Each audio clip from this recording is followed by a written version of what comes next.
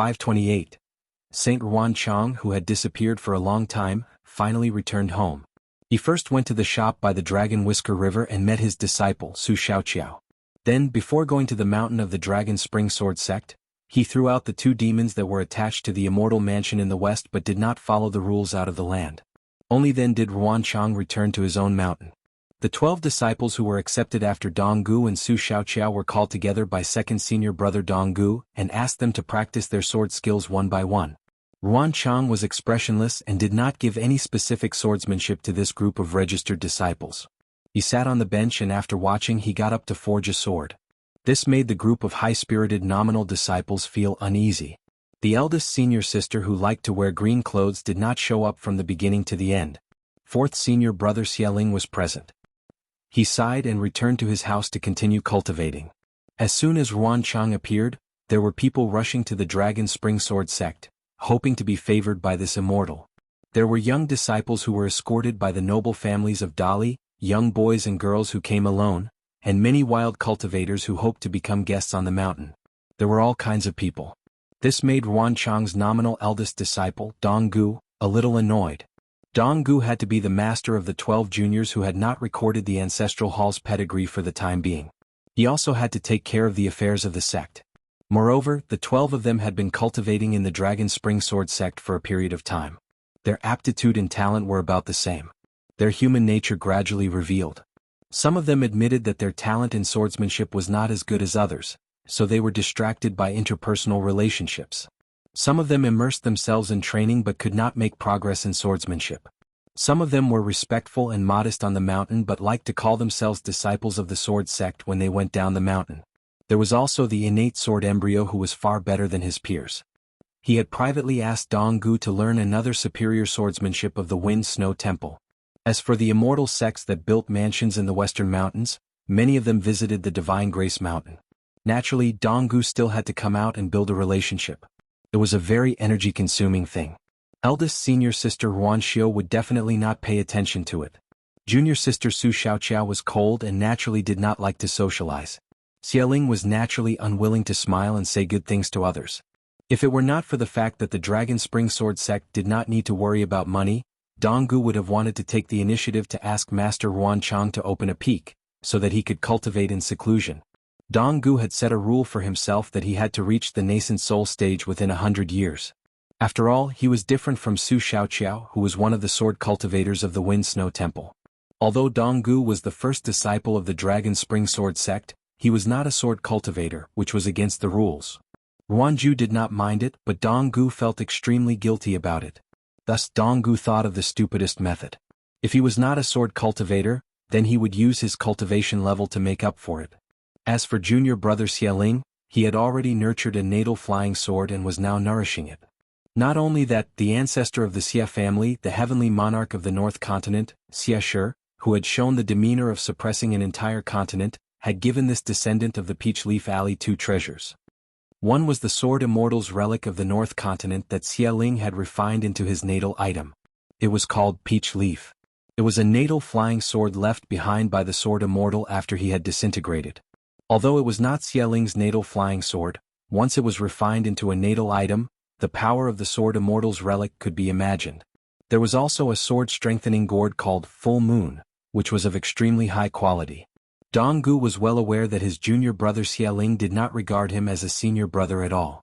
It was not that Xiaoling was arrogant and domineering just because of his family background. On the contrary, Xiaoling did not show any disrespect to Donggu, nor did he show any disdain for Donggu's true identity. Xiaoling would never refuse to help if he could. Sometimes, when Donggu reached the Golden Core stage, Xiaoling would take the initiative to teach him swordsmanship on his behalf. No one could find any fault with this Xiaoling. However, Xiaoling's foundation and opportunities were too good. On the mountain he only had eyes for Ruan Xiao. Below the mountain he only had eyes for Xiaoling and a few other young people, including Ma Kuxuan. At Donggu's and Xiaoling's level, the food on the mountain was naturally no longer grains. Most of them followed the recipes meticulously compiled by the 100 schools of thought to prepare 3 meals a day. This was actually very costly. However, the Dragon Spring Sword sect had a large family business and few disciples. Ruan Tian was also the #1 consecrator of the Dali dynasty. Every year he could receive a large salary from the imperial court.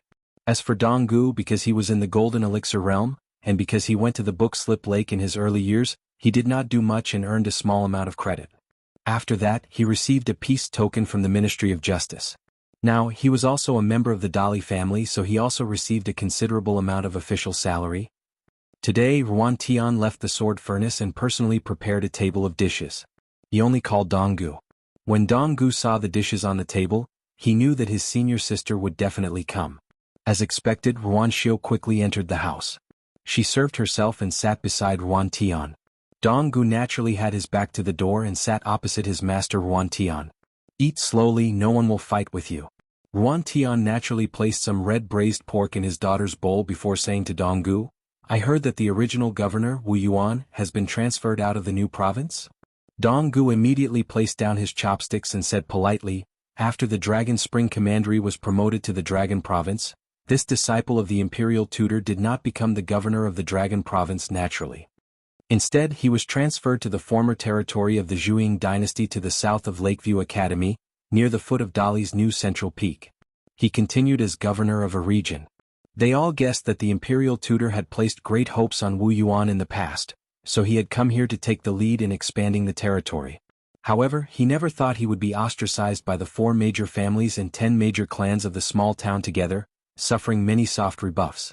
Although he was later promoted from a district magistrate to a governor, Sir Imperial Tutor was already dissatisfied with him. As a result, when the commandery was promoted to a province, Wu Yuan, who had actually worked hard even if he did not contribute much, was demoted to a foreign country. The Dragon Spring Commandery was promoted to the Dragon Province, occupying a vast area. It governed the 4 commanderies of Celadon, Baoshi, Sanjiang, and Burning Incense. The small town still belonged to Huaihuang County.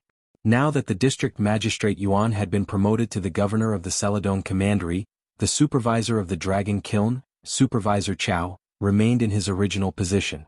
However, the Ministry of Rights had secretly changed the supervisor's official rank, making him equivalent to a governor of a region. As a result, the 2 young prodigies of the Pillar Kingdom had actually both been promoted. It was just that one of them was in the open while the other was unknown.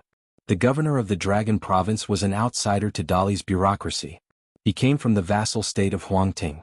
His name was Wei Li and he came from a frigid clan. In Huangting his official rank was only a measly governor of the 4th rank, but in Dali he became a true feudal official. This surprised the Dali court very much. Afterwards, rumors spread through the capital. It was said that he had been personally selected by the minister of Dali's Ministry of Appointments, so there was no dispute. How could such an exceptional act of promoting a vassal to an important official of Dali go against the rules? The emperor had not said anything anyway, and the Ministry of Rights had not made a fuss either, so who would be bold enough to cause trouble? Did they really think old Minister Guan was someone to be trifled with? There were not a lot of Dali officials who could argue with Imperial Tutor Cui and even win an argument. Apart from the changes in the bureaucracy, the 3 city gods of the provinces, prefectures, and districts all had their positions fixed too. The 2 city gods of the prefectures and districts were local heroic spirits recommended by the 2 neighboring provinces. Although they had already been recorded by the Ministry of Rights of Dali as candidates for the Confucian temples, city gods and gods of mountains and rivers, under normal circumstances, they were not fated to be given a particularly good position. This time they had become the city god of the Dragon Province for some reason, which was an enviable and lucrative position. As the first city god of the Dragon Province with the highest divine position, the truth about this city god had caused quite a stir in the officialdom of Great Li. Quite a few important officials from the central government were watching the 2 pillars of Great Li as a joke. As the city god of the province, he was not a candidate recommended by the 2 surnames. Instead, he came from a small piece of land called Steamed Bun Mountain where the Xihua and Chongdan rivers intersected. Ruan Tong said slowly, "It's not necessarily a bad thing that Wu Yuan is far away from Dali." Donggu was not too familiar with the inner workings of Dali's government, so he was afraid to say anything. However, Donggu still felt rather regretful about Wu Yuan's departure, as this young governor knew how to conduct himself very well. Donggu admired the way he interacted with the Dragon Spring Sword sect very much. Fortunately, the new governor of the Baoshi Commandery was called Fu Yu. He was one of the first government officials to enter the town with Wu Yuan in the past. He was originally a secretary. Only when he emerged from behind the scenes did many of his colleagues who had worked with him for many years discover in surprise that this Governor Fu actually came from the eldest son of the Fu clan of Dali. The Fu clan was a powerful clan outside the surnames of the pillars of the kingdom. After Fu Yu became the governor of the Baoshi commandery, he paid a visit to the Dragon Spring Sword sect very soon. Dong Gu had a pleasant conversation with him, which was quite a good thing. Ruan Tong said, "In the future you don't have to worry about receiving and seeing people off on the mountain. As long as you don't turn down these matters, you'll never be able to finish them. How are you supposed to cultivate then? The foundation of the Dragon Spring Sword sect isn't how to conduct themselves." Ruan Tong glanced at Dong Gu, who was trembling in fear. He probably misunderstood that Ruan Tong was not very satisfied with his eldest disciple. Ruan Tong had a rare smile on his face. "I didn't take you in as a disciple to do odd jobs. When it comes to cultivation, you're now half a stickler on the mountain. Every time you encounter a small bottleneck on the mountain, you don't have to waste your time on the mountain. You can take this opportunity to go out and gain experience. Usually you'll take the initiative to communicate with the Ministry of Justice of Dali. Now that the Aquarius continent is in chaos, you might be able to bring a few disciples back after you go down the mountain. Next time, you can talk to the Ministry of Justice and make a trip to the mountain boundary of Gan province first. No matter what, you still have to win over the Wind Snow Temple." Dong Gu nodded as if relieved of a heavy burden. He was full of gratitude to his master. His master's words were not only to relieve his pressure, but also to teach him. More importantly, it was equivalent to letting him gain the approval of the cultivators of the Wind Snow Temple. Ruan Tong suddenly picked up his chopsticks and slapped away his daughter's chopsticks that were reaching for the last piece of braised pork. "Leave some for Dong Gu." Ruan Xiu had already filled several bowls of rice by now. Dong Gu didn't dare to laugh. Ruan Tong said to Dong Gu, "What do you think of the 12 in-name disciples?" Dong Gu described the talents and temperaments of the 12 people one by one. Ruan Tong looked at his daughter. Ruan Xiu picked up a large amount of food with her chopsticks and slightly shook it, so she didn't pick up much. Ruan Tong looked at the dishes that were almost empty and simply pushed them in front of her. Ruan Xiu smiled and asked, "Father, why don't you drink today?" Ruan Tong shook his head and suddenly said, "In the future when you go to the Dragon Spine Mountain to cultivate, just remember not to have any conflicts with the cultivators of Martial Mountain. Also, no matter what strange things you encounter, don't be surprised. Father knows what to do." Ruan Xiu nodded. Ruan Tong asked about the recent situation of Dali. The Dragon Spring Sword sect had the most detailed mountain and river bulletin of the Aquarius continent, which was personally prepared by the Dali Imperial Court and regularly sent to the cloud-spreading mountain and spirit-graceful mountain of Longquan Prefecture. Ruan Tong said without any reason, "In fact, the disciple I wanted to take the most was Lu Xianyang." Dong Gu had heard of this person. He was best friends with Chen Pingan of Mud Bottle Alley. He almost died at the hands of the mountain-moving ape of Xinjiang Mountain. Because of this, Lu Xianyang and Chen Pingan became mortal enemies with Xinjiang Mountain and the Su clan of Qingfeng City. When the Su clan sold the completed immortal mansion to the Dali Imperial Court at a low price, it was not without fear of Chen Pingan. Later, the Su clan of Qingfeng City took advantage of the situation and made some measures to mend the pen after the sheep were lost. They married a daughter of the first wife to a bastard son of the Yuan clan of Shangzhou State, and even provided money and manpower to help the Yuan clan's descendants control a troop of cavalry at the border.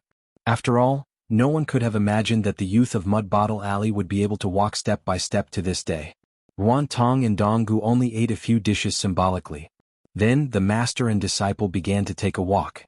Dong Gu said softly, "Mountain God Wei has organized another night banquet. The shop left behind by the bag shop at the Oxhorn Mountain Ferry has been reopened. The items sold are all gifts from the gods of mountains and rivers and cultivators from all over the world." Ruan Tong smiled and said, "It seems that Luapa Mountain is very short of money." Compared to Dong Gu, who was in the Golden Core realm, Ruan Tong was not only in the unpolished Jade realm, but also a saint. Therefore he could see more clearly.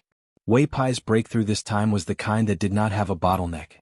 To be precise, the bottleneck of Wei Pai's ascension to the upper 5 realms had long been broken by someone, and it was done very cleverly. Ruan Tong also came to this conclusion after a long period of observation. What Wei Pai pursued was the unpolished Jade realm that was easily accessible, and more flawless, not whether or not he could break through. Therefore that person's bamboo blade at Chess Block Mountain was very accurate. Ruan Tong felt melancholy.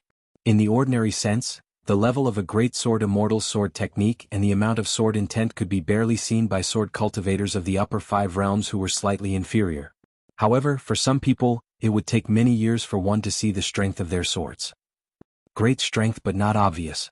At the end of the day, the sword still had to land on the human heart to see the skill. Ruan Tong hoped that one day, such a sword cultivator would appear in the Dragon Spring Sword sect, even if it was a little later. Dong Gu quickly bid farewell and left.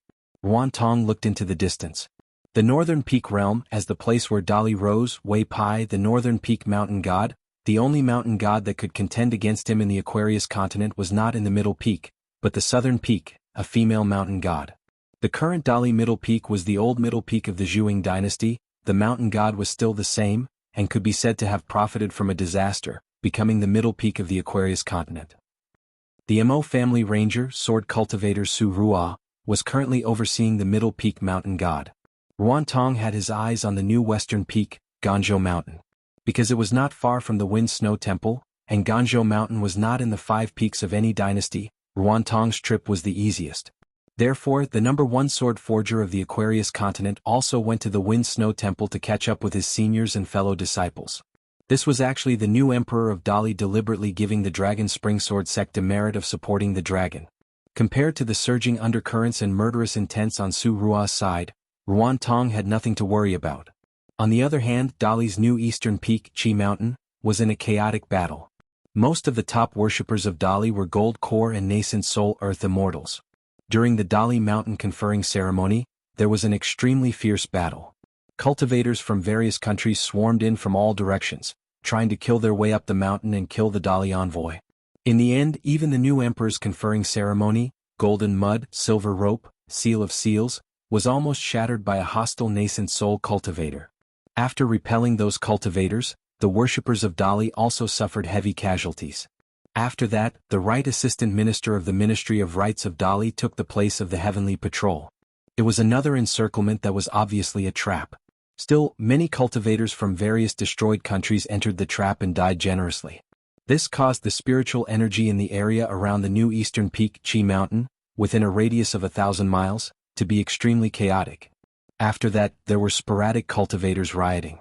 However, Qi Mountain finally became Dali's new eastern peak after a bumpy journey. The deity in charge was one of the old 5 peaks of Dali. Compared to the conferring of the 5 peaks, Dali had already begun to choose a site in the southern part of the Aquarius continent to build a temporary capital. Song Jisun would be conferred as a vassal in Old Dragon City. When the temporary capital was built, Song Jisun, who was named Song Mu on the Imperial Clan Court's registry, would be in charge of the temporary capital. One of the sites was the old capital of the Zhuang dynasty. The advantage was that it did not consume too much national power. The disadvantage on the surface was that it was too close to Lakeview Academy. As for the more hidden taboos of the Imperial Court, naturally, there were some people who did not want the new vassal, Song Mu, to rely on the coordination of the temporary capital and Old Dragon City to take over half of the Aquarius continent. However, the final location of the temporary capital was not decided by the Dali Imperial Court. As the chief consecrator of Dali, Ruan Tong could make suggestions. The new emperor of the Song clan would definitely listen to his suggestions. However, Ruan Tong would only remain silent. Ruan Xiu appeared beside Ruan Tong. Ruan Tong, who had gone to the Wind Snow Temple this time, said softly, "When father was young, the teachers of the Wind Snow Temple all felt that the world would not change too much. They only needed to cultivate well. Therefore, us juniors had similar thoughts. Now all the old people are sighing. They can no longer see what the Aquarius continent will be like in just a few decades. Xiu, do you think this is a good thing or a bad thing?" Ruan Xiu thought for a while and did not answer the question. The Dragon Spring Sword sect has one less blessed land. Ruan Tong's expression became serious. He used the saint's ability to isolate a small world. There are 2 things. First, the stone cliff of the dragon beheading platform in the Dragon Spine Mountain was divided into 3. They belong to our Dragon Spring Sword sect, Wind Snow Temple and True Martial Mountain. However, you may not know that the dragon beheading platform that the Wind Snow Temple is in charge of guarding and mining is almost an empty shell. Father has always pretended not to see it. Therefore, when I visited the ancestor of the Wind Snow Temple and mentioned this matter, the ancestor said that I did not need to care about it. It was equivalent to tacitly admitting that the dragon beheading platform had disappeared. Therefore, when you go there to cultivate, you do not need to care about this matter. The second thing is the blessed land that you mentioned. Actually, the Yang family shop can do business there.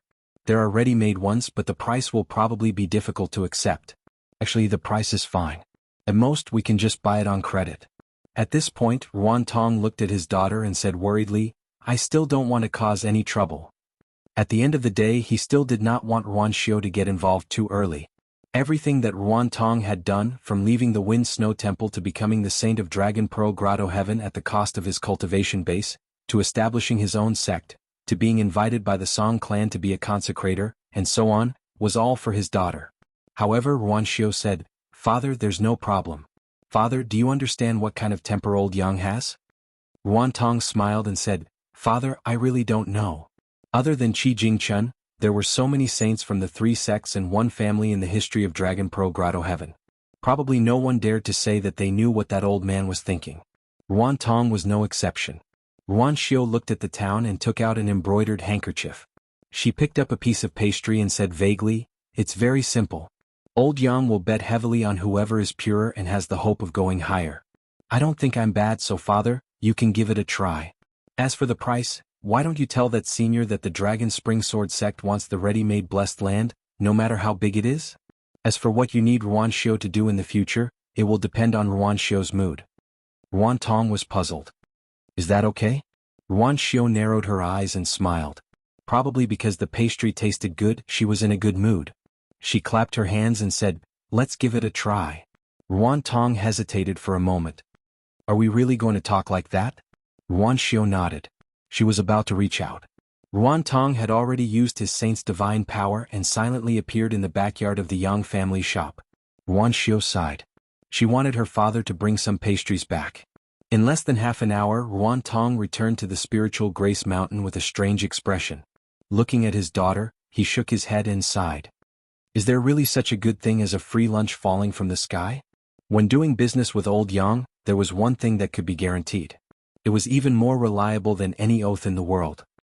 That was, the words that this senior said were accurate and there was no need to doubt. Ruan Xiao glanced at the sky and thought that it would be good if some pastries fell. In Old Dragon City, located at the southernmost tip of the Aquarius continent, after the 2 major events of Fu Nanhua marrying the legitimate daughter of the Jiang family of Cloud Forest and the city lord fighting a 9th realm martial artist, to the Qi cultivators, it was just a short time to catch their breath before they welcomed an even bigger event. Song Mu of Dali, as the younger brother of the current Emperor Dali of the same father and mother, had now become the most powerful vassal king of the Song family, and happened to be vassal of Old Dragon City. The other sons of the previous emperor had also received the title of vassal king, but they were all 3-word kings. They left Dali to go to the various destroyed countries, but they were far inferior to Song Mu, the king who was on par with him. It was to the extent that it was frightening. To Old Dragon City, which was used to being free and undisciplined, this should have been a nightmare. However, the major clans, including the Fu family, seemed to have already communicated with the Dali imperial court. Not only did they not have any resistance, but they also did business in the vast territories north of Old Dragon City and south of the Zhuang dynasty. Compared to before, they had clear boundaries. Now, the major clans in Old Dragon City had started to cooperate with each other. For example, the Fan family and the Sun family had a close relationship. No matter who worked with whom to make money, the only thing they had in common was that the trade routes of these major clans in Old Dragon City were opened by Dali. As long as they had the peace token, they could seek help from all the Dali cavalries and the vassal states of the Song family along the way. Therefore, when the Fu family gave up half of the inner city of Old Dragon City as Song Mu's vassal mansion, no one was surprised. However, as the hub of an entire continent, the business of the Old Dragon City was still affected to a certain extent at first. Many Qi refinement warriors who treated the Old Dragon City as a paradise and a nest of gold also left quietly to observe the changes. However, as the Tongya clan and the Jade Gui clan of the southern continent expressed their attitude one after another, the business of the Old Dragon City quickly returned to its peak. The business was prosperous even more so than before. Especially after Song Mu entered the Old Dragon City, the situation did not change at all. Many cultivators returned to the city one after another and continued to enjoy themselves. On this day, a young man who took off the vassal king's robe left the vassal mansion and went to a medicine shop in a shabby alley in the outer city with his maidservant. He did not have any retainers because he did not need them. There was a 4-legged snake with horns on its head curled up in the young man's sleeve. Moreover, the head of the Fu family in Old Dragon City was equivalent to his private consecrator. The medicine shop that had been closed for a few years had just reopened. The shopkeeper was an old man and there was a young man in white with a mole between his eyebrows. He was extremely handsome. Beside him was a young child who looked like a fool. He had red lips and white teeth, but his eyes were unfocused and he did not know how to speak. It was a pity. Song Jisun walked into the alley. It was cool in autumn and the maidservant beside him, GQ, looked even more beautiful. When the master and maidservant crossed the threshold of the medicine shop, the old shopkeeper did not recognize the identity of the young man in front of him. He smiled and asked, "Are you here to buy medicine? You can choose whatever you want. The price has been written." Song Jisun frowned, glanced at the old man and began to choose the herbs. GQ took a stool from the medicine shop and sat at the door. The old man smiled. These two little fellows did not regard him as an outsider. He was now not afraid of anything. He dared to walk sideways in the entire Aquarius continent. Of course, the prerequisite was to follow the young man in white. This old shopkeeper was Fairy Lu Li Qin Xiaoyong, who failed in his scheme in the Yanji region of the Beautiful Clothes Kingdom. Not only did he fail to get the heavenly master seal hidden by the Golden City god, Shenwen, but he also almost died. He almost couldn't keep the glass cup. Fortunately, both the State Preceptor and Green Wave Pavilion did not care about his negligence. This was also normal. State Preceptor Chui was a peak figure who aspired to annex a continent, so why would he care about temporary gains and losses? However, when the youth in white found his hiding place, old man Lu Li was miserably tricked. How could he be so miserable? He was so miserable that not a single drop of his evil tricks was left behind. Now he only knew that this youth, surnamed Chui, was the person in charge of all the southern spies and death warriors of the great Li. Song Jisun's heart rippled. After getting that sentence, he began to walk to the backyard of the medicine shop. Just as he lifted the bamboo curtain, Lu Li hurriedly said, "Guest, you can't go to the back." Song Jisun smiled and said, "My name is Song Mu." Lu Li thought for a moment, smiled awkwardly and said, "Guest, please help yourself." Song Jisun turned his head to look at the door. "Not together?" GQ turned her head and smiled. "I'll pass." She was afraid of only 3 people in her life. One was already dead, one was no longer in this world, and the last one was half in the backyard. Song Jisun went to the backyard alone. He walked to the main room where the door was opened. His footsteps were light and slow. Before entering, he straightened his clothes. The reason why Song Jisun could live until today was because of the person in the house and his uncle Song Jankyung's decision. As for his mother and the emperor's brother, they probably did not mind that he re-recorded and erased his name in the imperial clan court. He stepped over the threshold. The white-clothed youth seemed to have turned the main room into a study. On the square table, there was a picture of a snowy night on a plank road. The white lines were fine, but there was a freehand atmosphere. It could be said to be a divine work. He also opened a clumsy Jianghu romance book published by a private bookstore. The book was pressed with a small bronze beast paperweight, and there were many comments in red. Song Jisun bowed and said, "Song Mu pays respect to imperial tutor." Chui Dongshan was lying on the table, his legs twisted together. His posture was lazy. He turned his head to look at Song Jisun and said with a smile, "It's been many years in this small town. We finally meet again."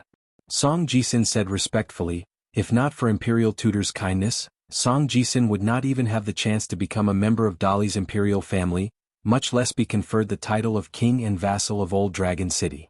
Chui Dongshan's words were shocking. Back then you and Zhao Yao were both given gifts by Qi Jingchun. As for Zhao Yao, in order to survive, he made a deal with me and gave up the Chun seal. It's hard to say what the gains and losses were. As for you, Qi Jingchun left those books for you. It's a pity that you didn't pay attention and didn't bother to read them. In fact, Qi Jingchun left behind the insights of Confucianism and legalism in those books. As long as you were sincere, you would naturally be able to read them. Qi Jingchun was not the kind of person who was inflexible. He had high expectations for you. Who was the one who did this shady business of Confucianism on the outside and legalism on the inside?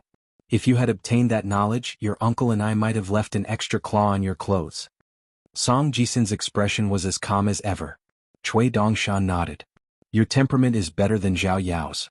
It's no wonder that Zhao Yao admired you all those years ago and couldn't play chess as well as you. Chui Dongshan pointed at the bench. Song Jisun sat upright on the bench.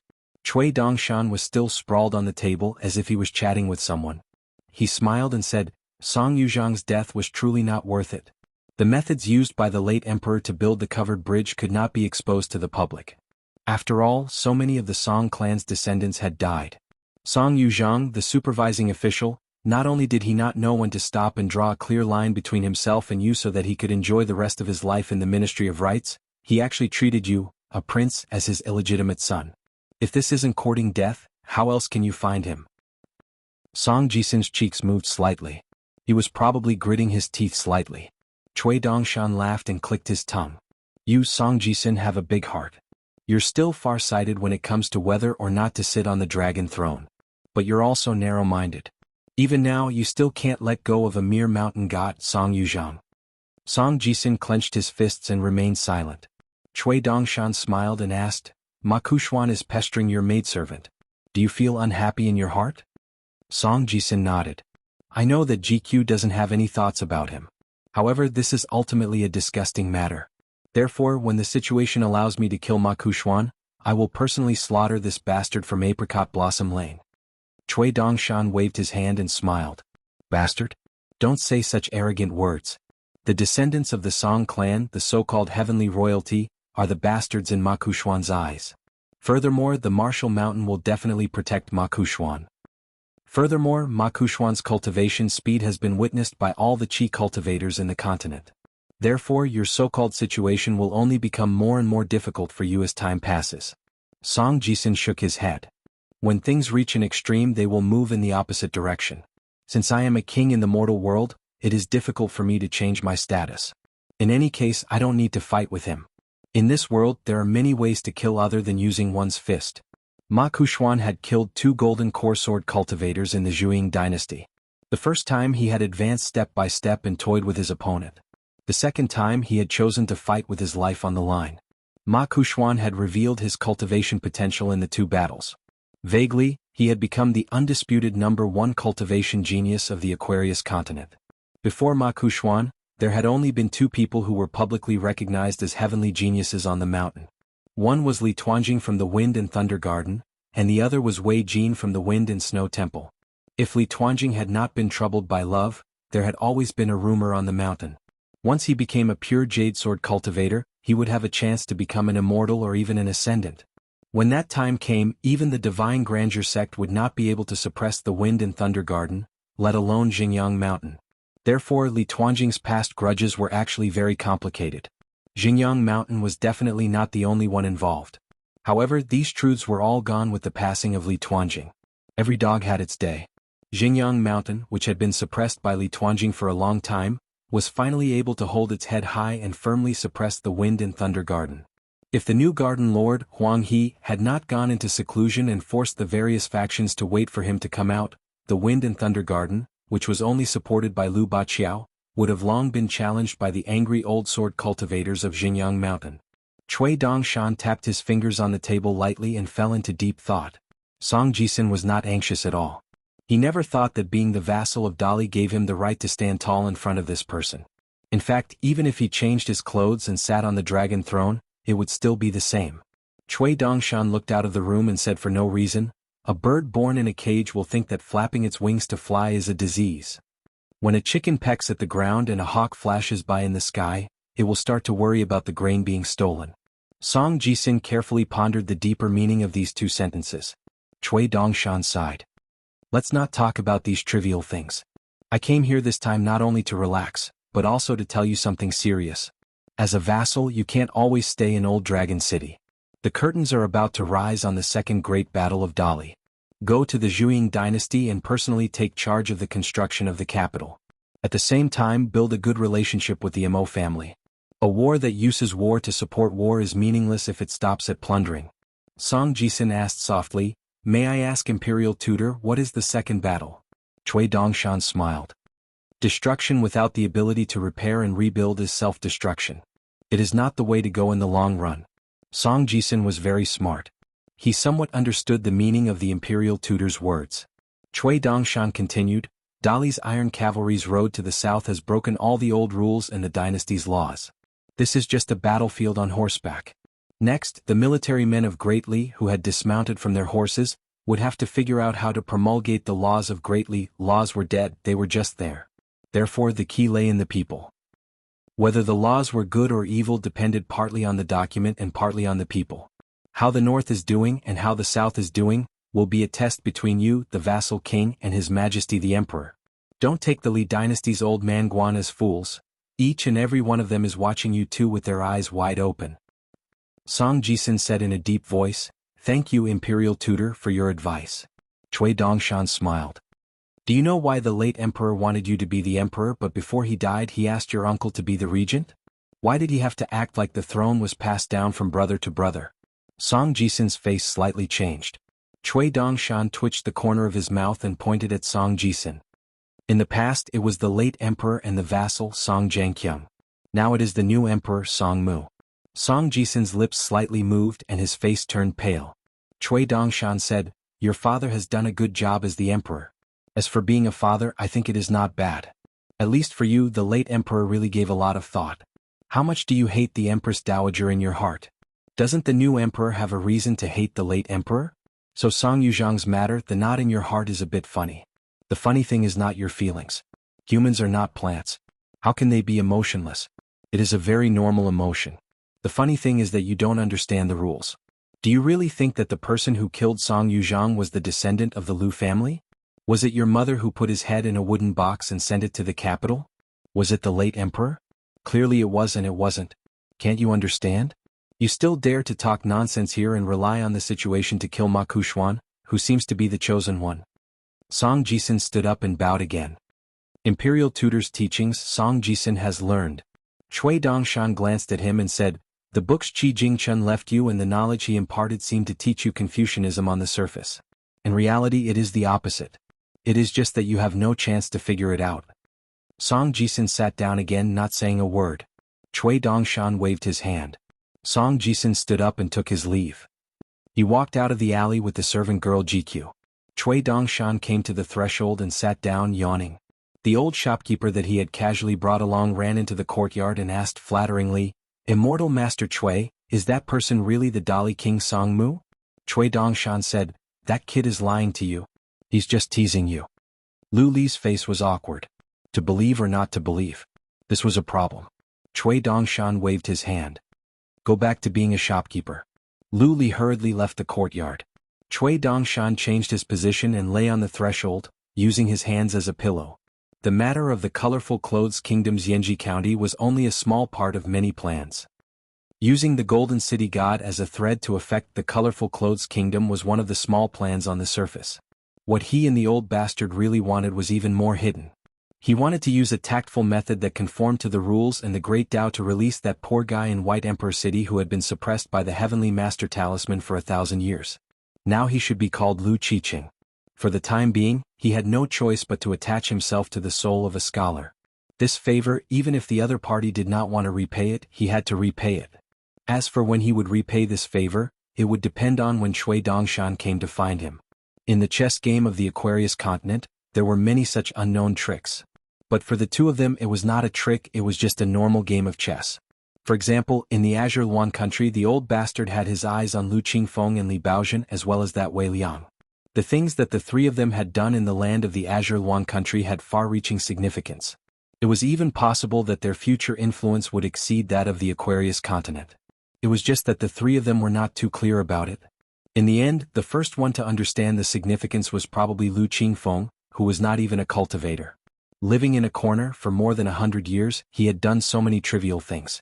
Sometimes Cui Dongshan would ask himself what was the meaning of this. If he just let it be and let it be, the mountains would collapse and the earth would crack. If the universe was changed, wouldn't it mean that the world had learned its lesson? Would the final result be better? Cui Dongshan opened his eyes wide, looking at the scenery above his head. The people who went with the flow were the majority of the people. Being a little smarter, they liked to take shortcuts when interacting with people, they wanted to find ways to save effort and energy, they wanted to do everything quickly, the faster they achieved their goals, the better. There was nothing wrong with that, in truth to be able to do that, it was already not easy.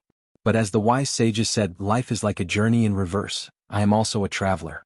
So there were sages that said, the world is strange, there are all kinds of extraordinary views, often because it is dangerous and far away, and rarely visited by people. Only those who have the will can slowly walk and see the spectacular sights. Cui Dongshan sighed. Everything in the world seemed to be boring in the end. Ma Ku Xian, who was pulled out from the chessboard by Lu Chen. The martial artist of the 10th level Song Zhangqiang. The sword immortal of the Wind Snow Temple Wei Jin.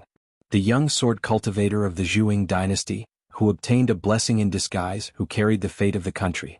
Lu Xianyang, who broke and stood up, who practiced the sword in his dreams. Gu Qin, who did not change but became smarter, who understood the rules, who definitely had the chance to become a true wild cultivator that was more mature than Lu Laocheng. The leader of the Jianghu Li Lu. Wanxiu. The Yellow River in the Wind Thunder Garden. The hidden chess piece that Qi Jun personally nurtured and protected by the Divine Grandeur sect. Xiaoling, who had great fortune. There were also some young people who had not yet stood out or were not famous, who could possibly be the future pillars of the Aquarius continent. Cui Dongshan sat up and was in a daze for a while, then continued to lie down at the square table. His gaze shifted, and the book on the table was opened, which was brought out from the Great Sui Kingdom's Cliff Academy. When Cui Dongshan had nothing to do, he would flip through a few pages and write a few sentences. Immediately he flipped open the book and saw that the author had written, "Carrying a sword to steal clothes." He leapt onto the roof, the tiles were silent, the moon was bright, and he flew like a bird. Then he, the book's flipper, commented, "He really has the bearing of a sword immortal." Cui Dongshan moved the paperweight away and spat on his fingertips. He picked up the book and lightly flipped it back. Glancing at the comment, he did not forget to praise himself. Good words, as expected of Mr.'s disciple. Cui Dongshan raised his head, and saw a muddle-headed and ignorant child standing in the room beside him. Cui Dongshan smiled as he walked around the square table, bent down, and patted the child's head, his eyes filled with kindness. "Little Gao Qing, you have to grow up quickly." 529. After Qin Pingan retracted his foot from the stream, he exhaled heavily and shook his right wrist, causing some ashes to scatter. Back then, Qin Pingan's right arm was imprisoned by the assassin of Deer-Cutting Mountain using Buddhism's supernatural powers. This was the remnant of the karmic entanglement that was completely shattered. As a nascent soul sword cultivator who was about to break through the realm, Qi Jinglong also commented on the assassination in the valley with the words, "extremely dangerous." This Buddhism's supernatural powers probably accounted for half of it. Qin Pingan squatted down and used both hands to wash his face. Looking at his reflection in the water, he tilted his head and used his palm to rub the fine stubble on his chin. He was a little worried that he would become a bearded man like Su Yuanxia. Qin Pingan reached his hand into the water, opened his palm and pressed down lightly. The water in the stream suddenly stopped and then continued to flow as usual. Qin Pingan changed his hand gesture and his palm drew a circle. The whirlpool in the stream beside his feet grew bigger and bigger. However, Qin Pingan soon stopped and the stream returned to its original calm state. In the past, when he traveled with Zhang Shanfeng, he saw that the young Taoist often made gestures by himself. He did not use his fists nor his palms. The meaning was strange. Qin Pingan learned a little bit of the gestures, but he always felt that something was wrong. This was actually quite strange. In terms of the strength of the fist technique, even 100 Zhang Shanfeng would not be a match for Qin Pingan. Moreover, Qin Pingan had always been very fast in learning fist techniques. Just like when he was in the Lotus Flower-blessed land, Qin Pingan had seen Zhongqiu's basic fist technique and displayed it himself. Not only was it similar in form, it was also somewhat similar in spirit. However, Qin Pingan still could not understand Zhang Shanfeng's fist technique. Qin Pingan didn't think too much about it and assumed that it was Zhang Shanfeng's fist technique. It was a unique technique of the Taoists who cultivated in the mountains. It was a technique that had to be complemented by the Taoists who cultivated in the mountains. The reason why the lowest level of Jianghu martial artists were jokingly called martial artists was because they only knew a little about the stances and styles of their fists, but did not know the true meaning. In the final analysis, what was really important was the path of the pure genuine qi. Further down there were the two words divine intent, which was another mysterious realm. The same type of fist, but the fist intent had many differences. The same master and the same fist manual, but it could be the 9 sons of the dragon, each with a different background. This was the same principle as how people looked at the mountains, the water, the wind, and the snow, each with their own understanding. That was why it was said that the master led the way but the cultivation was up to the individual. Qin Pingan stood up and did a 6-step stance, slowly stretching his muscles and bones. Refining a hero's gallbladder was the key to Realm 6. The so-called hero's gallbladder was not a physical object, but a place where the pure genuine qi and the martial artist's soul cultivated. Its significance was great, somewhat similar to the Jindan of a cultivator. Qin Pingan had previously said that he was only 2 points away from breaking through. Now that he had a hero's gallbladder, there was only 1 point left. In reality, the degree of toughness of Qin Pingan's body was already comparable to that of the Jindan realm. Cui Cheng's fists, the sparring with Zhu Lian, the tempering in the heavenly tribulation thunder clouds, the many killings on the long journey, and of course the tireless practice of his fists. Every bit of it was the external cultivation of a pure martial artist. But this point was very likely to be a huge bottleneck. The distance to entering the Jindan realm was like heaven and earth. But Qin Pingan was not in a hurry. The bigger the bottleneck, the better. The greater the chance of fighting for the strongest realm 6. Qin Pingan had almost never thought about the word strongest before. Back then, the 3 strongest realms were forcefully hammered out by the old man in the bamboo house of Luapa Mountain. It had nothing to do with whether Qin Pingan wanted it or not. It had fallen into the hands of Cui Cheng, a realm 10 martial artist. Was it something that you, Qin Pingan, could give up just because you did not want it? One of the fundamental veins of Qin Pingan's mental path, one end of which was what old man Yao had said, seize what's yours and don't even think about what's not yours. To sum it up, it was nothing more than the 4 words, do not ask for external help, on the Buddhist plaque above the crab shop. Naturally, it extended to the principle of life is 8 feet long, but do not ask for 10 feet long. It would be regarded as a natural principle by Qin Pingan. This was a mental path that came naturally when the conditions were right. Therefore, Qin Pingan's every word and action over the long years would be subtly influenced. For example, the martial arts fate of Old Dragon City was defeated by Qin Pingan twice in a row. Also, Qin Pingan was almost never willing to take the initiative to enter the Blessed Enclave to search for opportunities.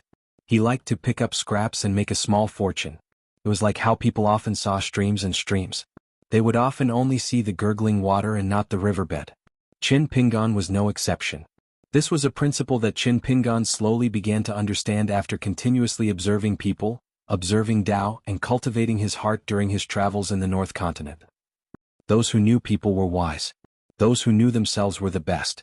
It was very difficult. Only the knowledge that had been pondered over time and time again and finally summarized was a principle that truly belonged to him. Qin Pingan sat down beside the stream again. He glanced to the south. He had no idea what he had thought of. He began to smile. He made a gesture of knocking a chestnut. He wondered how Pei Qian was doing at the school right now. An interplanar ferry from the Cape Hempen sect on Skeleton Beach slowly docked on Oxhorn Mountain in the Dragon Spring Commandery. A graceful woman wore a hedgerow on her head and wielded a mountain walking staff. Beside her was a protector who gave off the phenomenon of a golden core cultivator. He was Sui Jingqing, the nascent soul sword cultivator of floating duckweed sword lake, Rongchang, who had traveled south. After the ferry entered the territory of the Aquarius continent, Sui Jingqing often left his room and gazed at the mountains and rivers of other continents from the bow of the ferry. Below him was the Dali dynasty. After entering the territory of the Dragon province that had been downgraded from a cultivation dwelling to a blessed land, Rongchang glanced at the Cape Cloud Mountain from afar and sighed. The landscape is startling. It really is the northern peak of a continent. The North Continent also had many of the 5 peaks, but compared to the Cape Cloud Mountain that had appeared out of nowhere, they still paled in comparison. When he heard that the mountain god of the northern peak, Wei Pai, was about to break through to the upper 5 realms, Rongchang became even more amazed. A mountain god watching over his own territory was equivalent to a saint watching over a minor world. It needed to be viewed from a higher level of cultivation. Once Wei Pai reached the unpolished Jade realm, Dali would basically possess an immortal with a golden body. Battle prowess was not actually that important. What was important was the fate of Dali. The spiritual chi and the fate of the entire northern peak would become even more stable because of this. According to Sui Jingqing, Wei Pai was on very good terms with that senior. The night was dark and there were not a lot of ferries on Oxhorn Mountain, so the Cape Sec's ferry was particularly eye-catching. The ferry would stop here for a day and only set off tomorrow night, so that the passengers of the North Continent could visit the collapsed old cultivation dwelling. It was said that an immortal's shop had just opened on Oxhorn Mountain. As for whether they could pick up the scraps, that would depend on their wealth and insight. However, the person in charge of the Cape Sec's ferry had clearly informed all the passengers that the northern peak of the Aquarius continent was no longer the North Continent. Moreover, the Dragon Spring Commandery had the Saint of the Wind Snow Temple, Ruan Cheng, watching over it. The rules were strict, and they could not ride the wind or ride swords as they pleased. If anyone caused any trouble after disembarking, the Cape Sect could not be blamed for standing by. At the ferry, a man in white with a graceful bearing appeared. A golden earring dangled from his ear. He smiled as he looked at Sui Jingqing and Rong Chang. Spiritual sparrows constantly circled around him, and the glow of the sun seemed to flow around him. Rong Chang could not tell how powerful he was, so his identity was very obvious. He was the mountain god of the highest rank in the entire Aquarius continent, Wei Pai. Sui Jingqing walked forward quickly and asked softly, "Are you mountain god Wei?" Wei Pai glanced at the mountain staff in Sui Jingqing's hand. He raised his hand and gently chased away the sparrows. Then he smiled and nodded. "I have received the message from the flying sword. I am here to welcome you." Rong Chang was a little surprised. How could there be such a polite mountain god? He had to personally welcome the two of them. After all, they were just strangers who came from afar. In the Aquarius continent, Rong Chang might be a nascent soul sword cultivator, so it was not strange for him to receive such treatment. However, in Dali's Cape Cloud Mountain, Rong Chang did not feel that he was so important. This used to be the territory of the Pearl Grotto Heaven. Other things aside, there were many hidden dragons and crouching tigers. The North Continent's heavenly monarch Xie and the South Continent's sword immortal Chao Shi. There were two of them, and it was rumored that they came from the streets of small towns. That was why no one dared to talk about their cultivation level here. It was just a joke. Sui Jingqing was a little frightened. He bowed. "Thank you, mountain god Wei." Wei Pai waved his hand and smiled kindly. "Miss Sui, you don't have to be so polite. Do you want to stroll around Oxhorn Mountain's Baozhai, or go directly to Luopa Mountain?" Sui Jingqing said, "Let's go to Luopa Mountain first." Wei Pai nodded. He used his divine ability and brought Sui Jingqing and Rong Chang to the foot of Luopa Mountain. Rong Chang was shocked again. This Dali's northern mountain god should not have a problem reaching the upper five realms. His compatibility with the mountains and rivers was terrifying. Thousands of miles of mountains and rivers were swept away by shrinking earth. Rong Chang found that his natal flying sword did not move much. Wei Pai said apologetically, "After all, this is Qin Pingan's mountain. I can't bring you directly to the mansion halfway up the mountain. I'll have to trouble Miss Sui and Sword Immortal Rong to walk up the mountain." At the mansion at the entrance of the mountain, a hunched man ran out barefoot without wearing shoes. When he saw the woman, he could not be bothered to look at the man. Wei Pai introduced, "This is Brother Dafeng. He is the gatekeeper of Luopa Mountain." Zheng Dafeng stood beside Wei Pai and rubbed his hands with a smile. "Miss Sui, right? Do you want to come to my place first? Wei Pai and I can make supper." Treated as helping Qin Pingan entertain his guests and welcoming Miss Sui. After eating and drinking, there's no harm in getting down and resting. My place has many rooms. Even if Miss Sui brings a few friends, there's nothing to be afraid of. By the way, my surname is Zheng. Miss Sui, you can call me Brother Zheng. There's no need to treat me as an outsider. Sui Jingqing was caught off guard. Wei Pai said helplessly, "Miss Sui and Sword Immortal Rong, it's fine if you stop for supper or immediately rush up the mountain." Sui Jingqing and Rong Chang saw the hunchbacked man step on Wei Pai's foot. His smile did not change. "It's just supper. It's no trouble at all." Sui Jingqing said carefully, "Then let's go up the mountain. There are some things we need to discuss with Mountain God Wei. It's not convenient to reveal too much about the secret flying sword." Zheng Dafeng sighed and twisted Wei Pai's boot with his foot. Wei Pai's expression was calm as he said to Sui Jingqing, "All right." Rong Chang's forehead was almost covered in sweat. His sword heart was unstable. The four of them slowly climbed up the mountain. Zheng Dafeng lowered his voice and grumbled, "So unloyal?" Wei Pai smiled. "Let's talk about serious matters first." Zheng Dafeng said angrily, "How is my marriage not a serious matter? If *ck, I'll drown and die in drought." Wei Bo smiled and said, "There are naturally beauties in books, and beauties in paintings are also sentimental." Zheng Dafeng sighed. "In the end, it's still lacking." Wei Pai patted Zheng Dafeng's shoulder and comforted him. "You're a man of striking appearance. Are you afraid you won't be able to find a wife?" Zheng Dafeng elbowed Wei Pai. "If Qin Pingan were to say those words, I'd feel confident." You. Sui Jingqing looked around as he climbed the mountain. He was immersed in his surroundings. This was his senior's home. Rong Chang was a little confused. He could not guess the hunchbacked man's background. He was clearly a martial artist who had lost his Tao and was half a cripple. Why was he so familiar with Wei Pai? Most importantly, neither of them felt that there was anything wrong. Sui Jingqing slowed down his steps. A young woman was practicing on the mountain. Sui Jingqing was familiar with her stance. He began to carefully examine her appearance. She was pretty but not that pretty.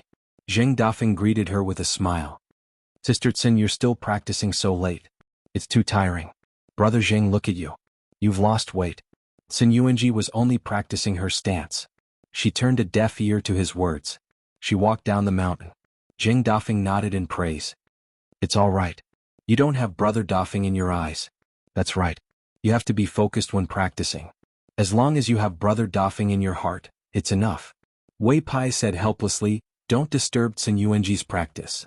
Zheng Dafeng sneered. I'm helping her temper her mind. You're not a martial artist, so what do you know? This lass always goes back and forth between the peak and the foot of the mountain. Where's the real threshold? It's right at the gate at the foot of my mountain. Don't look at how I sit on a small bench and do nothing every time. My murderous eyes and profound words are something that ordinary women and martial artists can withstand. Wei Pai had a look of realization. He nodded. Yes, you're right. Rong Chang was puzzled. This man, based on his words and eyes, if he was born and raised in a small town, how could he not be beaten to death? Or was it because of his mouth that he was heavily injured and his martial path collapsed midway? Was that why he was reduced to the gatekeeper of Luapa Mountain? He had no choice but to rely on Qin Pingan and live under someone else's roof? Or was there more to it and one could not judge a book by its cover? Zheng Dafeng chuckled. You really don't believe me. That old woman with the surname Rong couldn't withstand it. One day, Tsin Yuanji will have to thank her big brother Da Feng for his good intentions. At that time she will definitely smear her snot and tears all over my body. Just thinking about this scene makes me feel moved. Wei Pai could not be bothered to say anything else. Rong Chang's sword heart was clearly unstable this time. Zheng Dafeng was taken aback. He shifted his gaze and asked doubtfully, Sword Immortal Rong, you also have some great Dao benefits? That doesn't make sense. My martial path is usually targeted at women. Rong Chang smiled. It's nothing. I was just a little emotional from being thousands of miles away from home. However, Rong Chang no longer dared to treat the hunchbacked man as an ordinary person.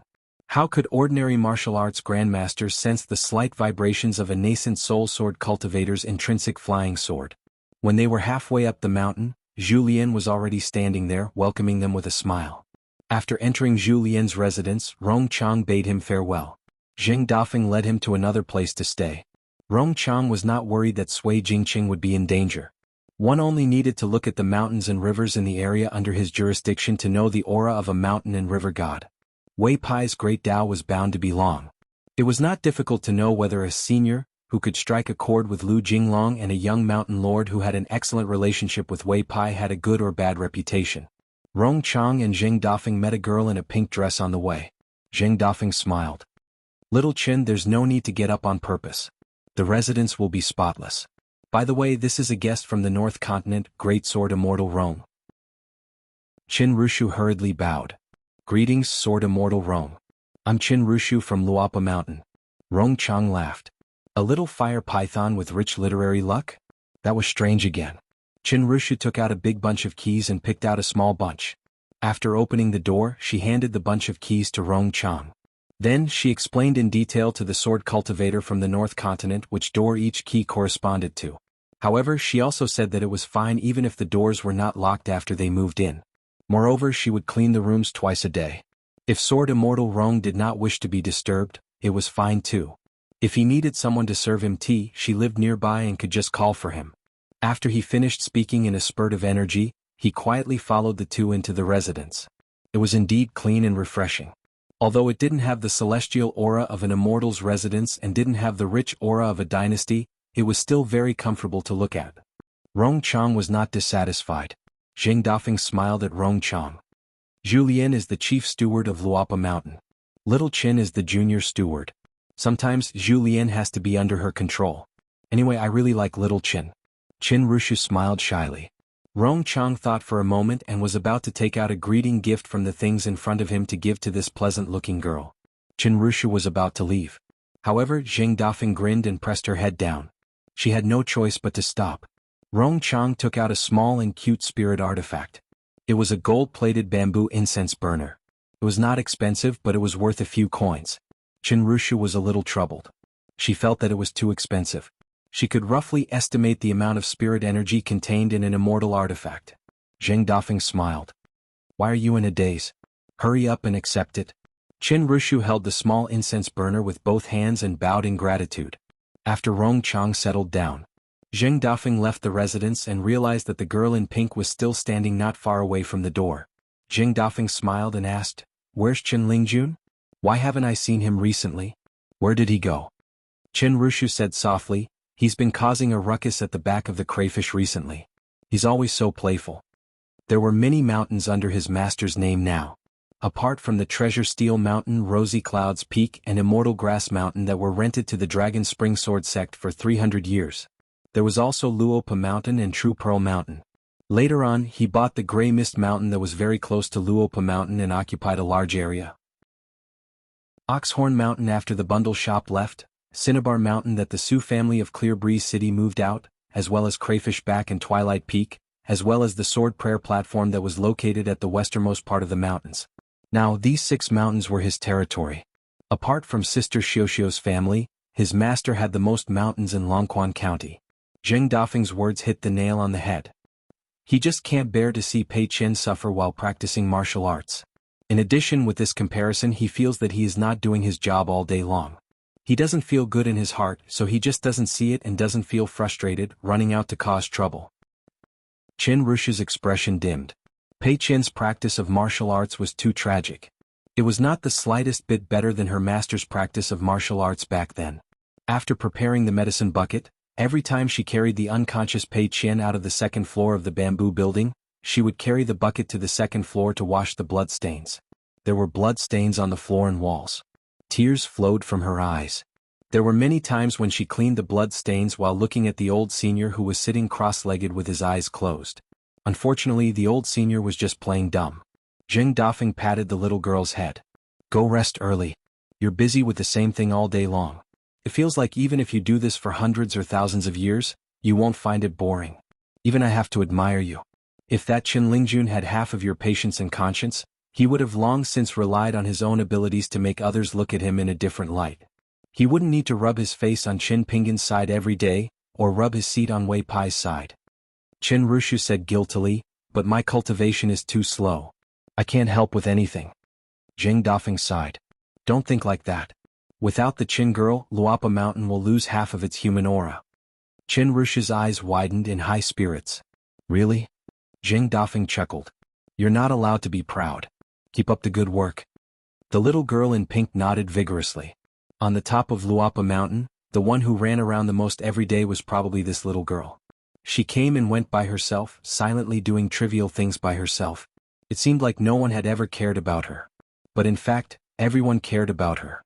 In the Luopa Mountain, if Lu Baixiang and the others had suffered a great loss outside, with Qin Pingan's stubborn temperament, perhaps he would dawdle with them and try to reason with them first.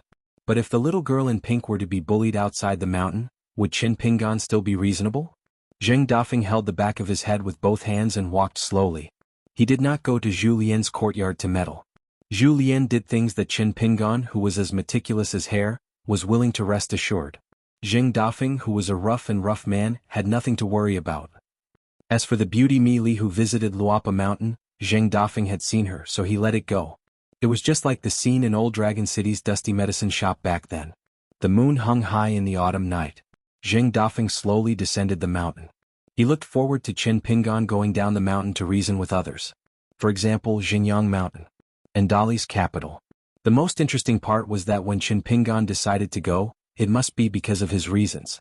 Whether he said it or not, the other party would have to listen even if they did not want to. However, Zheng Dafeng was also looking forward to the mountains outside Luopa Mountain.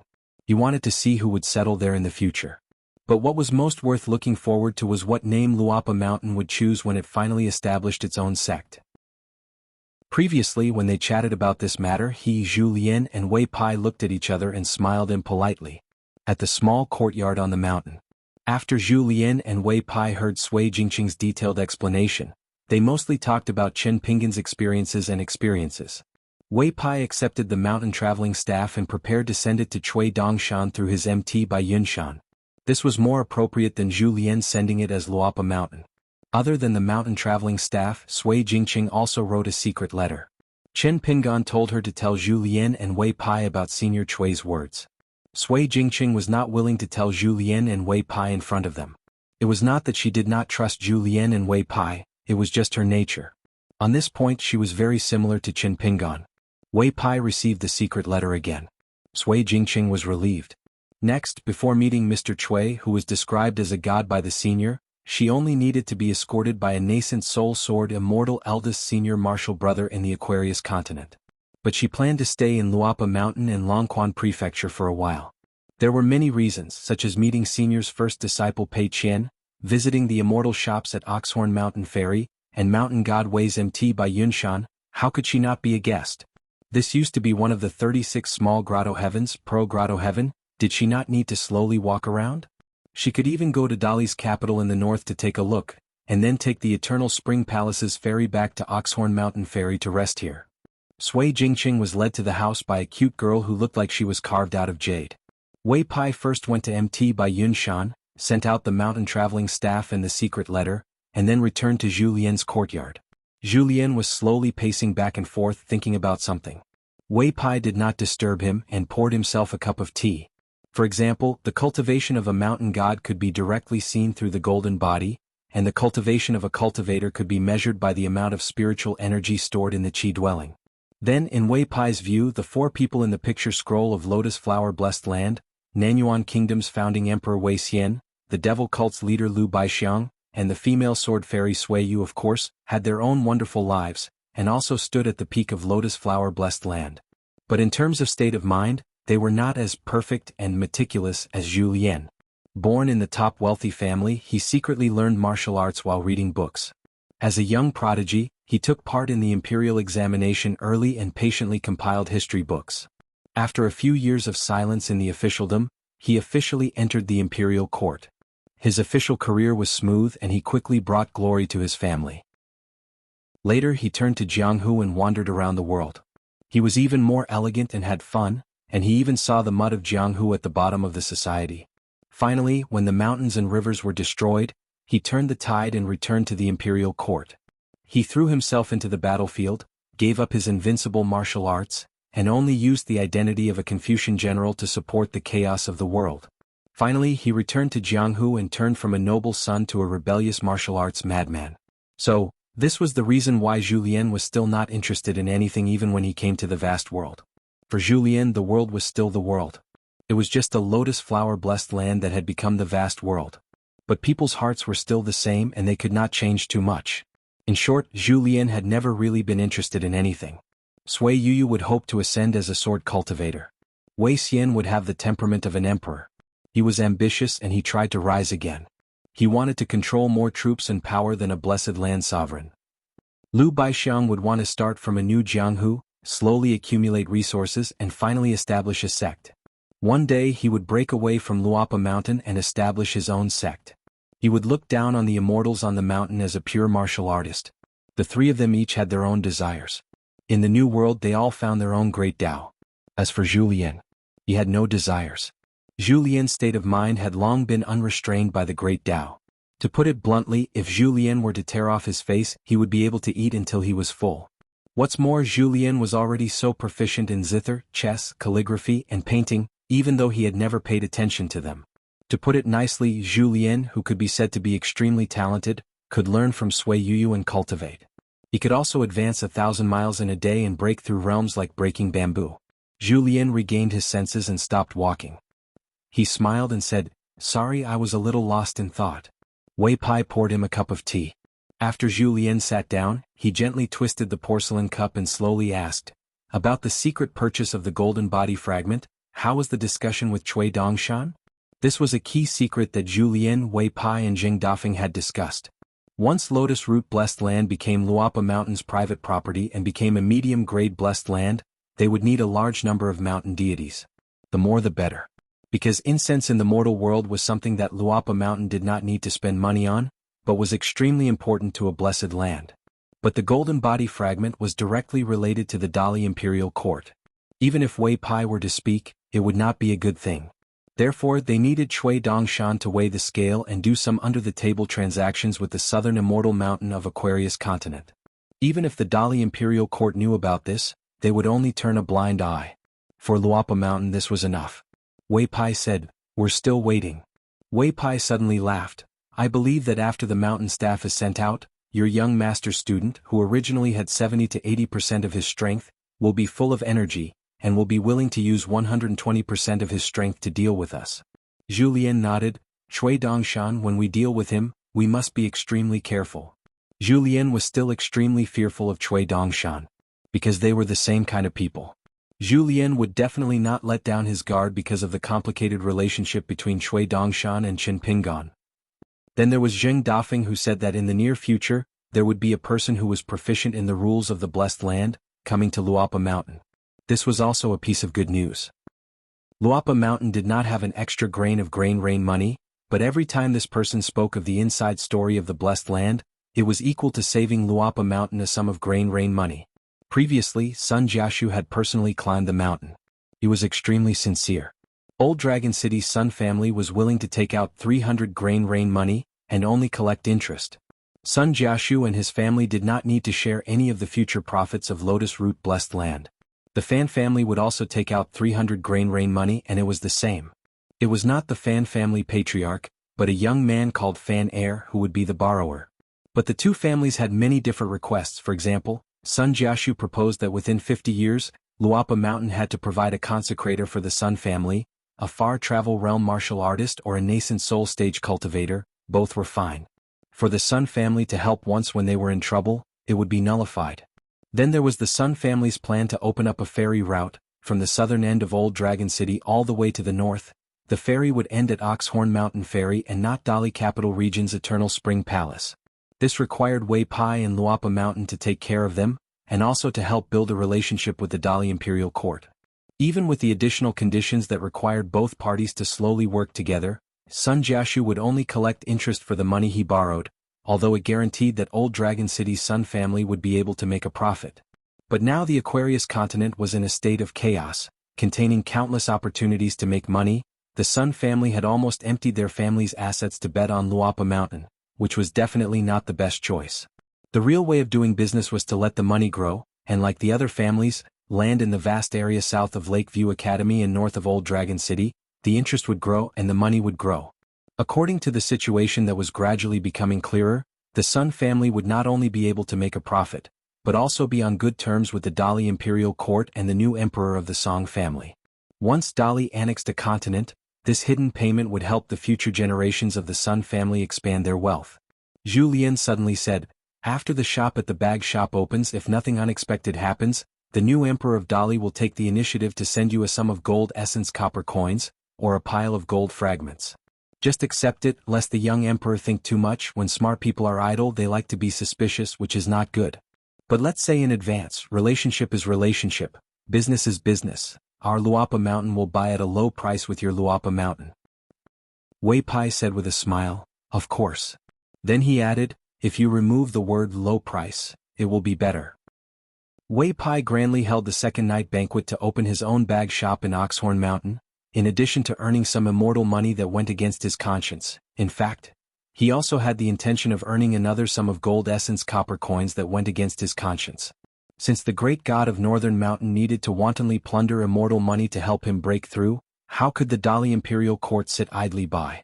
It could even be said that the new emperor of Dali, more than anyone else in the Aquarius continent, hoped that Wei Pai could smoothly enter the upper 5 realms. The bigger the commotion, the better. It would be best if the auspicious signs within a radius of 1,000 miles appeared together. What did this mean? Song He was the most righteous and the world celebrated. Wei Pai was the only new god of 5 mountains that was conferred by the previous emperor. But Wei Pai was also the mountain god of Dali. He was the most important existence because the capital of Dali was right under the eyes of Wei Pai, the god of Wei Pai. So how to skillfully win over the old minister of the previous dynasty, Wei Pai could easily become a sore point for the new emperor of Dali. Over time, if there was no communication between the two sides, it would become a thorn in the emperor's heart. Then Wei Pai and Mount Pai Yun needed to give the Dali Imperial Court a way out, so that they could walk comfortably and not stiffly. So when Zhu Lian and Zheng Dafeng mentioned this matter, why did Wei Pai hesitate and agree? Because at that time, there were 3 people in the small courtyard, each one better than the other at playing chess. They all took one step and calculated many steps. Wei Pai hesitated for a moment. You're not going to ask me why I suddenly know about the situation of Lotus Flower Blessed Land? Julien waved his hand. No need to tell me. What can be said? The three of us have already told you everything we know. What is not convenient to say, there is no need to ask and answer between the three of us. It is meaningless. Wei Pai raised his teacup, tea in place of wine. Julien hurriedly put his arm around his shoulder and raised his teacup with both hands, smiling flatteringly. God weighs toast, I dare not accept. After the two drank the tea in their cups, Wei Pai smiled. It is a pity that Brother Doffing is not here. Julien reached out and touched the back of his head. When it comes to being a person, you and I are not as good as him. Wei Pai did not object. After all, Wei Pai was not a person. This was a free advantage to take advantage of Julien. It was not easy to take advantage of this old chef, be it playing chess or doing business. Wei Pai stood up and smiled. I won't disturb you from making supper. Julien nodded and sighed. At the beginning I was unyielding, but now I am a little guilty. In the future, when my young master returns to Luopa Mountain, I think I will need to go to your place to hide. Wei Bien gloated for a brief moment before disappearing. Julien got up and went to open the door. There was a charcoal girl with slumped arms, knocking on the door with her head. It should be because she did not wake up the dragon riding alley's right protector. Julien opened the door. Pei Qian staggered over the threshold and said in a trembling voice, Old chef, I can't sleep. Can I chat with you? Julien closed the door and said with a smile, There's nothing wrong with that. Pei Qian sat on the stool, grimacing, her butt blooming. Tonight, it wasn't that she couldn't sleep. She was woken up by the pain and couldn't sleep. She wanted to slap herself in the face. In the past, she said that the bedding was her greatest enemy. Didn't it come true now? The light bedding was like a knife when it covered his body. Julien asked, Not hungry? Have supper? It'll be quick.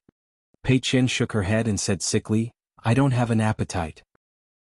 Julien asked again, Something on your mind? Pei Qian made a sound of acknowledgement but did not speak. Julien asked, Are you upset because you owe more and more debts? Pei Qian nodded and said gloomily, The old man said I still have a few days to break through the third realm. At that time I can barely have some time to copy books. But it will only be a few days. Soon my hands and feet will be sluggish again. So annoying. Julien only listened to the charcoal girl talk. He did not interrupt. Pei Qian raised her head and looked at the big jade plate in the sky. In the past at Dragon Riding Alley, I always thought that one day Master would come home with a whoosh. Now I think of Master coming home, but I am also afraid of him coming home. If Master finds out that I haven't copied books for so many days, he will get angry and kick me out of the sect. What should I do? The little girl frowned and pouted. Her eyes were filled with tears as she said sadly, It's not like Master hasn't done such a thing before. When he just left Lotus Flower Blessed Land in a place called the Great Spring Dynasty in Tongyi Continent, he didn't want me even once. Old chef, think about it. Who is Master? Even if his straw sandals are worn out, he will still keep them. How can he abandon me just like that?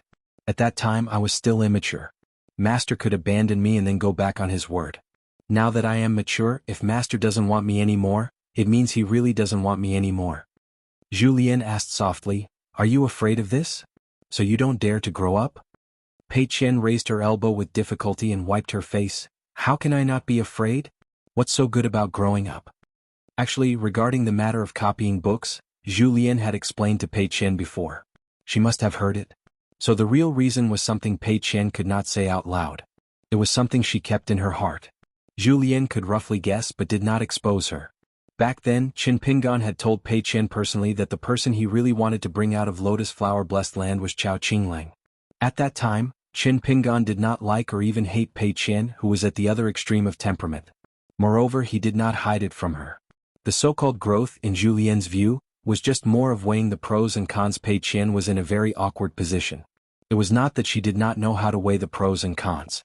On the contrary, as an orphan who had suffered greatly, she was best at observing people and calculating the pros and cons.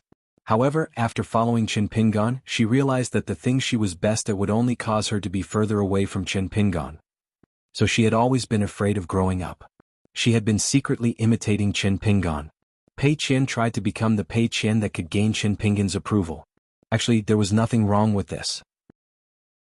This was because Qin Pingan had enough patience to wait for Pei Qian to grow up slowly. He was more than willing to teach Pei Qian different rules and manners at different stages of life.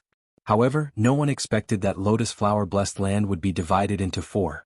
After Julien and Pei Qian entered, they just happened to see that scene. In fact, if Pei Qian had only seen the green rogue youth who seemed to have grown up overnight and appeared with an umbrella, it would have been fine. The problem was that at the very beginning, Pei Qian had seen Chen Pinggan holding an umbrella and walking together with Chao Qinglang in the shabby alley in the rain at the entrance of the alley. After arriving at Howren Heaven, she saw a very similar scene in Chui Dongshan's The Long Scroll of Time. It was the straw-sandaled youth and the teacher he respected the most. They were also holding an umbrella and walking side by side in the rain. This was why Pei Qian said that she could lose to anyone but Chao Qinglang. Because Pei Qian was afraid that Chao Qinglang, who had grown up and was extremely outstanding, would take away everything that should have belonged to Chao Qinglang. Pei Qian was afraid that one day in the heavy rain, her master would hold an umbrella and walk side by side with Chao Qinglang. They would gradually disappear into the distance and Chen Pinggan would never look back. Then Pei Qian, who was in Luopa Mountain and Howren Heaven, felt like she had returned to the alley entrance of Lotus Flower Blessed Land. She had nothing. The moment she saw Chao Qinglang again in Lotus Flower Blessed Land, Pei Qian felt like she had fallen into an ice cave. Her hands and feet were cold, and her heart was filled with killing intent. However, after finding an opportunity to kill Chao Qinglang, she was destined to lose her master. She had to take the initiative to grow up and surpass Chao Qinglang. Pei Qian, who had been influenced by Chen Pinggan, walked out of Lotus Flower Blessed Land and stood in front of Luopa Mountain's bamboo house again. She chose the latter. Zhu Lian carefully considered his words and asked, "If your master returned to Luopa Mountain and saw Chao Qinglang and liked him very much, would you be very sad?" Pei Qian thought for a moment. As long as he liked me the most, he would be very happy. If he liked me as much as he liked Chao Qinglang, he would be a little unhappy. If he liked Chao Qinglang more than me, he would be very sad. Zhu Lian smiled and said, "Then you can rest assured. 1, 2, 3 situations I dare not say much. You can at least guarantee 2 and fight for 1. Pei Qian rolled her eyes. "You are not my master. What's the use of talking?" Although she said so, in fact she was a little happy.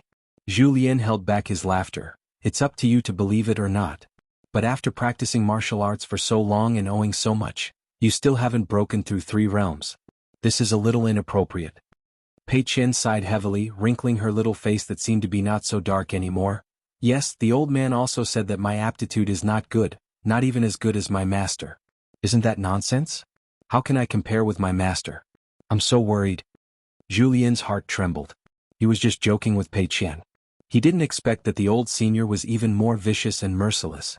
How could he say such a shameless thing that his conscience was eaten by a dog? Zhu Lian rubbed between his eyebrows. He wasn't too willing to speak. The bottleneck of 3 realms for a pure martial artist. That was the first, and could even be said to be the greatest barrier that determined the ultimate height of a martial artist. The significance was no different from a peak martial artist breaking through a great threshold and successfully becoming a 10th realm martial artist. If it was a normal person who taught martial arts, such a shocking speed of breaking through realms could be explained away as the foundation was not solid enough. They would not have the extravagant hope of being the strongest. One step was papier-mâché, and every step was papier-mâché. But that person in the bamboo house? In his hands, there seemed to be no solid foundation in martial arts in the world. There was only a stronger foundation. Pei Qian suddenly raised her head and asked, "Old chef, what realm are you?" Zhu Lian smiled and said, "Realm 8, Far Travel Realm." Pei Qian lowered her head, her fingers moving slightly as she calculated. She sighed again and raised her head again. Her face was full of disappointment. "Old chef, then I won't be able to catch up to you for many years." Zhu Lian's smile stiffened. "It seems so." Zhu Lian then asked doubtfully, "You don't know what realm your master is at?" Pei Qian looked at Zhu Lian like she was looking at an idiot.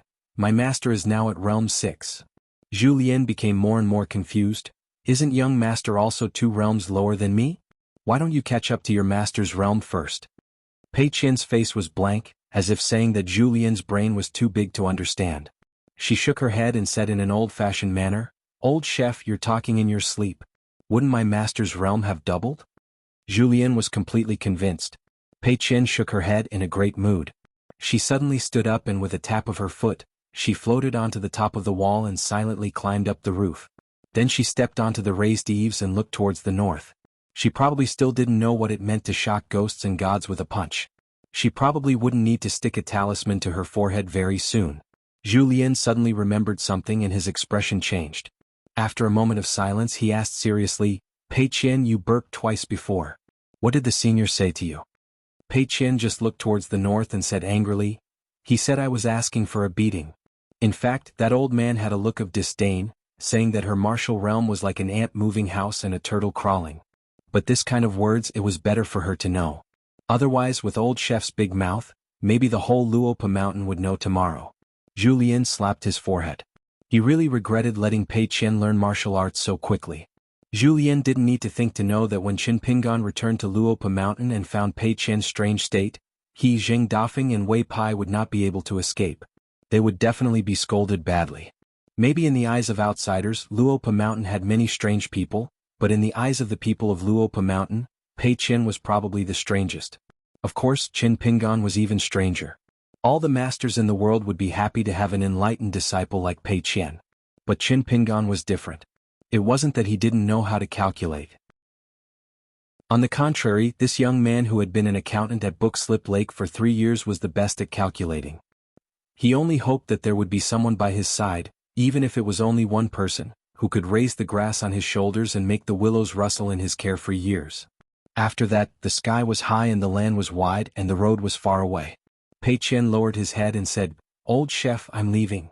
Julien nodded. Pei Qian jumped high, landed on the wall and leaped, disappearing in the blink of an eye. It was written in the book that Cui Dongshan had read. Leaping onto the roof, the tiles were silent. When the moon was bright, he left like a bird. 5:30. A young woman who was returning home from another continent left the Oxhorn Mountain Ferry and walked out of the mountain. She walked towards the small town where the Huaihuang County government was located. She passed by the Jinzhou mountain that looked like a small hill. She took a few more glances at it before entering the town. She first went to her family's old house that was not far from the Jinzhou mountain. Back then, an old beast from Xinjiang mountain stepped on the roof, so the family of 4 could only move to a relative's house. Later, her mother nagged her for a long time about paying for the renovation. She took out the house key and fetched 2 buckets of water from the nearby well. She carefully cleaned the house inside and out before locking the door and going to the deserted Yang family shop. Business was difficult, so there were only 2 workers left in the shop. The young man was called Shi Lingshan, and his senior sister was called Su Dian. They were in charge of the medicine shop. Shi Lingshan was napping on the counter, while Su Dian sat on a bench and breathed silently. After breaking through the bottleneck of the third realm, she received a comment from her senior brother, Zheng Dafeng, saying that it was not vulgar and would help improve the quality of her heroic courage in the future. He also advised her to go to the ruins of the ancient battlefield after reaching the 5th realm. Refining her soul there would be twice the result with half the effort, and it would be especially suitable for her cultivation in the 6th realm. However, Su Dian did not feel too happy. Instead, she felt a deep sense of loss. This was because she knew that the bottleneck of the 3rd realm was not only a great barrier, but also a great opportunity. She had dreamed of becoming the strongest, but in the end, she was not fated to be the strongest. She could only place her hopes on the current 4th realm. This made Su Dian, who had a strong desire to win, become even more taciturn. Every day he would practice martial arts to the point that he was close to going crazy. Her martial arts cultivation was divided into 3 types: day training, night training, and dream training. The last one was the most mysterious. The first 2 had the best effect when the sun was shining and the moon was full. The dream training required her to light up 3 incense sticks every night before she went to sleep. Then she could enter all kinds of strange dreams such as fighting in pairs, being trapped in a battlefield, dying instantly, or struggling on the brink of death. After the dream training, Su Dian would not be dispirited the next day.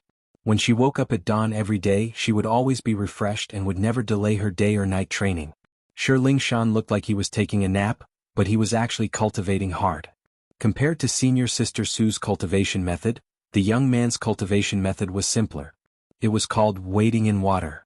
Walking in the river of time, he tempered his body and soul. Su Dian didn't know his master's true identity, nor did he know what his master's cultivation level was. However, Su Dian was certain of one thing. His and his junior brother's paths of cultivation were definitely unusual. Nowadays there were many immortals coming and going in Huaihuang County. In the mountains to the west, there were many demons and monsters in human form. There were constantly local disciples of the small town or Lu clan's felons who were taken in as inner disciples by cultivators. Su Dian guessed that other than Sage Ruanjiao's Dragon Spring Sword sect, there shouldn't be anyone who could compare to her and her junior brother. Su Jian opened her eyes and looked at the unfamiliar customer outside the door. Shi Lingshan, who was lying on the counter, was still breathing deeply and didn't move at all. Su Jian was half an apprentice and half an odd job worker at the dragon kiln. In fact, he did hard labor. The dragon kiln's porcelain was the most important thing in the small town since ancient times. It was the Song clan's official kiln that was used for imperial porcelain. Su Jian, who was nicknamed Rouge, relied on her uncle's identity to make a living there in the early years. There were many taboos and rules when it came to porcelain. As a woman, she could only do manual labor like chopping firewood, burning charcoal, and moving soil. Every time the kiln was opened, she couldn't go near the entrance of the kiln, otherwise she would be expelled from the dragon kiln. Therefore, Su Jian wasn't familiar with the local people of the small town. As for her junior brother, Shi Lingshan, he was a child born in Peach Leaf Alley. Since he was young, he was used to playing with his neighbors and people of the same age from the big families of Fulu Street. He was also unfamiliar with the shabby alleys like Mud Bottle Alley and Apricot Blossom Alley. At most, he was familiar with places like Dragon Rider Alley that were filled with miscellaneous goods. The slender young woman looked at Su Jian and said softly with a smile, "You are Su Jian, right?" Su Jian had a good impression of this guest. She looked soft and weak, just like the rouge and face powder that her uncle had been talking about when he was alive. Su Jian nodded and stood up. "Do you want to buy medicine?" The young woman shook her head. "I'm looking for someone. My father used to be a waiter here. My younger brother is Li Huai. He often came here to play when he was young. Have you heard of him?" Su Dian's expression changed slightly. Li Huai. Was he the young man in a scholarly robe who seemed to have eaten 100 bears' heart and leopard's guts? Why would such a carefree young man have such a gentle and soft sister? The woman in front of her looked like a willow in spring.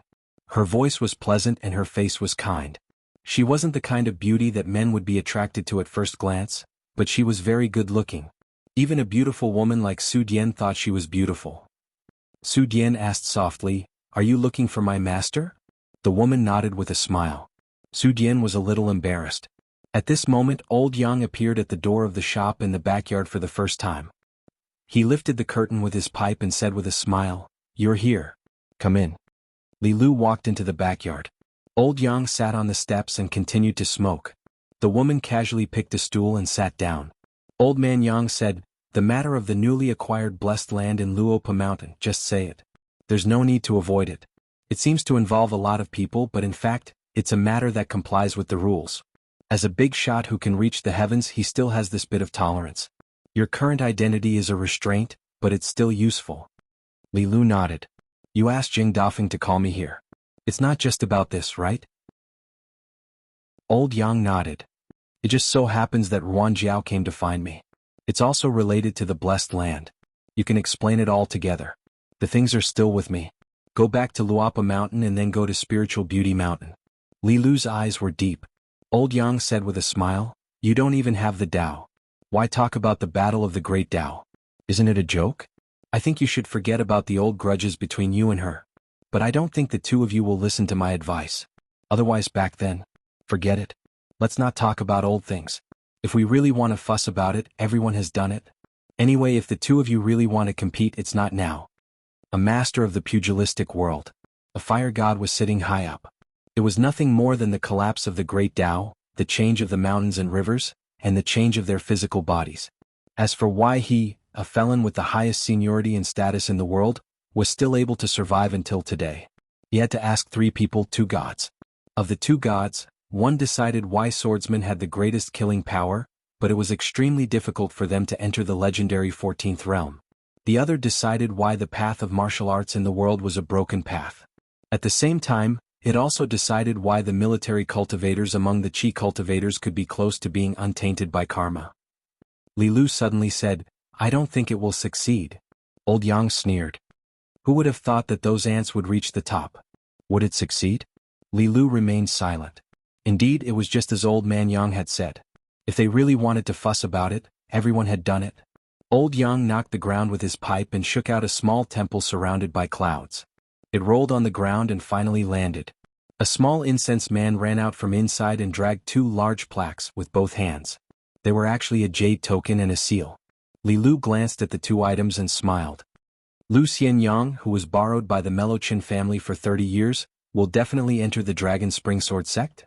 Old Yang said, Ruanju thinks that the possibility of Lu Xianyang returning is not high. In fact, the chances are still very high. The incense man ran all the way to Li Lu's feet. Li Lu picked up the keys to the 2 grotto heavens and blessed lands. She was not interested. It was just a broken old mountain and river. She was different from Ruan Xiu, Li Er, Zheng Dafeng and Fan Junmao. As for the sage Zhou Ju of the Lakeview Academy, Sun Jiashu of the Old Dragon City, and the little girl Chui from the small sect in the paradise of the northern continent, they could not be compared to her. The 8 goddesses of the skeleton beach city of murals left behind the painted fairyland residence in the hemp sect. It was also one of the broken mountains and rivers. It could even be considered as one of Li Lu's summer residences. Therefore, when the rain goddess saw Li Lu, she would feel uneasy. She only felt that when she met Li Lu, she was like an official of the secular dynasty meeting the heavenly official of the Ministry of Appointments. Actually, this was not an illusion of the rain goddess. It was because the world was like this. The 8 goddesses of the mural city of murals had responsibilities that were roughly equivalent to the 6 ministers in the temples of the mortal world. However, they were only similar. In fact, the 8 goddesses had more power and responsibilities. They could patrol the heaven and earth, restrict, supervise, and impeach the gods of various departments. It could be said that their positions were inferior. Compared to the others who were led by Old Yang step by step on the ancient path, Li Lu's biggest difference was that she did not need to be enlightened at all, because she was born with knowledge. Many immortal clans with the word sect had to spend a lot of resources to find the reincarnation of their patriarch after their patriarch had passed away. For example, the ancestor of the Tong Yi sect sent people down the mountain to find his mother. However, even if they found her, she might not be able to remember her past life. On the path of cultivation, having a good innate talent did not mean that one could definitely return to the peak. After casually putting away the jade tablet and seal, Li Lu thought for a moment and sighed, "You still don't want us to bring up old scores. If one Qin Pingan was not enough, then there was another Li Huai. If that was not enough, then there was another Lu Xianyang." It was a battle of water and fire that was hidden very deeply. It was Qin Pingan who temporarily replaced Li Lu to compete with Ruan Xiu. This was because the one who should have gotten the lucky chance of the mud fish was Qin Pingan, not Gu Kan. Why did Ruan Xiu fall in love with Qin Pingan? Now, things might become more and more complicated. However, in the beginning, it was definitely not as simple as Qin Pingan's clear state of mind that made Ruan Xiu feel clean. Instead, it was when Ruan Xiu saw Qin Pingan. She was like an old glutton who saw the most delicious food in the world. She could not look away. Li Huai was Li Lu's younger brother and also Qi Jingquan's disciple. By chance, Qin Pingan had served as Li Huai's Dao protector. If Li Lu wanted to bring up old scores with Ruan Xiu, she would first have to kill Qin Pingan, who was naturally close to water, so that she could occupy the Great Dao. However, Li Huai would definitely not let this happen. And Li Lu was indeed unwilling to make Li Huai sad. But this was not safe enough. Therefore, Old Yang wanted to add some reasonable possibilities for Lu Xianyang to return to the Dragon Spring Sword sect.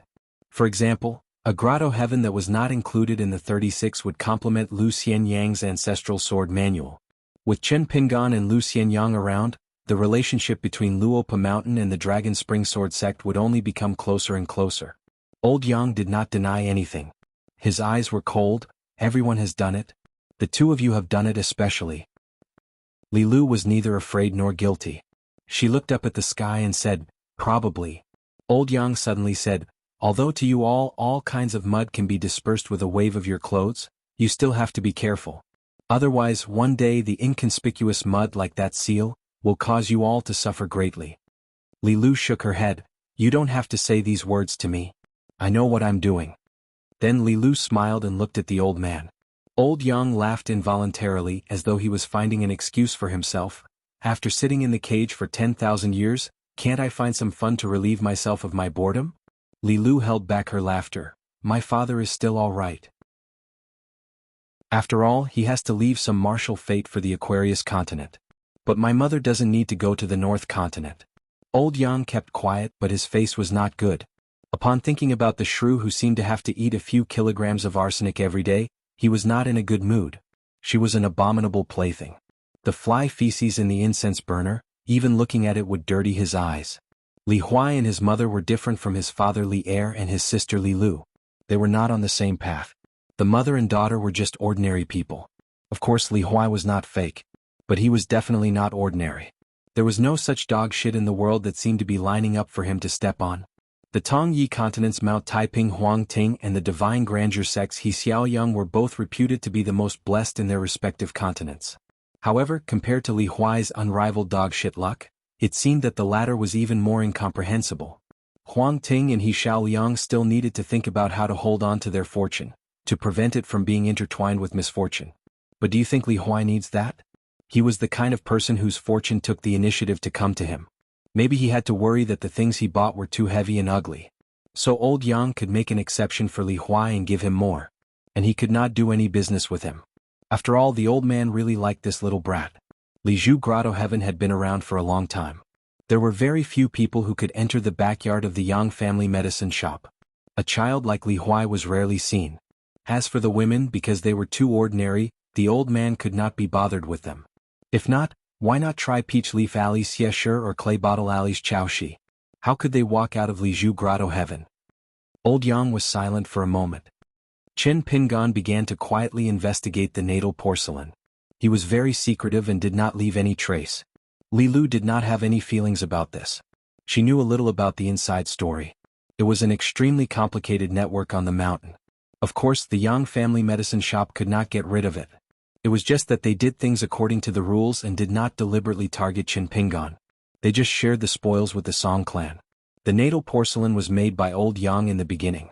It could even be said that the rise of the Dali dynasty was due to this business in Li Zhu Grotto Heaven. That was why it could slowly rise. Therefore, old Yang's praise of the young Cui Dong's spirit was the highest recognition in the world. It could be said that other than old Yang, only Cui Dong and Cui Dongshan could reach this level. The Ma couple, who lived in Apricot Blossom Alley but had the ability to control the dragon kiln, were also Ma Kushuan's parents. They had a lot to do with the breaking of Chen Pingan's natal porcelain. Ma Lanhua, who had been promoted from River Granny to River God in Dragon Whisker River, had never had a golden temple, let alone worship incense. The old woman was vicious, but only in this matter did she have a conscience. She even tried to stop her son and daughter-in-law. However, the couple was blinded by greed and the old woman did not succeed. Ma Kushuan once woke up in the middle of the night and knew a little of the truth. Therefore he was particularly concerned about Chen Pingan, who had been pretending to be stupid in his early years. The Dali Empress, the current Empress Dowager, and the previous emperor did it for Song Jisun and for the throne of Dali. The imperial tutor, Cui Dong, took advantage of the situation and played a game of chess with Qi Jingchun. If only looking at the result, Cui Dong did indeed play a divine hand. As for who bought Chen Pingan's natal porcelain, why it was broken, and how much the Song clan compensated the person behind the scenes for it, Li Lu did not know. She did not want to delve into these matters that did not concern her. Generally speaking, the price of a child born in Mud Bottle Alley would not be too low. This was because there was a sword immortal Chao Shi in Mud Bottle Alley who was in charge of a Xiongjian tower in the South Sa continent. There was a premium, but it would not be too high. After all, there was already a Chao Shi in Mud Bottle Alley. Therefore, the previous emperor of the Song clan, the Dali imperial court, and the person who bought the porcelain probably did not take it too seriously. However, as Chen Pingan walked step by step until today, it was hard to say.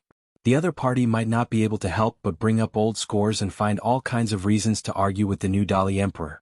This was because according to common sense, Chen Pingan's natal porcelain was broken, and he still had the glory today. If it was not broken and he was taken out of Li Zhu Grotto Heaven by the person who bought the porcelain, and then focused on training, wouldn't he be a cultivator of the upper 5 realms? Therefore, the compensation given by the Dali imperial court back then was destined to be unfair. Of course, if the person who bought the porcelain was from the Aquarius continent, he probably would not dare to say anything now and would only complain a little. However, if it was from the other continents, especially those huge Zone clan immortals, especially from the North continent, the new Dali emperor, whose foundation was not yet stable, would have to pay for his father's debt. Li Lu suddenly said, Chen Pingan is a very easy person to talk to. Li Lu said again, but Chen Pingan is also a very scary person. Old Yang smiled. To be able to be evaluated by you like this, it means that Chen Pingan has not been fooling around all these years. Li Lu frowned. Once Chen Pingan figures out the details, his first enemy will be Luapa Mountain and Mud Bottle Alley. The first was the Ma clan in Apricot Blossom Alley. The second was the Song clan imperial family. And Ma Kushuan was clearly a bet that the old man valued very much. The old man sneered, if Ma Kushuan was beaten to death by someone of the same age who even shattered his natal porcelain, it would be the same as saving me a lot of money. I should be thanking Qin Pingan. Li Lu sighed. This was the old man's way of doing business. Old Yang smiled. That Taoist sect master actually said a lot of truths in his early years, but I don't know if Qin Pingan has understood. For example, those who do good things are not necessarily good people. Those who do bad things are not necessarily bad people. Old Yang looked up at the sky. Do you know why Buddhism seems to not care about the survival and trend of the Pearl Grotto heaven? Li Lu was silent. Old Yang asked and answered his own question. If the end of the era comes, who do you think will be the most miserable of the 3 sects and 100 schools? Li Lu said, Taoism. Once there is no way to ascend and no spiritual energy, all the cultivation methods in the world will become dragon-slaying skills, and Taoism will be in the most difficult situation.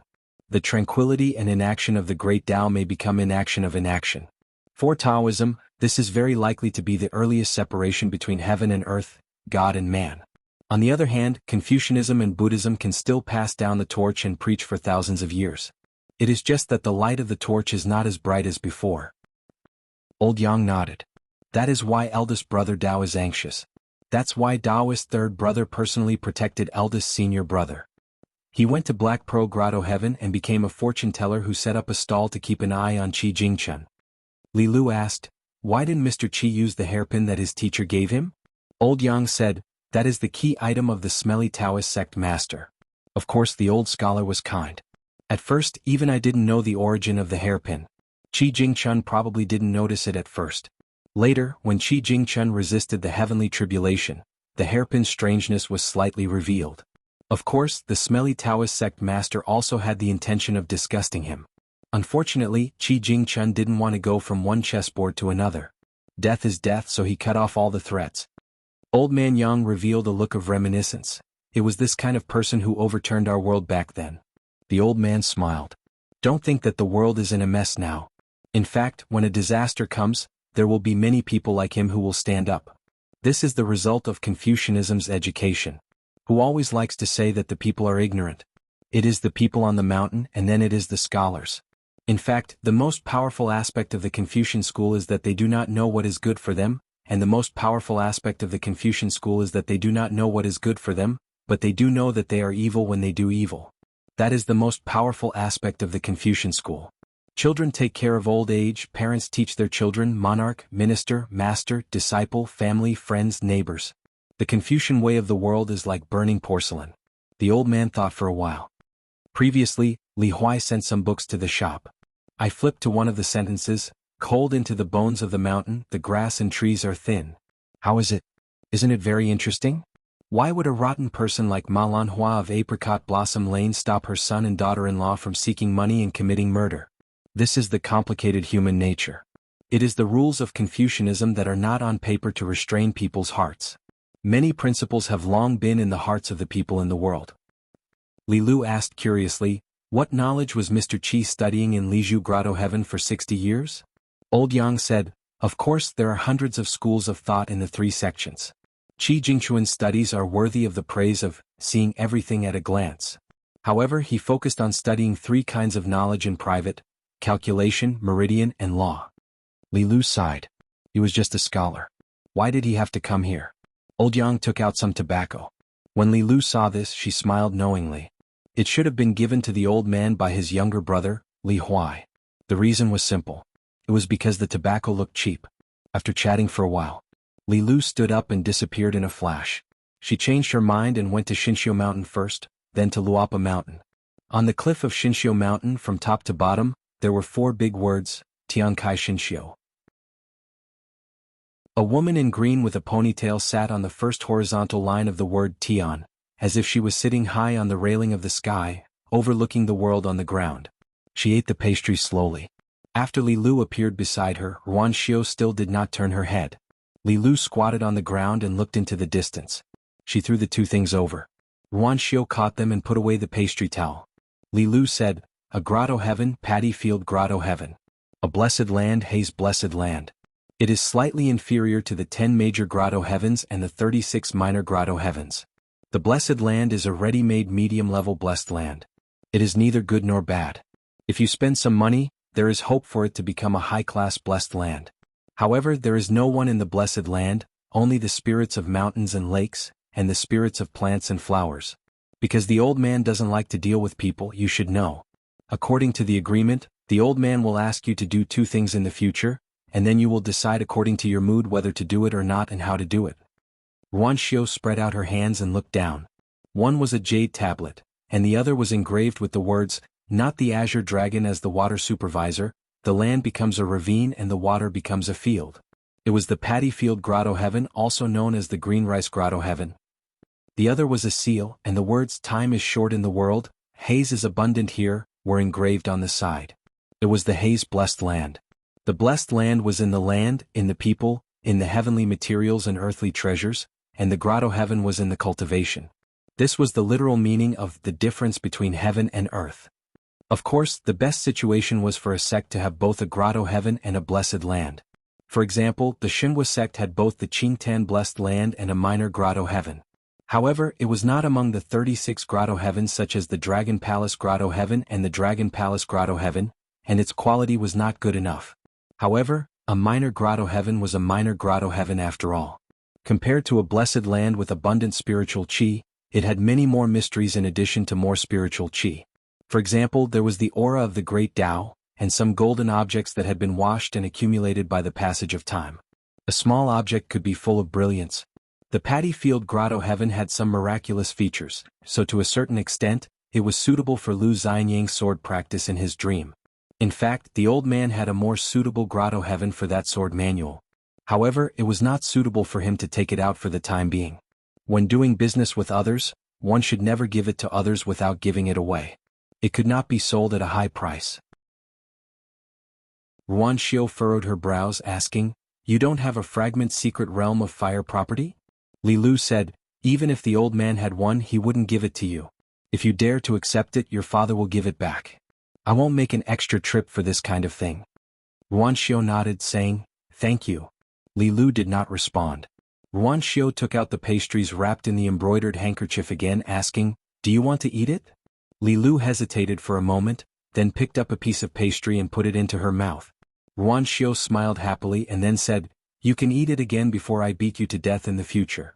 Li Lu said with a smile, "I eat the pastry and you eat me. Anyway you eat it. It's a good deal." Yuan Xiao put away the pastry and looked into the distance with a smile, saying, "But it may be you who eats me. I think it's good this way. There are not so many restrictions. I can eat whatever I want. Boil water, boil the river, boil the sea, and everything can be eaten." Yuan Xiao asked, "I don't remember what happened in the past. Who won the last time we fought?" Li Lu said indifferently, "Both lost." Li Lu asked, "Those 12 nominal disciples of the Dragon Spring Sword sect are obviously pawns planted by others. Why did you deliberately turn a blind eye to them?" Yuan Xiao said with a blank face, "Others put a few ants in the chicken coop. Do I need to care?" Li Lu laughed. "Poor ants. Among them, Xieling was probably the most pitiful." Yuan Xiao asked casually, "Didn't you meet any acquaintances in the North Continent?" Li Lu said, "In a place called the Ghost Valley in the Skeleton Beach I passed by, but I didn't deliberately say hello. Anyway, we will meet at the Lion Peak in the future." Yuan Xiao said, "Oh, you don't know how to be a good person."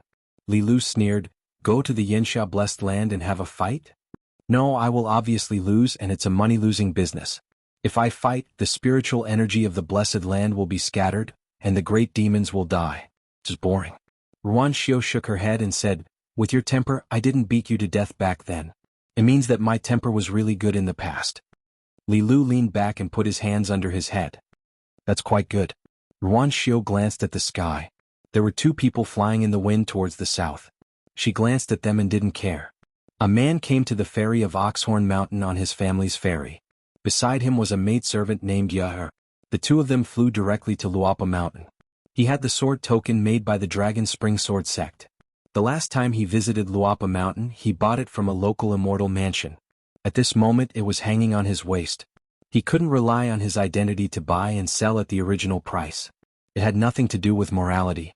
It was just that, if the price was doubled, the other party would be willing to sell. Even so, it was just a grain rain money. When he reached the foot of the mountain, he landed. He shouted loudly, "Brother Gale." A stooped man who was basking in the sun on a bench at the entrance of the house immediately stood up and ran over. he said warmly, brother Zhou Fei is here. Beside Jiang Shangjin stood a beautiful young woman. It was Ye who had come out of the lotus blossom blessing. After seeing it, Zheng Dafeng sighed and said, drowning to death. Jiang Shangjin asked, can we go up the mountain? Zheng Dafeng nodded and said, sure, but recently our Luapa mountain has been tight on money, so there's a new mountain rule. If you want to go up the mountain, you have to pay a small sum of money. Since it's brother Zhou Fei, then I'll be shameless. I'll be biased this time and not follow the rules. Brother Zhou Fei, just give it as you see fit.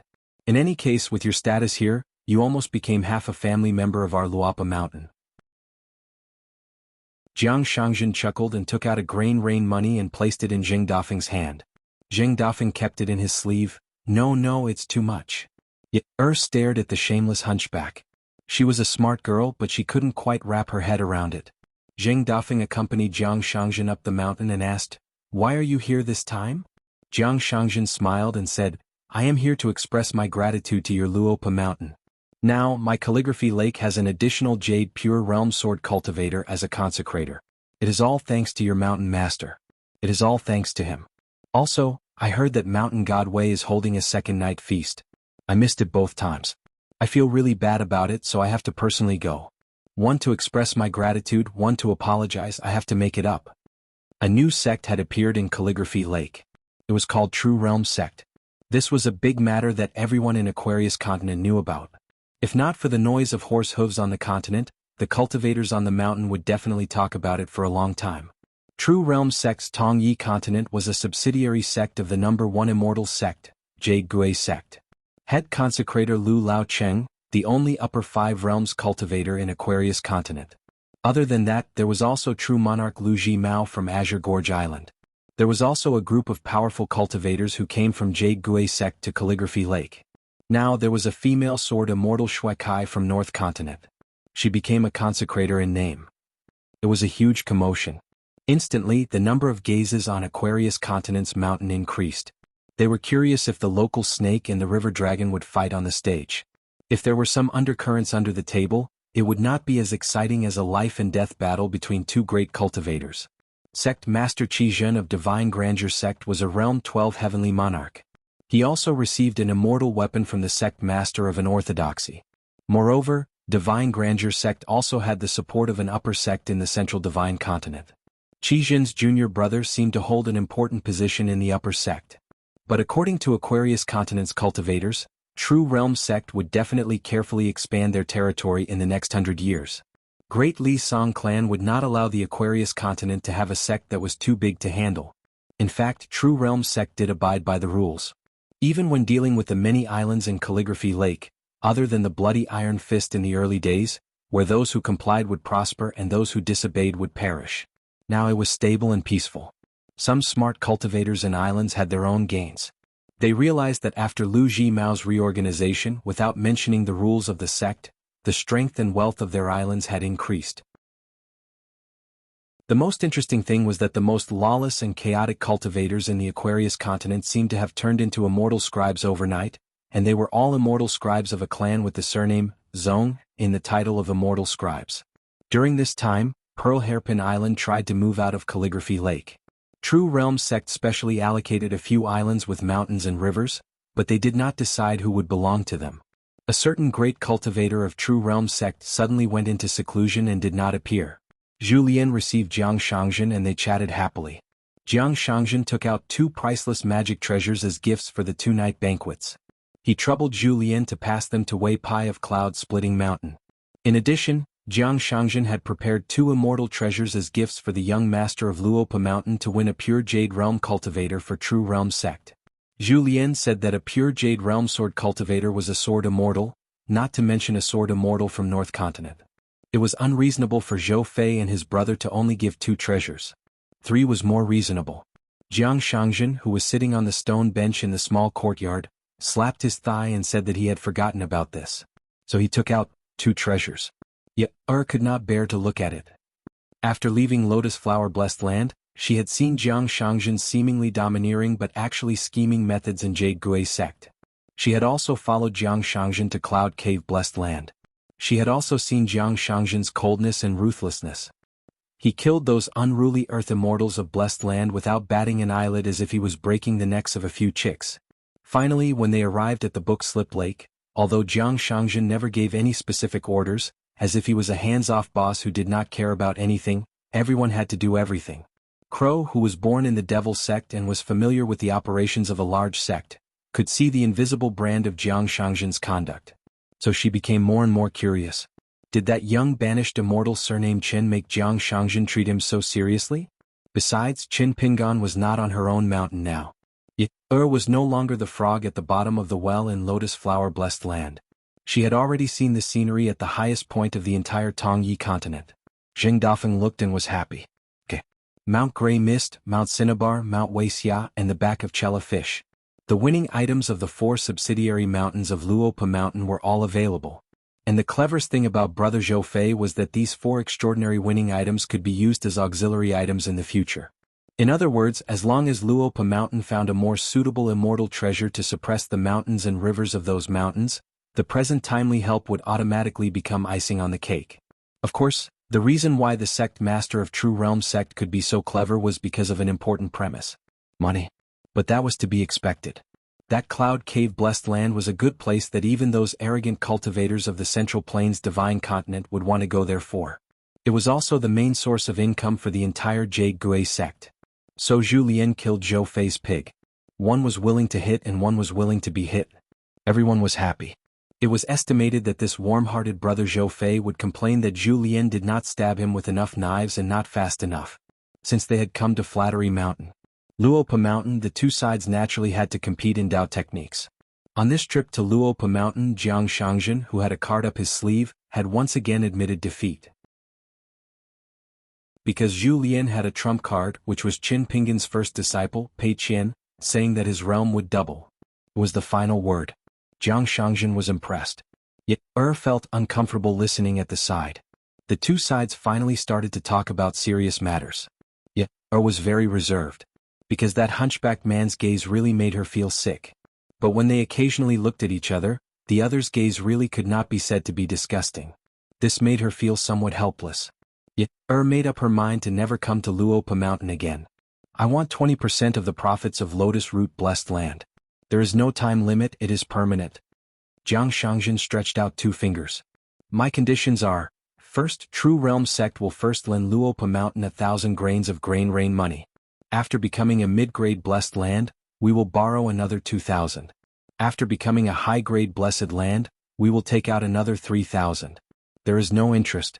But for the 3 sums of grain rain money, Qin Pingan and Luopa Mountain must repay True Realm sect within 100 years, 500 years and 1,000 years respectively, otherwise there will be an additional price. As for whether to use money to repay the debt or borrow people to repay the debt, we can discuss it later, let's not talk about it for now.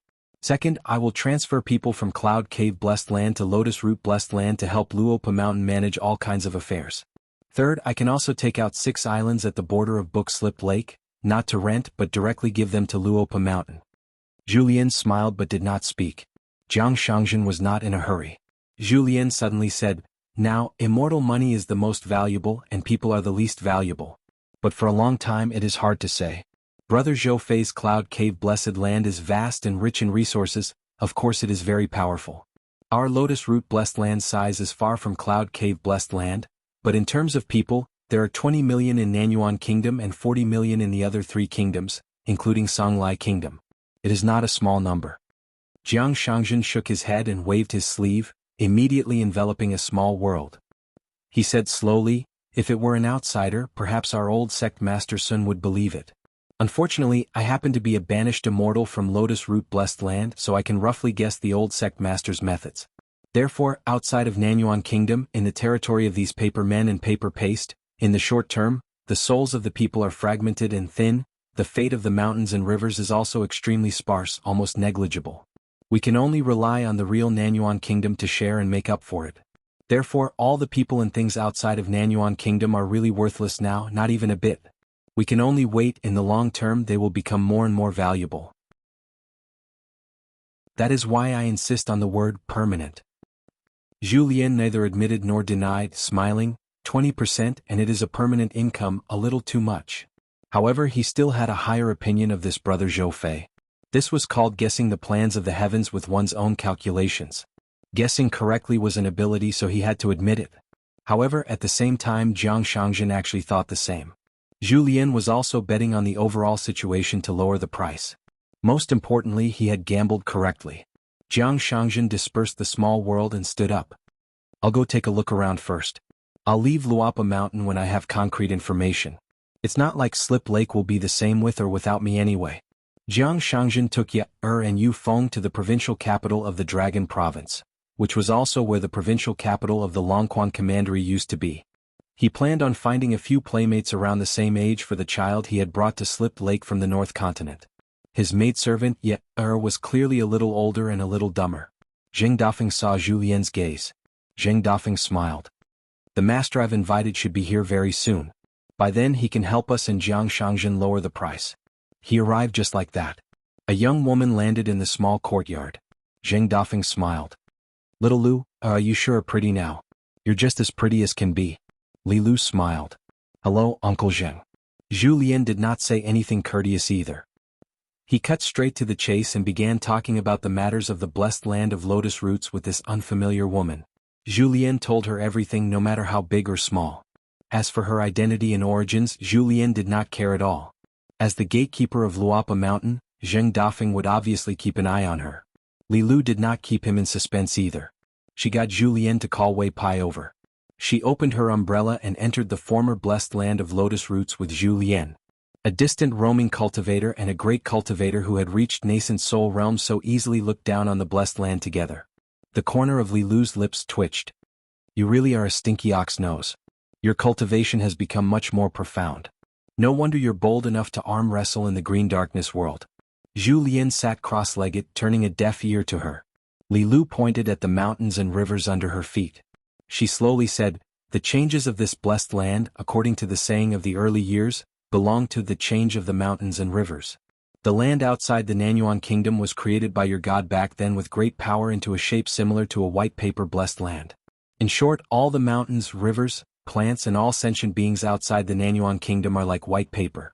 They can live, but they no longer have the slightest meaning. That is to say, these pieces of paper, no matter how pious they are or how they pray to Buddha or God, they will not be able to nurture the slightest bit of incense essence. However, it will not hinder their reincarnation in the new blessed land. As long as the spiritual energy in the new blessed land increases, the incense in the Nanyuan kingdom will become more and more prosperous, and all the paper will become thicker and thicker. In the end, they will be no different from ordinary people. They may even have the aptitude for cultivation and the possibility of becoming a god of mountains and rivers. Zhu Lian said indifferently, from a gorgeous painting scroll, it has become a meticulous sketch. Li Lu smiled. You can say that. Li Lu looked over and casually pointed at a few places. The so-called banished immortals have already left this fragmented blessed land. Also, some of the cultivators who have already started to climb the mountain are obviously not in your blessed land. For example, the Lake Mountain sect in Songlai country, which once had Eugenie in charge, will appear especially empty and very conspicuous. This is the result of Eugenie being chosen by the old Taoist. Eugenie should now be in one of the 4 real blessed lands of lotus flower. Lu Tai is another one. That scholarly family in the capital of Nanyuan Kingdom, do you see? It's also empty and very abrupt. It must be that this family has someone that the old Taoist finds interesting. Therefore, after the blessed land of lotus flower was divided into 4, the general ownership is already very clear. They are Qin Pingan, Eugenie, the first person in the history of lotus flower blessed land to successfully convert to Taoism, Lu Tai, the banished immortal who unified the devil's cult, and the family that Qin Pingan visited twice in the library. Zhu Lian did not even look. He scratched his head and laughed. I'm not a god of mountains and rivers. I can't see those natural phenomena. Li Lu smiled. You don't have to test me. There's no need. Also, be careful not to draw legs on a snake. Zhu Lian smiled and said, okay. Li Lu asked, if you're a pawn of that stinky cow nose, Qin Pingan will die very miserably. Zhu Lian put his hands on his knees. The wind blew and his body leaned forward slightly. Since I'm lucky enough to be born as a human, I should speak and act like a human. Otherwise, what's the point of walking around the human world? Zhu Lian narrowed his eyes and said slowly, Heaven and earth gave birth to me, Zhu Lian. I can't refuse. I can decide how I, Julienne, will die. Li Lu turned her head. For the first time, she carefully looked at this pure warrior with a mask. Julienne, you have a bright future. Julien raised his head and turned to look at the extremely dangerous young woman. Miss Lu, it's a pity that you didn't come to our Luapa mountain. Li Lu was a little confused, but she was too lazy to know the answer. She continued to explain the key points and taboos of the operation of the Blessed Land to Julien. She was no less unfamiliar than Jiang Shangzhen. The reason was simple. In history, even if one did not mention the earliest foundation of the Great Tao, Li Lu had managed a handful of blessed lands. One of them was a blessed land. The Ripple Grotto Heaven of the Central Plains Divine Continent and the Jade Tide Blessed Land of the Dawnflow Continent. They were once among the 36 and 72 blessed lands, but their fates were worse than the Pearl Grotto Heaven that fell and took root. Now they were all broken and forgotten. Pei Qian was in seclusion these days. She worked day and night on one thing. She buried her head in the desk on the first floor of the bamboo house and copied books. She couldn't be fast. She could only obediently write word by word properly. The little girl in a pink dress, Chen Rushu, who was the little housekeeper of the mountain, and Zhou Mili, who wanted to be the right guardian of Luapa Mountain's bamboo house, were at the bamboo house helping Pei Qian copy books, bringing her tea and water and massaging her shoulders and back. Finally, at noon one day, Pei Qian gently put down her brush, stood up, and made a gesture of qi sinking into her dantian. Great success.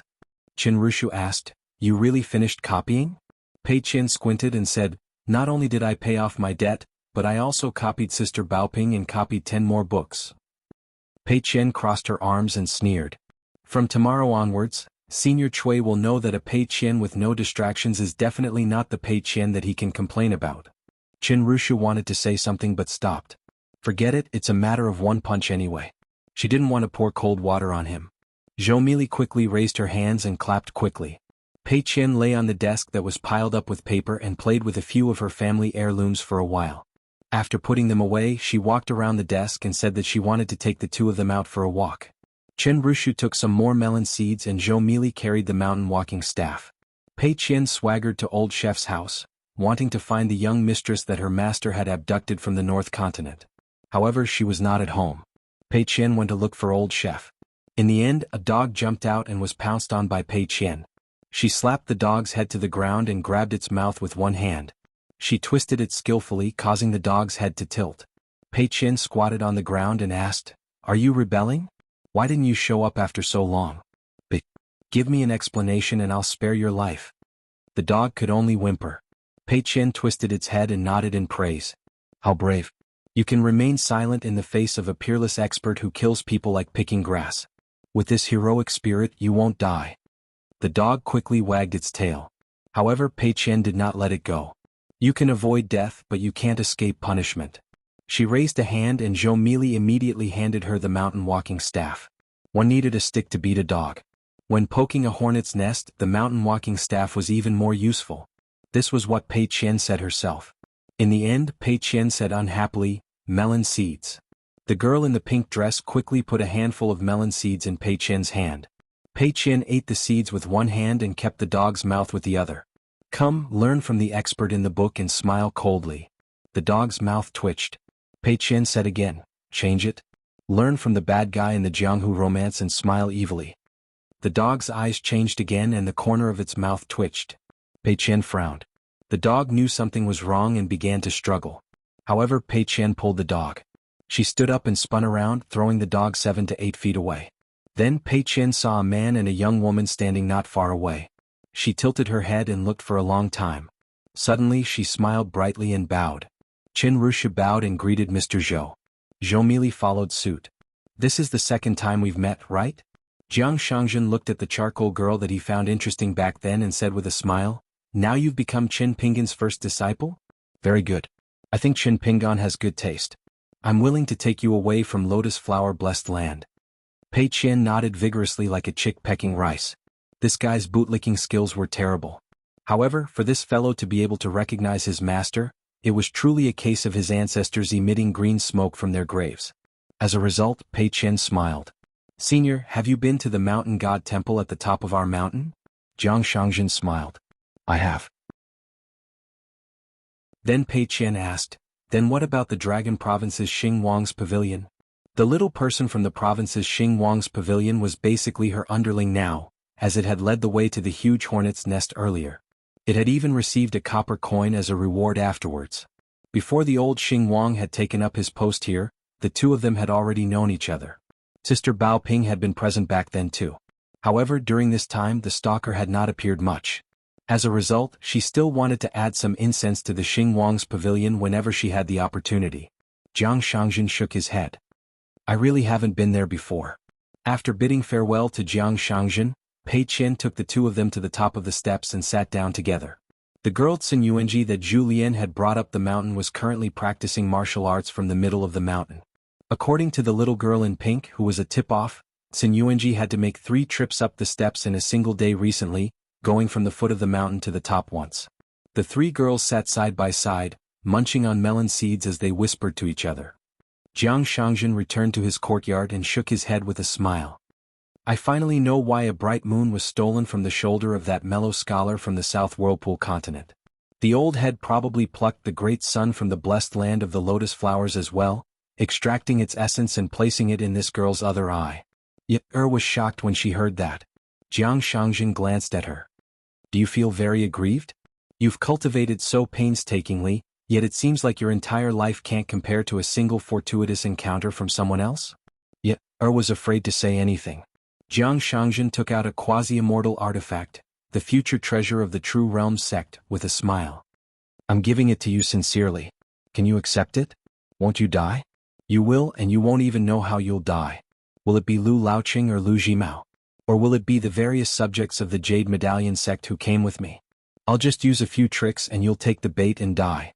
Yet, quietly waited for sect master Jiang Shangzhen to take back the quasi-immortal artifact. However, Jiang Shangzhen clenched the pearl tightly and slapped it between the girl's eyebrows. He smiled and said, I'll give it to you. Don't think that you can cultivate in peace just because you have someone to rely on. You can't be so careless in a place surrounded by tigers and wolves, just like in the blessed land of lotus flowers. Yet, felt like she was in a pot of oil, her soul boiling. She hugged her head with both hands and rolled on the ground in pain. Jiang Shangzhen had already created a small world with a wave of his sleeve. I'll use you to fish for Lu Laoqing and Lu Jimao's temperament. They were born as wild cultivators, so they have big ambitions and love freedom the most. I understand. If they can endure it, then one of them should ascend to the immortal realm, and the other should break through the nascent soul bottleneck. They should climb high with me and enjoy the scenery together. If they can't endure it, even if they have the slightest intention or action, I'll be heartbroken. The True Realm sect will lose 2 great generals for nothing. Jiang Shangzhen sat on the side with his legs crossed and poured a cup of tea for himself. Almost none of the cultivators in the world realize that only their own temperament can be a Tao protector who can accompany them for life. In a shabby alley in the capital of the Nanyuan Kingdom, a young man in a green robe was sitting on a bench that had not been changed for many years, thinking about something. Mr. Lu left a few years ago, saying that if there was a chance in the future they could meet again in the outside world but not in this world. At that time, Mr. Lu was already worthy of being the second most powerful person in the world. His strength was almost the same as that of the old immortal of the Lake Mountain sect, Yu Zhini, who looked like a child and traveled on a sword. Not only that, under the leadership of the Dragon General Tang Tie, the Northern Jin Kingdom's army went north to the grassland and achieved great military achievements. After that, Tang Tie and the Northern Jin Kingdom's army stopped fighting and allowed the grassland to fall into internal strife. Moreover, Tang Tie went north alone several times, using a saber to refine himself and killing countless grassland masters. For some reason, after the trip to the Nanyuan Kingdom, the armed Saint Qing Yuanshan gave up all the wealth and family properties in the grassland and became a member of the Lake Mountain sect. Under the rule of the new puppet emperor supported by the Lake Mountain sect, Songlai Kingdom was wantonly searching for suitable cultivators. Lu Fang's Bird's Eye Peak and Zhou Shi's Springtide Palace had always been closed off. However, the young man in the green robe only silently observed these general trends of the world. He was more focused on reading and cultivation. Mr. Zhongqiu and Mr. Lu each accompanied Chao Qinglang to the 5 sacred mountains of the Nanyuan Kingdom. It was not only a long journey but also cultivation. At that time the young man had the 5 sacred mountains' true shape map. When the imperial tutor Zhongqiu obtained this immortal item, he was worried that Yu Zhini would take it away, so he tried to destroy it but to no avail. Later Mr. Lu said something, and the imperial tutor handed the book to Chao Qinglang for safekeeping. Chao Qinglang also roughly guessed that Mr. Lu was targeting Eugenie not only for himself but also for this mysterious immortal book. The knowledge that the two masters imparted to Chao Qinglang was different. The knowledge that Mr. Zhong Qiu imparted was gradual and profound. After all, Zhong Qiu was a martial arts grandmaster who was known as the imperial tutor. The knowledge that Mr. Lu Tai taught was complex and profound. This Mr. Lu, on the other hand, had appeared out of nowhere in this world. The speed of his rise was even more unprecedented. His disciples, without exception, had all become formidable heroes who dominated a region. There was a knock on the door. Chao Qinglang went to open the door. It was an old Confucian scholar with white hair on his temples. The imperial tutor of the Nanyuan kingdom. Zhong Qiu and Chao Qinglang, who was half a disciple, sat down separately. Zhong Qiu said with a smile, "Qinglang, you had many questions when you were young. You asked about the origin of the stars, the rotation of the sun and the moon, and the origin of wind and rain. As a scholar, I can't answer them. You can find the answers yourself in the future." Chao Qinglang nodded slightly. Zhong Qiu was silent for a moment and said with emotion, "But I hope that in the future, you can speak for the world, and not become a chessboard where everyone can't escape the fate of being a chess piece." Chao Qinglang said, "I will. It has something to do with my future ability, but it's not important. I believe in him." Zhong Qiu said with a smile, "Then I'm relieved." He was relieved to see the scholar in green who grew up year by year, and he was also relieved to see the young man in white who carried a sword. Zhong Qiu suddenly hesitated. Chao Qinglang said, "Sir, are you hesitating to stay in the Nanyuan kingdom or go to the other world?" Zhong Qiu nodded and said, "I'm not curious about how big the outside world is. I'm just looking forward to the knowledge of the sages outside." Chao Qinglang smiled brightly. "Sir, don't worry. He said that the books outside are not expensive." Zhong Qiu joked, "How old were you then? You remember everything he said back then." Chao Qinglang murmured, "How can I forget? I won't forget." The two of them were speechless. Zhong Qiu looked up at the sky. "It's going to rain." Chao Qinglang smiled and said, "The road is still there. Just hold the umbrella." Mr. Fisherman Wu Shuoan left Yanji County with his disciple Zhao Wanwan and her brother Zhao Shuxia. They began to travel the mountains and rivers. After all, the matter at the Misty Mountain was too serious. It was not that Wu Shuoan did not trust Chen Pingan, but it was better to be safe than sorry. Therefore they traveled all the way and left the Cai kingdom. They first went to the Jishui kingdom and visited the sword Saint Song Yuyao. The two of them got along well, but they did not hit it off at first sight. It could not be helped. They were not friends of friends, but they could definitely become close friends. It depended on fate.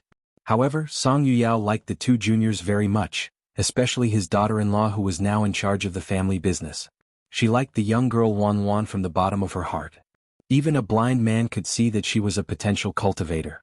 This probably had something to do with the fact that she did not have any children. She could not help but feel sorry for a young girl like Zhao Wanwan, who had a tragic background but was obedient and pure. She was a woman who was a spy in Dali. The three of them began to head north. The further south they went, the more dangerous it was. Wu Shuoan did not dare to take the lives of the two children lightly. On this day the three of them camped on a mountain peak. Zhao Wanwan was doing breathing exercises while Zhao Shuxia was practicing his walking stance. Wu Shuoan was pleased to see this. Of course, Wanwan was more talented, but the old man had never been partial to the two children. In fact, Wu Shuoan had a secret manual with him. It was the swordsmanship manual that Chen Pingan had copied out word by word. He also had a yellow imitation sword that he carried on his back for the time being. He did not tell Zhao Shuxia about it.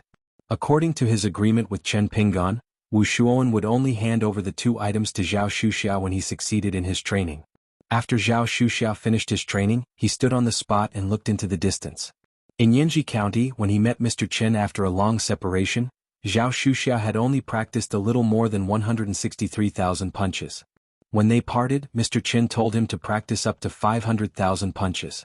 Zhao Shuxia knew that his talent was not good, so he focused on his training. Hard work could make up for it. Unknowingly, Zhao Wanwan was standing beside him. She asked gently, "Brother, do you want to become Mr. Chen's disciple?" Zhao Shuxia scratched his head, embarrassed. "I don't dare to think about it. How could Zhao Shuxia hope to become a disciple of a sword immortal like Mr. Chen?" Zhao Wanwan whispered, "Brother, but I have a feeling that Mr. Chen has high hopes for you." Zhao Shuxia thought for a while. I don't care about anything else. I have to finish all 500,000 punches. We'll talk about it later. Zhao Wanwan nodded. Zhao Shuxia suddenly sighed. The girl was puzzled. What's wrong? Zhao Shuxia whispered, I'm just saying if I'm lucky enough to become Mr. Chen's disciple, what should I call you? Masteress? Wouldn't that mess up the seniority? The girl's face turned red, like a peach blossom blooming in the spring breeze. She kicked Zhao Shuxia's calf. Zhao Shuxia, what nonsense are you talking about? Zhao Shuxia looked innocent and bared his teeth. Wu Shuowen shouted, I didn't hear anything. The girl's face turned redder and redder. She ran away and waited alone. Zhao Shuxia turned his head and exchanged a smile with the old man. There was no need for words. Although there was a big age gap, they were all men. But when Zhao Shuxia started practicing again, it was different. Wu Shuowen would sometimes be dazed when he saw the young man practicing. He felt that Zhao Shuxia's talent was actually very good. The Zhao Shuxia of the past was indeed not a martial arts genius. The current Zhao Shuxia in fact had very weak fist intent. He still could not be considered a martial arts genius. But one day, as long as the young man persevered and walked on this path, then there was at least one possibility. The world's fist intent was Qin Pingan. Only the nameless Zhao Shuxia. At the border of Qingwan, Fairy Lu Li's Dao heart was about to collapse. The great immortal Master Cui, who looked like a young man in white, let a weak child carry him. The child wobbled and walked on the rugged mountain road. Cui Dongshan waved his snow-white sleeve and shouted, Go, go, go, go, as if he was riding a horse. On the second floor of Luopa Mountain's bamboo house, Pei Qian had just barely dodged a punch when she was hit on the forehead by the next punch. She was brought all the way to the wall and was nailed to the wall. The barefoot old man said expressionlessly, I beat you with the 4th level of the world's paper paste. How many times have you died already? Are you a waste? Your master is a waste with decent talent. Then you are a waste that does not have the qualifications to be Qin Pingan's disciple. The Pei Qian who was hung on the wall was bleeding from her 7 orifices. She struggled to open her eyes and spat out a mouthful of blood at the old man. The old man did not dodge. He only increased the strength of his fist. If this bamboo house was a house in the marketplace, that little head would have been completely caved in. The old man sneered, not convinced? Do you have the ability to speak? A waste disciple taught by a waste master. If I were Qin Pingan, I would have already told you to scram, so that you don't embarrass yourself in the future. His punch caused Pei Qian's face, which was already covered in blood, to be completely devoid of any black. A slender arm was raised shakily. It was not a punch but a light touch on the old man's shoulder. It was light. Was it scratching an itch? The old man seemed to be furious. He turned his fist into a palm and grabbed her entire head. With a casual swing, she flew out and hit the wall, falling heavily to the ground. Pei Qian had completely fainted. The old man came to her side, squatted down and pointed in the air. After a moment, he stood up and turned to the corridor outside the bamboo house and said, Drag her away. The bamboo door opened. The girl in the pink dress skillfully carried the tan girl on her back and ran to the first floor with light but quick steps. The old man put his hands behind his back and strode out of the house to the corridor railing. The old man laughed silently. He was extremely pleased. With that punch, you Pei Qian should be the strongest in the realm.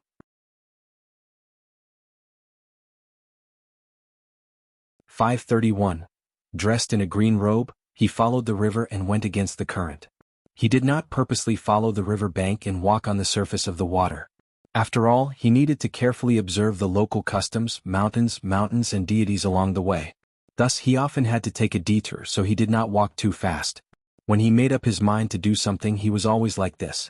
He worked hard and did not feel that it was hard. However, the people around him could be at ease. If they were young, they would not even know how lucky they were. Probably because he grew up at the bottom of the city, Qin Pingan had extremely good patience and tenacity. On the way, Qin Pingan encountered an incident that caused him to ponder deeply. Once, Qin Pingan stayed at an inn near the Xingwang Temple in a certain county in Fuchu. At midnight, there were sounds of gongs and drums that only cultivators and ghosts could hear. The Yin underworld barrier was suddenly broken.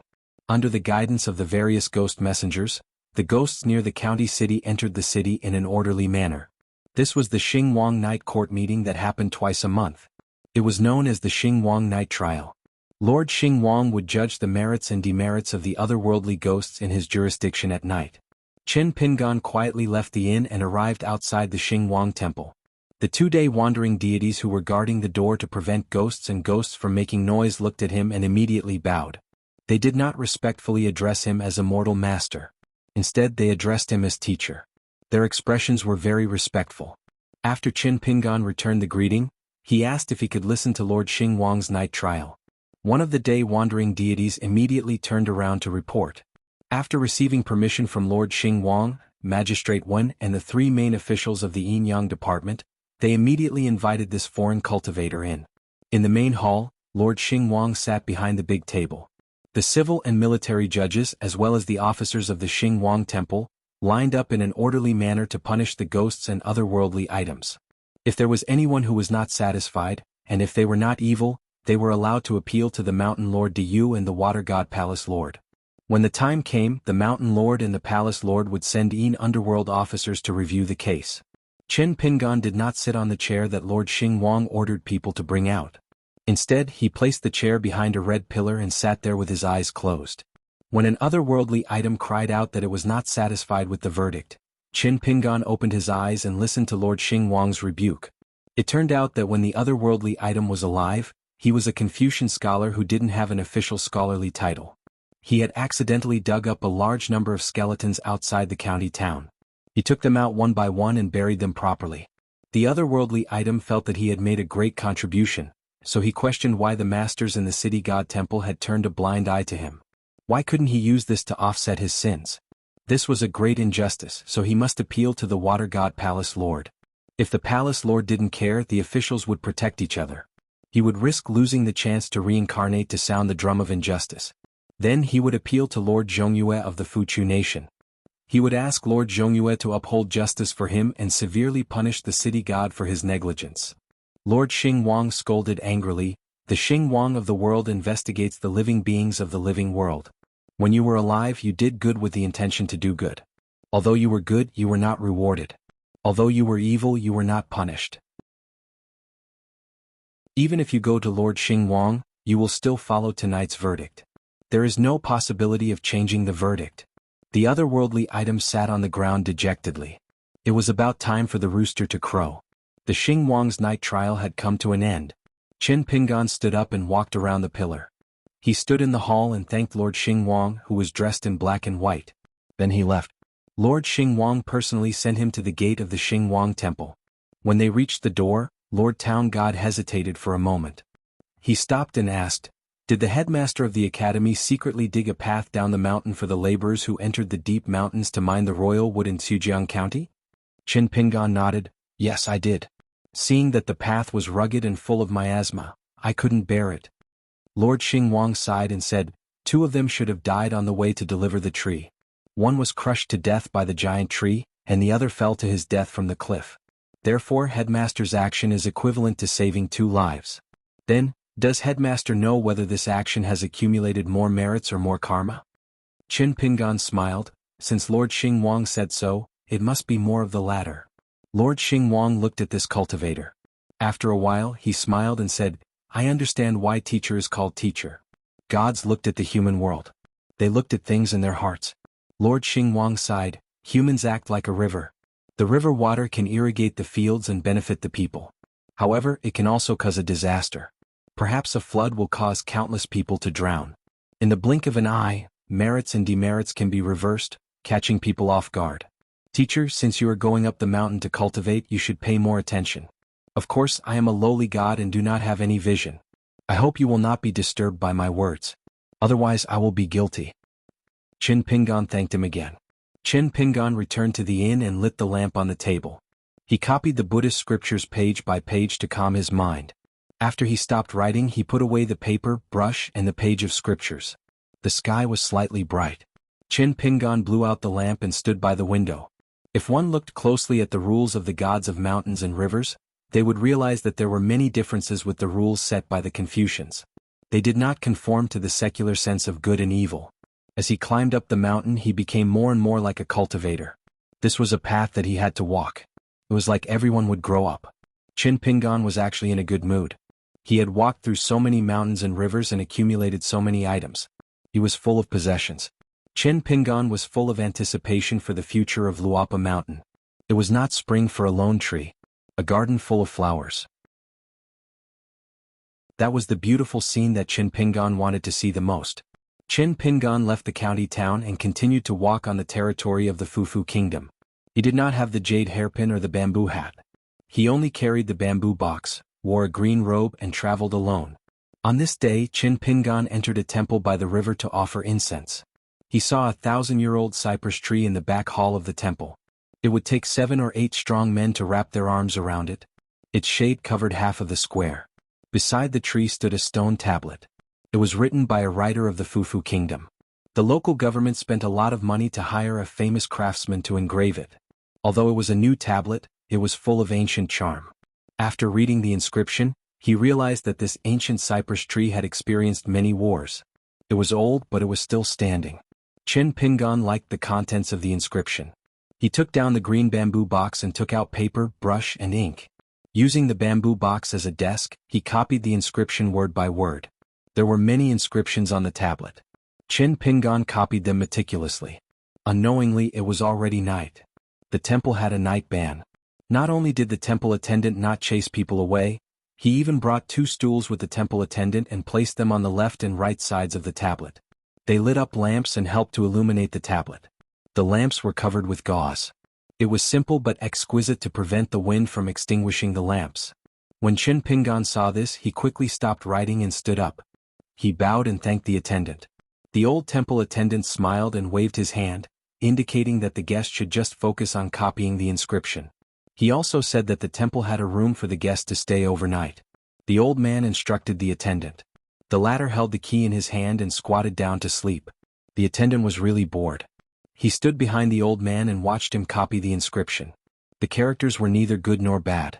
It was just that he copied them seriously and wrote them neatly. He really couldn't see how good the characters were. He had gone to other temples to play before. Compared to his own temple, the other temples were much more beautiful. There were many inscriptions by scholars on the walls. Each one was more elegant than the last. In particular, there was a scholar who was drunk and holding a cup. He wrote an entire wall of cursive characters. It really made people's hearts sway. Although it was only a cursive inscription, it was praised by the literary circles of Fuyu as the painting of an old flood dragon spreading the rain. The characters of the young scholar in green robes in front of him weren't very good. They were very ordinary. After Qin Pingan finished copying the inscription, he packed up the bamboo box and put it back on his back. He then went to the guest house to check in. As for how to express his gratitude after thinking it over, he could only donate some money for incense before he left tomorrow. The attendant yawned incessantly. He felt like a sleepy bug was crawling into his ears. However, he wouldn't complain that the guest was too slow. There were many stone inscriptions and inscriptions in the temple, so there were often scholars who came here to copy the inscriptions. The attendant wasn't very old, but he was very experienced. The temple attendant's grandfather also had a strange temper. He had always treated scholars with respect and special treatment. According to a few of his senior brothers in the temple attendant's grandfather had received who knew how many scholars who came to the capital to take the imperial examinations or to visit the mountains and rivers. Unfortunately, the temple's feng shui was mediocre. After so many years, there hadn't been a single scholar who passed the imperial examinations and became a high-ranking official in Fuyu. Which other temple hadn't produced 1 or 2 scholars who went on a successful career and made the temple famous? Qin Pingan walked into the corridor. He stopped in his tracks and looked back. The 1,000-year-old cypress tree's leaves were swaying. Qin Pingan smiled and muttered, "The cool breeze and bright moon, the branches move, I suspect it's the sword light of an immortal treasure." The attendant was stunned. "What a good poem. Which book did young master read it from?" Qin Pingan smiled and said, "I forgot where it came from." The attendant said regretfully, "It would be great if young master could recite it himself. When I get back, I'll have the temple attendant find someone who writes well and write it on the wall in his stead. That way we'll be able to add some incense to our temple." Qin Pingan looked at the ancient cypress tree and shook his head. The attendant thought that this young master who was traveling from another place meant that he didn't recite the poem himself. He said softly, "Young master, let's go. I'll bring you to the guest house so that you can rest early. The guest house isn't big, but it's clean. Don't worry, I'm the one who takes care of it. I guarantee that there won't be a single ant or insect." At this point, the attendant said softly, "If you accidentally bump into them, young master, please don't complain to the temple attendant. Qin Pingan smiled and nodded. He nodded and followed the attendant to the guest house. On the ancient cypress tree's side, its branches and leaves were swaying. The ancient wood spirit that was about to transform into human form was so aggrieved that it almost shed tears. It wanted to press down on the attendant's wooden head and knock it awake. "You silly little attendant, how can you be so stupid? Do you know how much fortune you've missed out on for the temple? If it could ask the immortal sword to write that poem on the temple wall, it might be able to reach the heavens in a single step. As for the temple's incense and feng shui, it would naturally rise by leaps and bounds. Could 10 vermilion purple noble officials in the Futsu Kingdom's temple compare to this person's calligraphy?" However, that immortal shook his head at it just now, so it didn't dare to speak recklessly. It didn't want to anger that immortal, which would be bad. Late that night, Qin Pingan was still practicing the 6-step stance. At the same time he was practicing the sword furnace stance and the 1,000-year sleeping stance. While he was half asleep, the fist intent flowed through his body. Within the small world of the human body, there was another kind of cultivation. Cultivating the body and cultivating the mind without neglecting either. Qin Pingan's heart moved slightly, but he didn't open his eyes. He continued to immerse his mind and practice the stance. That day, the temple attendant saw a man in green in his dream. He carried an ancient cypress tree branch on his back, like a ranger carrying a sword. This person confessed his identity. He was the incarnation of the general cypress tree in the back hall of the temple. He begged the temple attendant to leave behind a calligraphy piece for the guest in green. No matter what, he had to ask the immortal teacher who was passing by the temple to complete this task before continuing on his journey. His words were so earnest that the man in green almost shed tears. After the temple attendant woke up, he sighed. It seemed that he didn't want to force someone to do something. It was difficult for him to ask the young scholar for a calligraphy piece. However, after thinking for a long time, he remembered that the ancient cypress tree and the temple had accompanied each other for 1,000 years. In history there were indeed many stories of the ancient cypress tree protecting the temple. Therefore the old man still wore his boots and clothes and left the house in the night. However, when he reached the guest house, he still didn't knock on the door. He turned to the ancient cypress tree and said softly, "Cypress immortal, I'm sorry. I didn't follow the words to ask for help. It's hard to predict the actions of immortals. Since the other party didn't want to take the initiative to leave behind a calligraphy piece, it must be that the temple didn't have enough merit and fortune." The ancient cypress tree was silent and only sighed.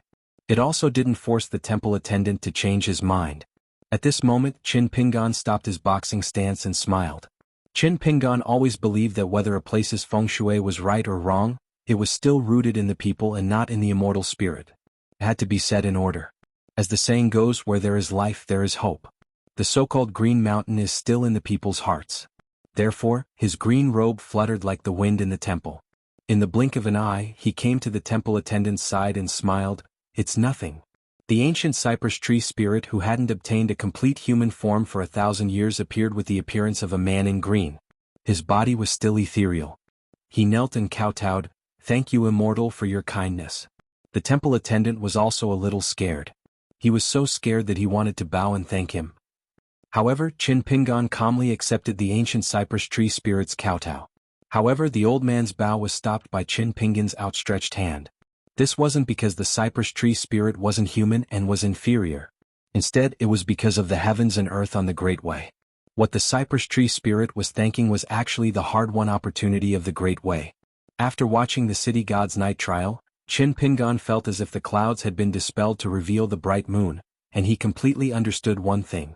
Cultivators wanted to have a clear mind. They also needed to have a clean mind. Qin Pingan asked the temple attendant and the cypress tree spirit to wait for a while. He went to the guest house and took out a golden talisman. He sat upright and after holding his breath for a while, he wrote the poem stroke by stroke on it. He carried the bamboo box and returned to the cypress tree in the back hall. He handed it to the cypress tree spirit and said seriously, "You can bury this talisman at the connection between the roots of the tree and the mountain. You can slowly refine it in the future. On the Great Way, fortune and misfortune are uncertain. They are all in the heart. In the future you should take care of yourself and be kind to each other." The cypress tree spirit held the golden talisman with both hands and thanked him again. He was so grateful that he couldn't stop crying. Qin Pingan didn't stay in the ancestral temple and left. The moon was bright and the stars were sparse. The moon was on his shoulder and the bamboo box. Looking back, the temple attendant and the cypress tree spirit were still watching him leave. Qin Pingan waved his hand and continued his journey. Well, he saved a sum of money for incense. It wasn't a loss. Qin Pingan smiled and continued his journey. In the dead of the night, he slowly walked with the six-step stance. No matter day or night, nothing was forbidden. The world was like this. When it came to opportunities, everyone had their own destiny. Meeting him, Qin Pingan, in this ancestral temple might have become a so-called blessing.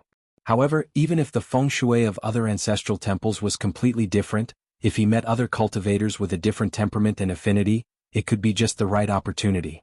If he met Qin Pingan, he would just brush past him. On the Great Way there were thousands of paths.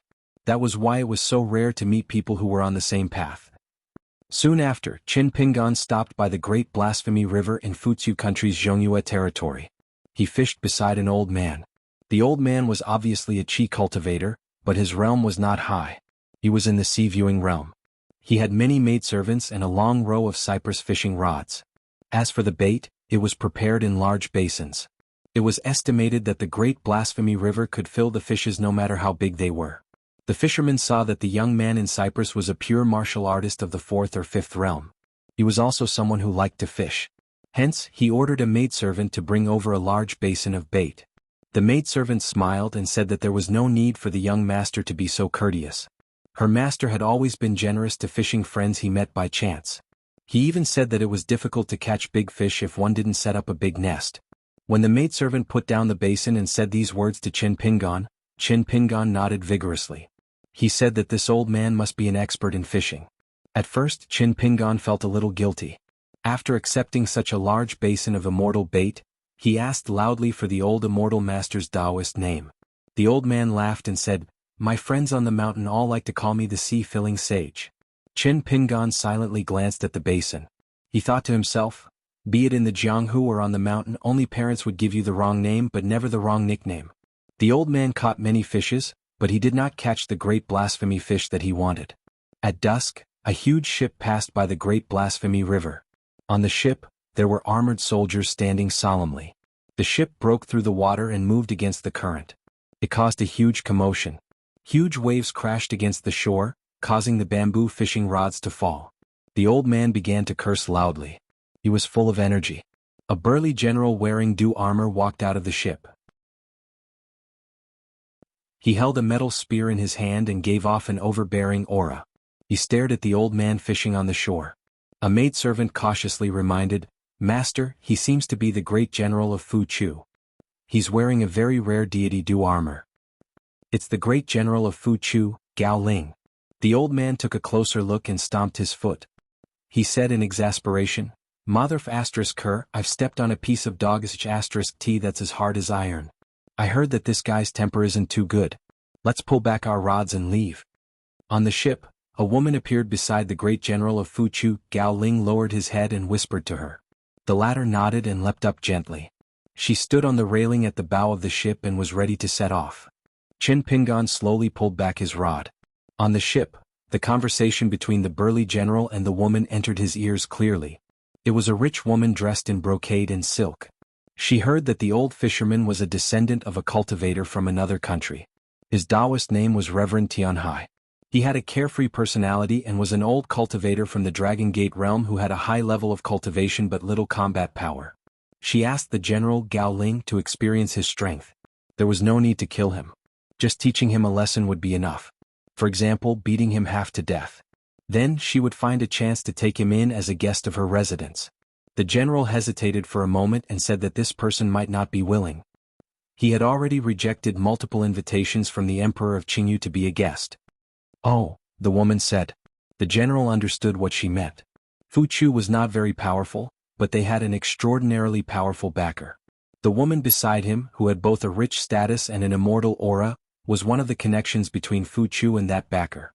Although Gao Ling looked like he was in his 30s, he was actually in his 60s. Among the generals of Fu Chu, his official position was not the highest. He was just a secondary grade 3. However, his fists were definitely the hardest. If he were to land a punch today, he might be able to go from grade 3 to grade 3. Therefore, Gao Ling laughed loudly and said, "I think you should stop running. Why don't you come on the boat and have a drink first?" The general in armor tapped his foot heavily. The boat immediately tilted. A large area of iron armor clanked. The armored soldiers did not care about their manners and quickly reached out to grab the railing tightly. Gao Ling landed on the surface of the water and stepped on the water. He thrust out his spear. A cultivator of the sea-viewing realm was not an immortal master. He was just a mountain cultivator. If he knew what was good for him, he would give in. If he did not know what was good for him, it would be even better. It would be a good opportunity for him to show off his skills in front of the woman.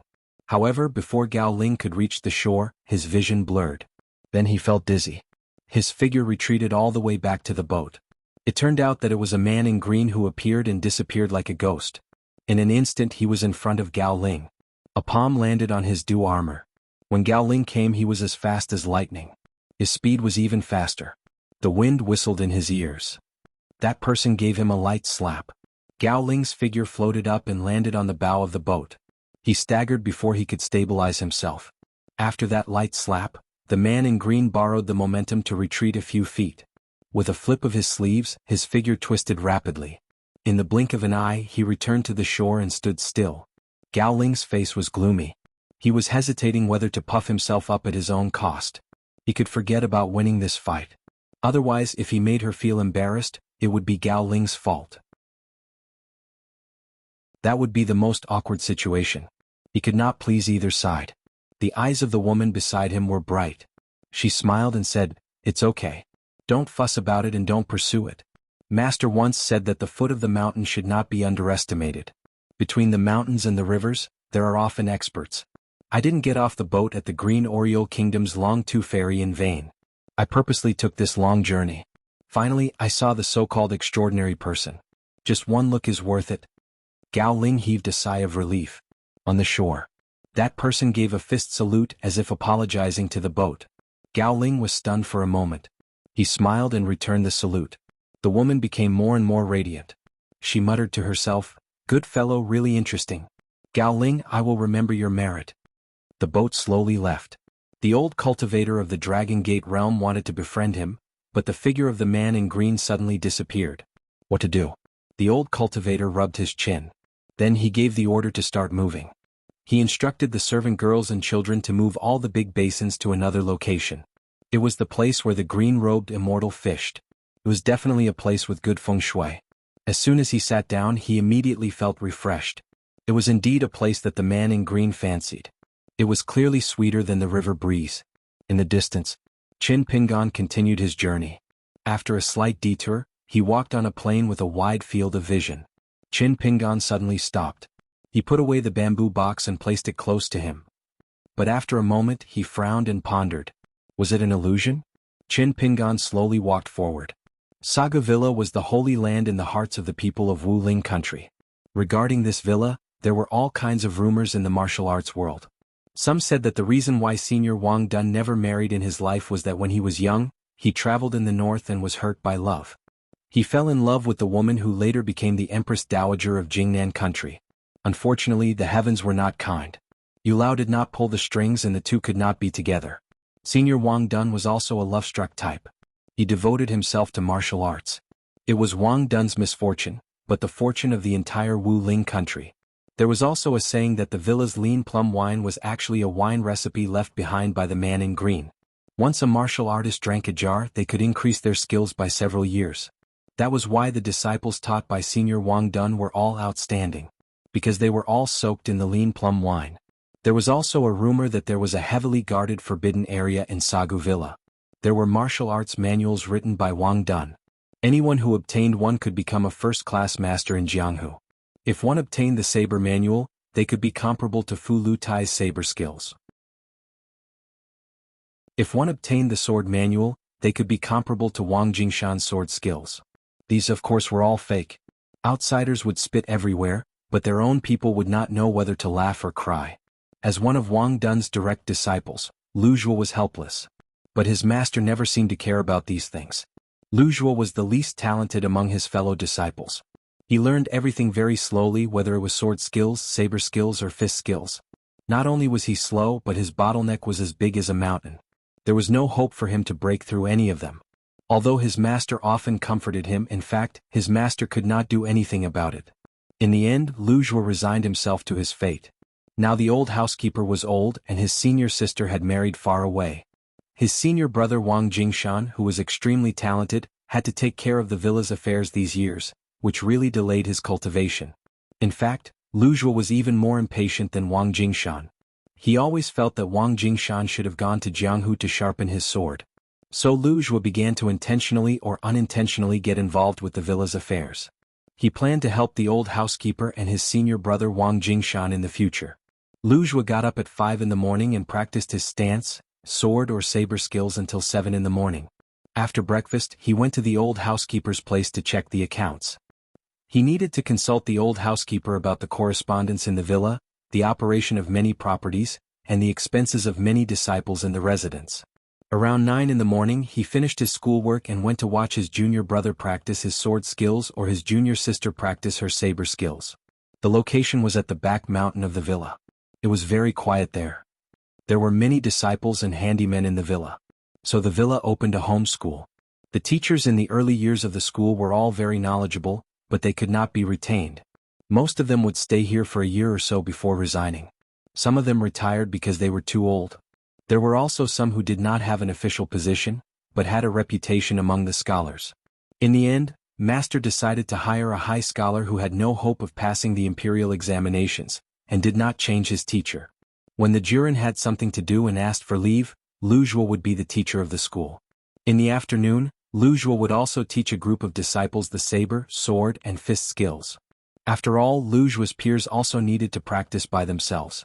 So Lu Zhuo became the easiest person to order around. However, Lu Zhuo did not have any grudges. Instead, he was very happy to be able to help. Lu Zhuo's day was so trivial and fragmented. It seemed that in a few blinks of an eye, the sun would set in the west and the birds would return to their nests. Only after 7 in the evening did Lu Zhuo have the chance to do something of his own. For example, he read some miscellaneous books or read the Mountains and Rivers newspaper bought by his master to learn about the strange things of the immortals on the mountain. After reading, he did not have any yearning and longing. He just kept a respectful distance from them. Lu Zhuo personally held a lantern and patrolled the villa at night. He was just following the rules.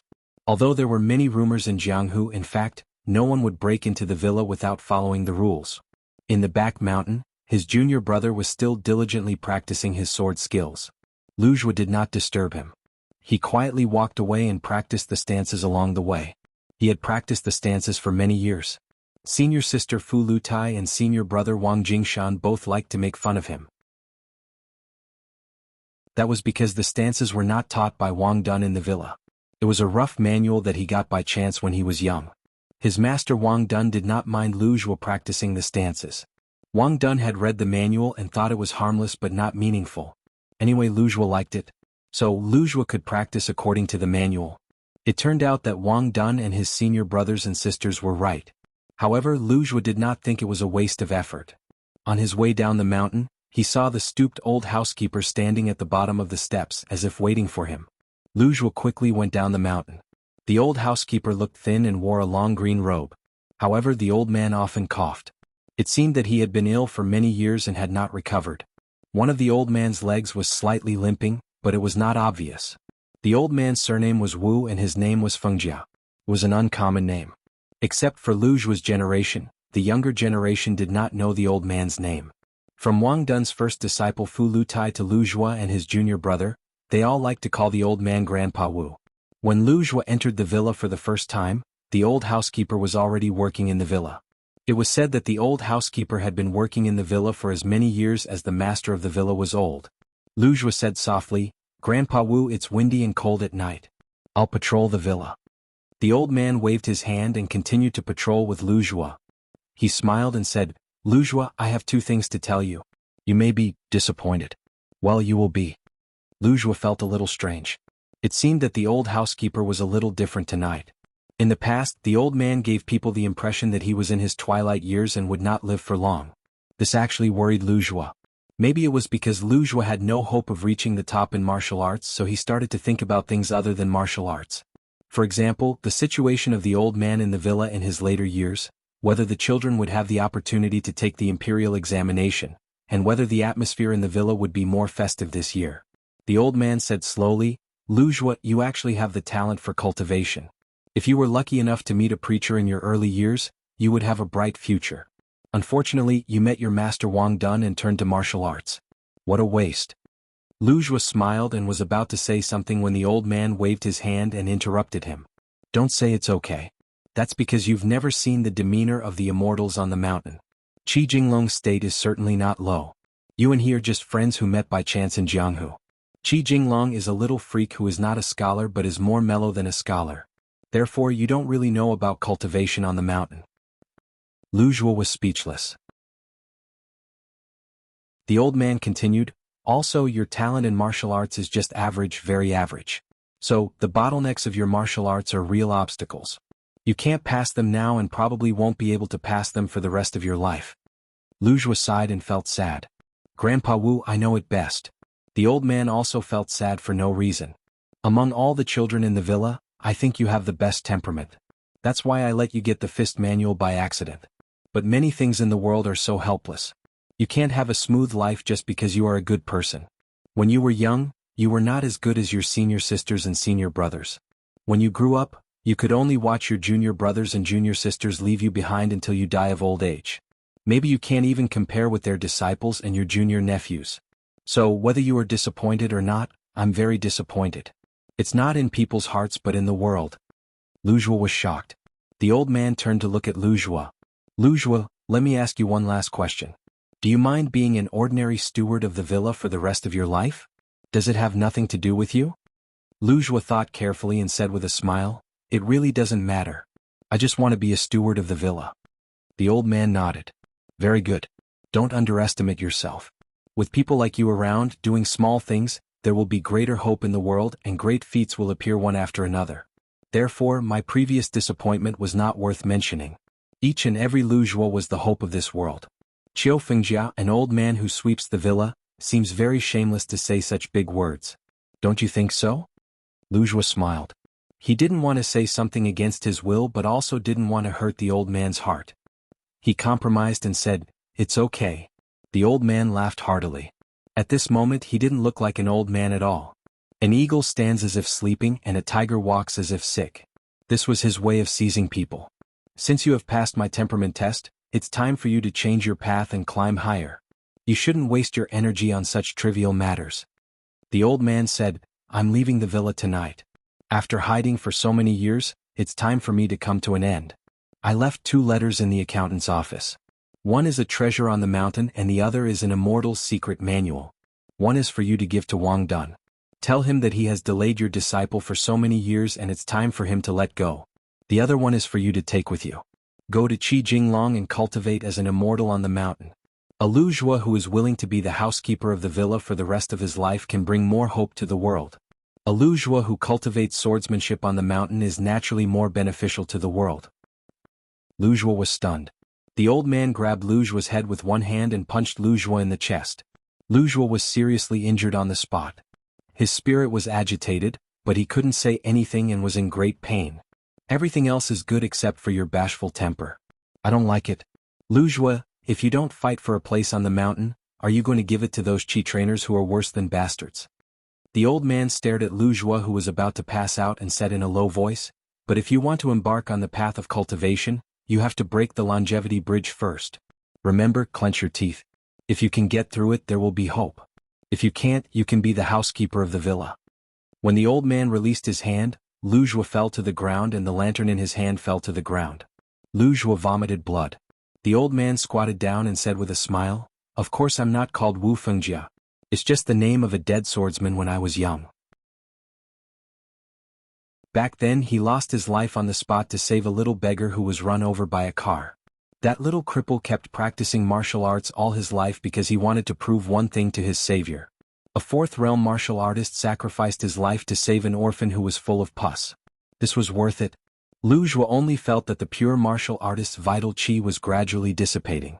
The pain was unbearable, but he still clenched his teeth and tried to listen carefully to every word of the old man. The old man smiled and said, I came up with a set of crude martial arts. In the eyes of ordinary people, I was mediocre and not a genius. Looking back now, the martial arts, stances, and moves recorded in the martial arts manual were indeed sparse and ordinary. Therefore, when I immersed myself in martial arts until I was in my 40s, I was able to publicly declare that I wanted to take revenge on the residents of the leading immortal of the country. Everyone laughed at me for being an ant trying to shake a tree and overestimating my strength. Very well, the fifth intent of my martial arts manual is based on the principle of moving mountains and entering the sea. It's a pity that you, Lujua, have been practicing the martial arts manual for so many years but still can't get the fifth intent onto your body. No matter, there are so many paths in the world. As long as you're a good person, it doesn't matter much whether you're my direct disciple or not. In the end, the old man put 2 fingers together and tapped Lujua's forehead gently, causing him to fall asleep. After all, Lujua no longer needed to learn martial arts to reach a higher level. It was meaningless for him to endure the physical pain. What mattered the most was the constant surging of the spirit, which was the key to cultivating on the mountain in the future. The old man in the long green robe stood up and muttered to himself, "My real name is Guyu." The old man smiled and said, "Before I fight the guy surnamed Feng of the Ape-Crying Mountain, I should go and meet that young man. If he dies, I'll take it as returning my mountain-quaking fist manual. If he doesn't die, haha, it seems difficult." The old man thought for a moment and sneered, "I won't bully you. Since you're competing for the strongest pure martial artist of the 6th realm, then I'll suppress my realm and only use a 9th realm martial artist's punch." On the plains, Qin Pingan felt that something was wrong. A huge sense of danger shrouded the world. There was nowhere to hide. There was nowhere to run. This was the 2nd time he had traveled to the North Continent. The first time was at the foot of the towering peak, where he met the sword immortal of the ape-crying mountain Jiyu. Qin Pingan did not panic at all. Instead, his heart was as still as water in an instant. Beyond the limits of Qin Pingan's vision, an old man in a long green robe stood on the spot with his eyes closed. He had been resting for a long time. When he opened his eyes, he took a step forward. There was no sound. But in the blink of an eye, the ground exploded like spring thunder. On the line, Qin Pingan narrowed his eyes. A double-sleeved talisman, a Taoist robe and 2 flying swords. Even if he was a sword immortal, at this moment he was purely a martial artist and was destined to be useless. Qin Pingan trusted his intuition. The other party was at least a peak realm martial artist. The fist intent was so condensed and strong that it was unbelievable. Qin Pingan began to run forward in a straight line. If he retreated and dodged, his fist intent would be reduced, and his chances of survival would be reduced by a little. Once the fist intent was reduced, it meant that he admitted defeat. In the Jianghu, admitting defeat often meant death. A punch was exchanged. Qin Pingan immediately flew backward for hundreds of feet. He suddenly landed on the ground, but he still could not stop the momentum of retreating. The soles of the boots on his feet were directly worn out. His whole body was almost falling apart.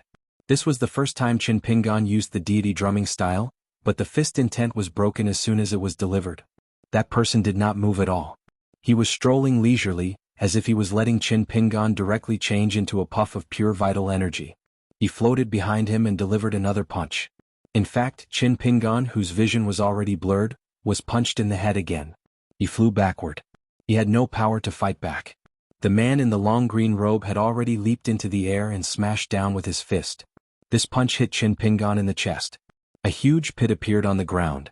Qin Pingan, bathed in blood, fell to the ground and could not get up. His blood, flesh, meridians, limbs and acupoints. They were all on the verge of collapse.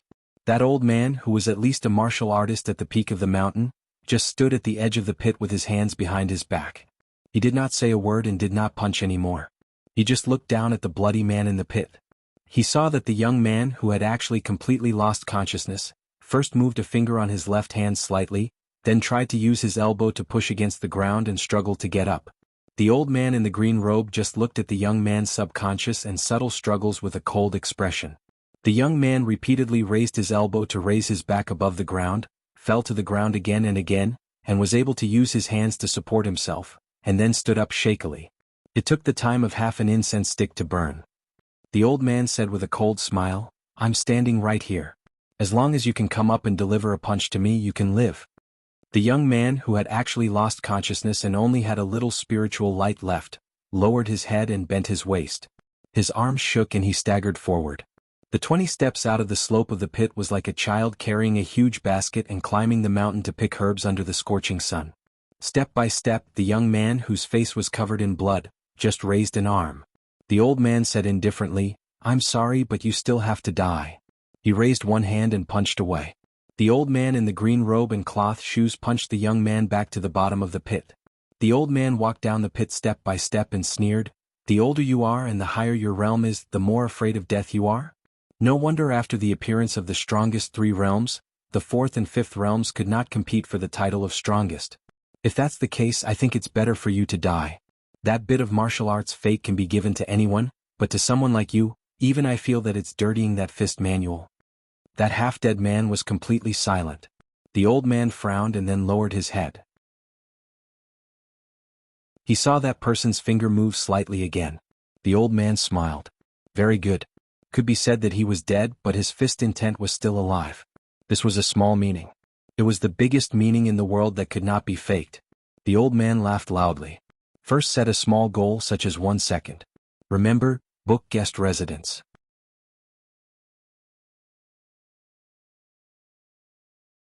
"5:32. Chin Pingon opened his eyes abruptly. He frowned and almost cursed out loud.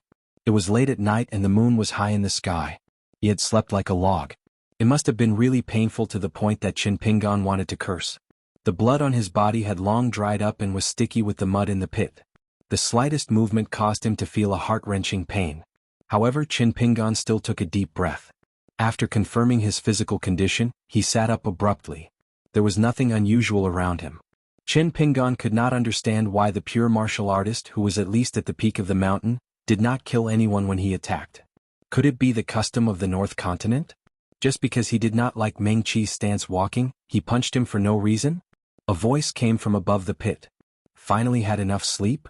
Chin Pingon only got up slowly. He did not even open his fist stance, but the fist intent on his body became purer and more restrained. At the edge of the pit, a long green robe and cloth shoes appeared. It was the old martial artist. The old housekeeper Wu Fengjia, who had lived in seclusion for many years in the sweeping mountain villa. Putting aside Li Er, who appeared out of nowhere, he was one of the 3 martial artists of the 10 realms in the North Continent, Guyu of the Great Zhuan dynasty. Why was there only one weak nascent soul cultivator in the Golden Scale Palace in the surrounding countries of the Great Zhuan dynasty? Why was the Golden Scale Palace so weak that Rong Chang of the Floating Duckweed Sword Lake regarded it as a useless mountain that he had never heard of? It was the martial artist, Guyu, who used his fists to disperse the immortals of more than 10 countries. Almost all of them were expelled by this person. Guyu once said, "The world is big, but immortals should scram. Heroic words must be accompanied by heroic deeds. A true hero was needed." The old man smiled and said, "Your fist intent is passable. The 6-step stance walking has over 1,000,000 punches, right?" Chin Pingon nodded and said, "Close to 1.6 million punches." The old man asked, "You came from a small family and were given a tattered fist manual when you were young. You treated it like a treasure and practiced it from a young age?" One could see the bigger picture. No disciple of a rich family in the world would practice the mountain-quaking fist. Therefore, this young man's background was definitely not too good. Chin Pingon shook his head and said, "He only started practicing when he was about 14. The old man was gratified. "Everything else isn't difficult. Punching is a skill of death. If you have a little bit of perseverance, you can punch 1,000,000 times. The only difficulty is that you have to keep practicing this stance." Chin Pingon was confused from the beginning to the end. However, there was no doubt that the old man didn't want to kill him. In fact, after the old man punched him a few times, the benefits he received were unimaginable. It wasn't even in the body or the soul, but in the fist intent and the human heart. At this moment, Chin Pingon gently clenched and unclenched his fists. He felt that the title of the strongest in the 6th realm was already in his bag. This was a rare occurrence for Chin Pingon. The old man said, "My name is Guyu." Chin Pingon immediately understood that the foundation of his fist technique was the fist manual that Gukin had given him back in the Mud Bottle Alley.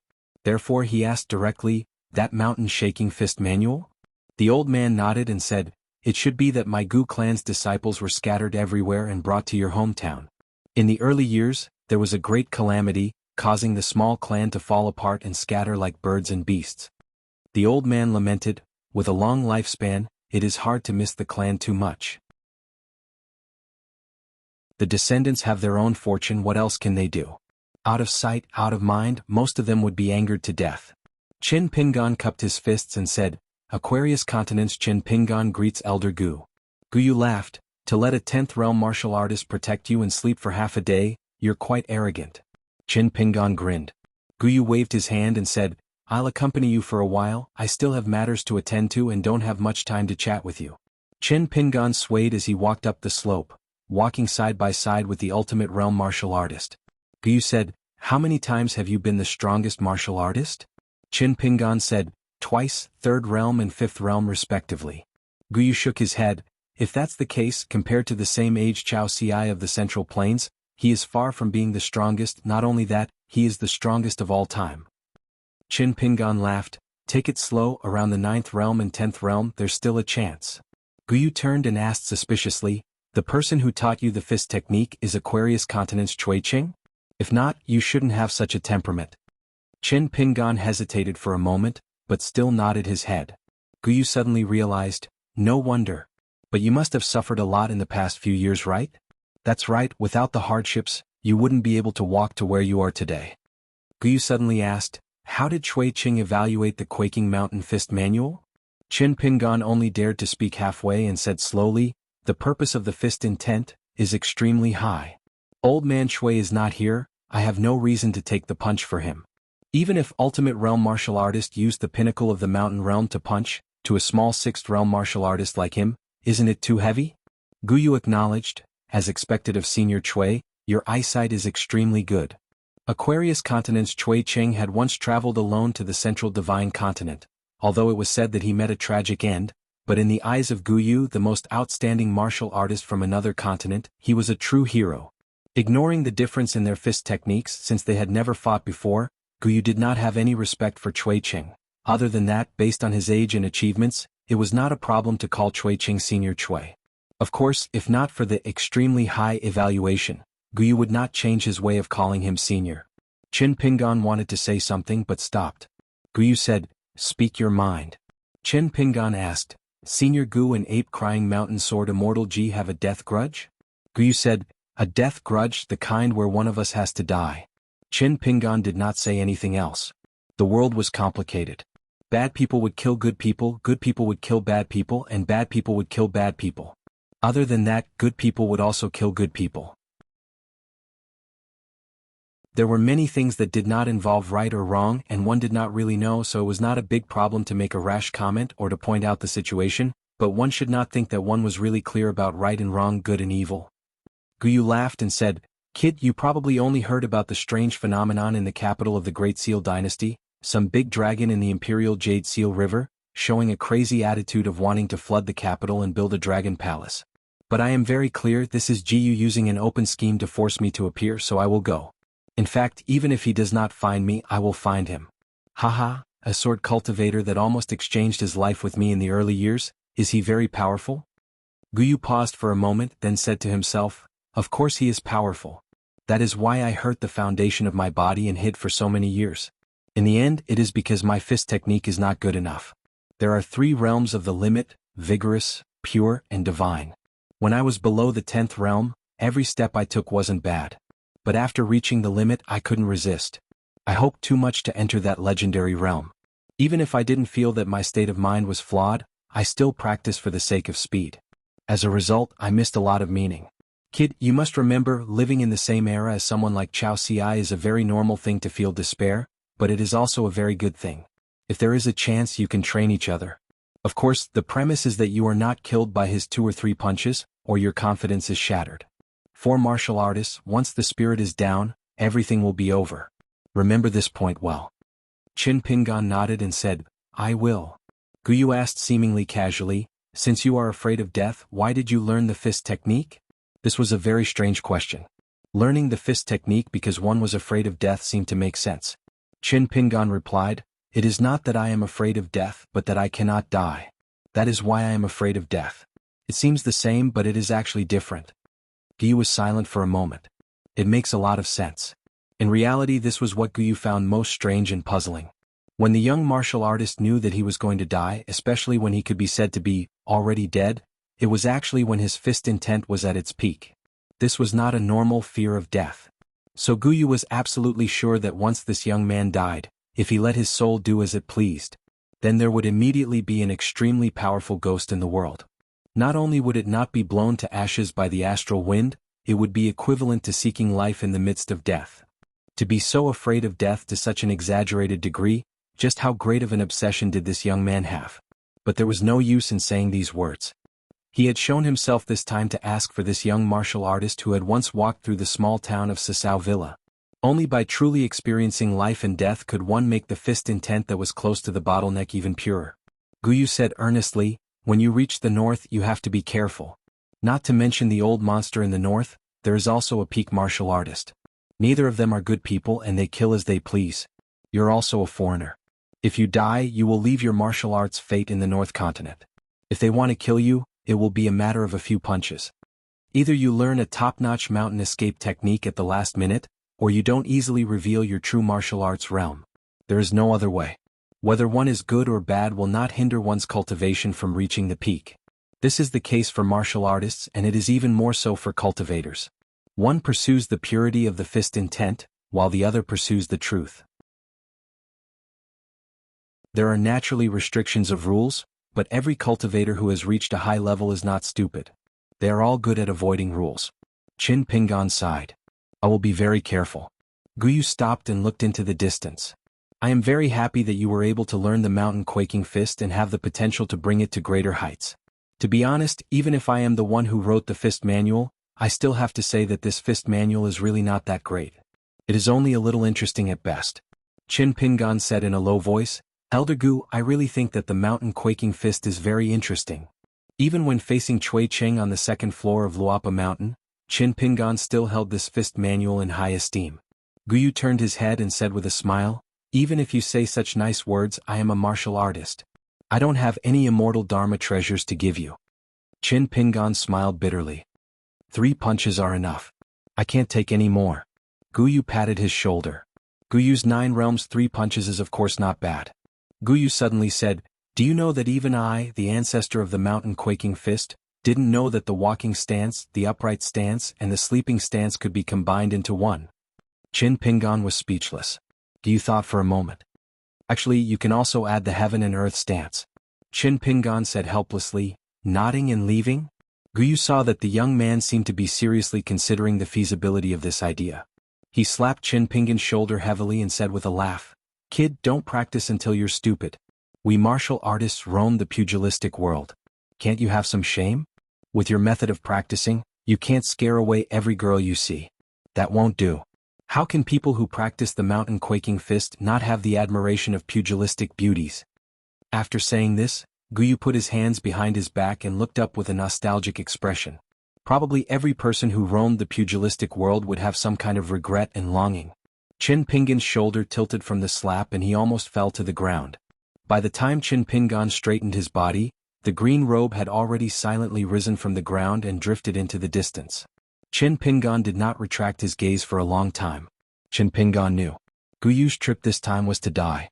But perhaps, Ape Chatter Mountain would no longer have a sword immortal Jiu. That was life. Qin Pingan took out the bamboo box and placed it on the ground, sitting on it. He then took out the blade-strengthening gourd and slowly drank wine.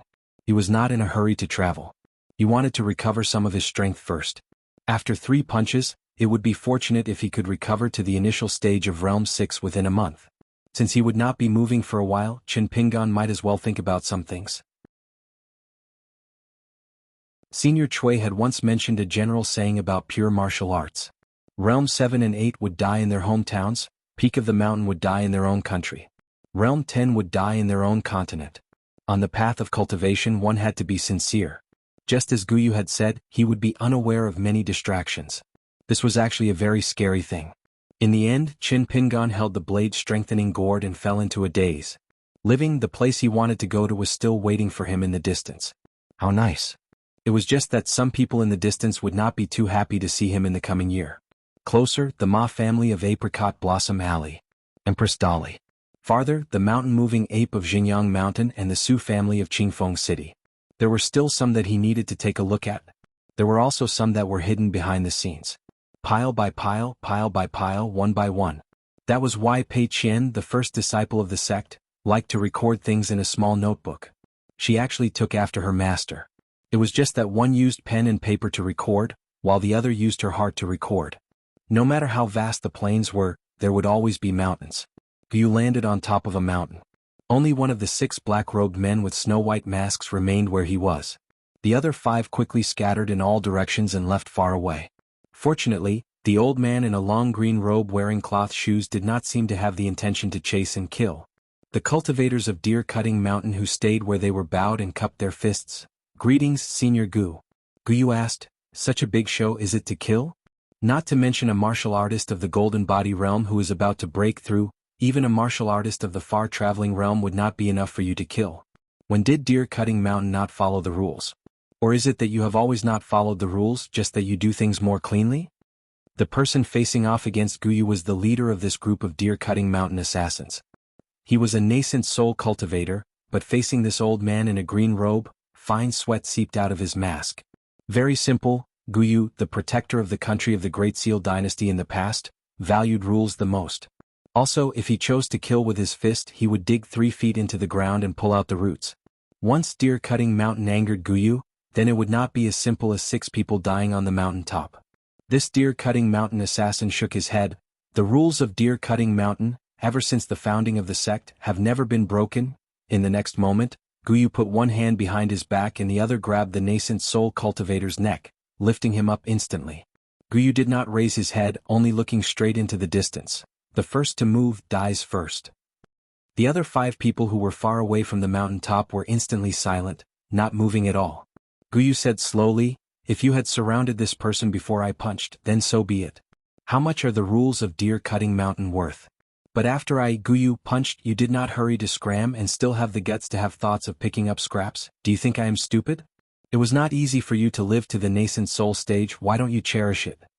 Guyu frowned, only picking up that pitiful nascent soul cultivator who did not have any thoughts of fighting back, but did not immediately kill him. It seemed that this ultimate realm martial cultivator who had been silent for many years was hesitating whether to leave one alive to report to Deer Cutting Mountain. If he wanted to leave one alive, who was more suitable to leave alive? Guyu did not conceal his killing intent at all, it was so thick it was tangible. Astral chi overflowed. Within a radius of 10 feet, the grass, trees and soil were all pulverized, dust flying. The robe of the nascent soul cultivator in the old man's hand gave off a series of fine ripping sounds. Guyu casually flicked his finger.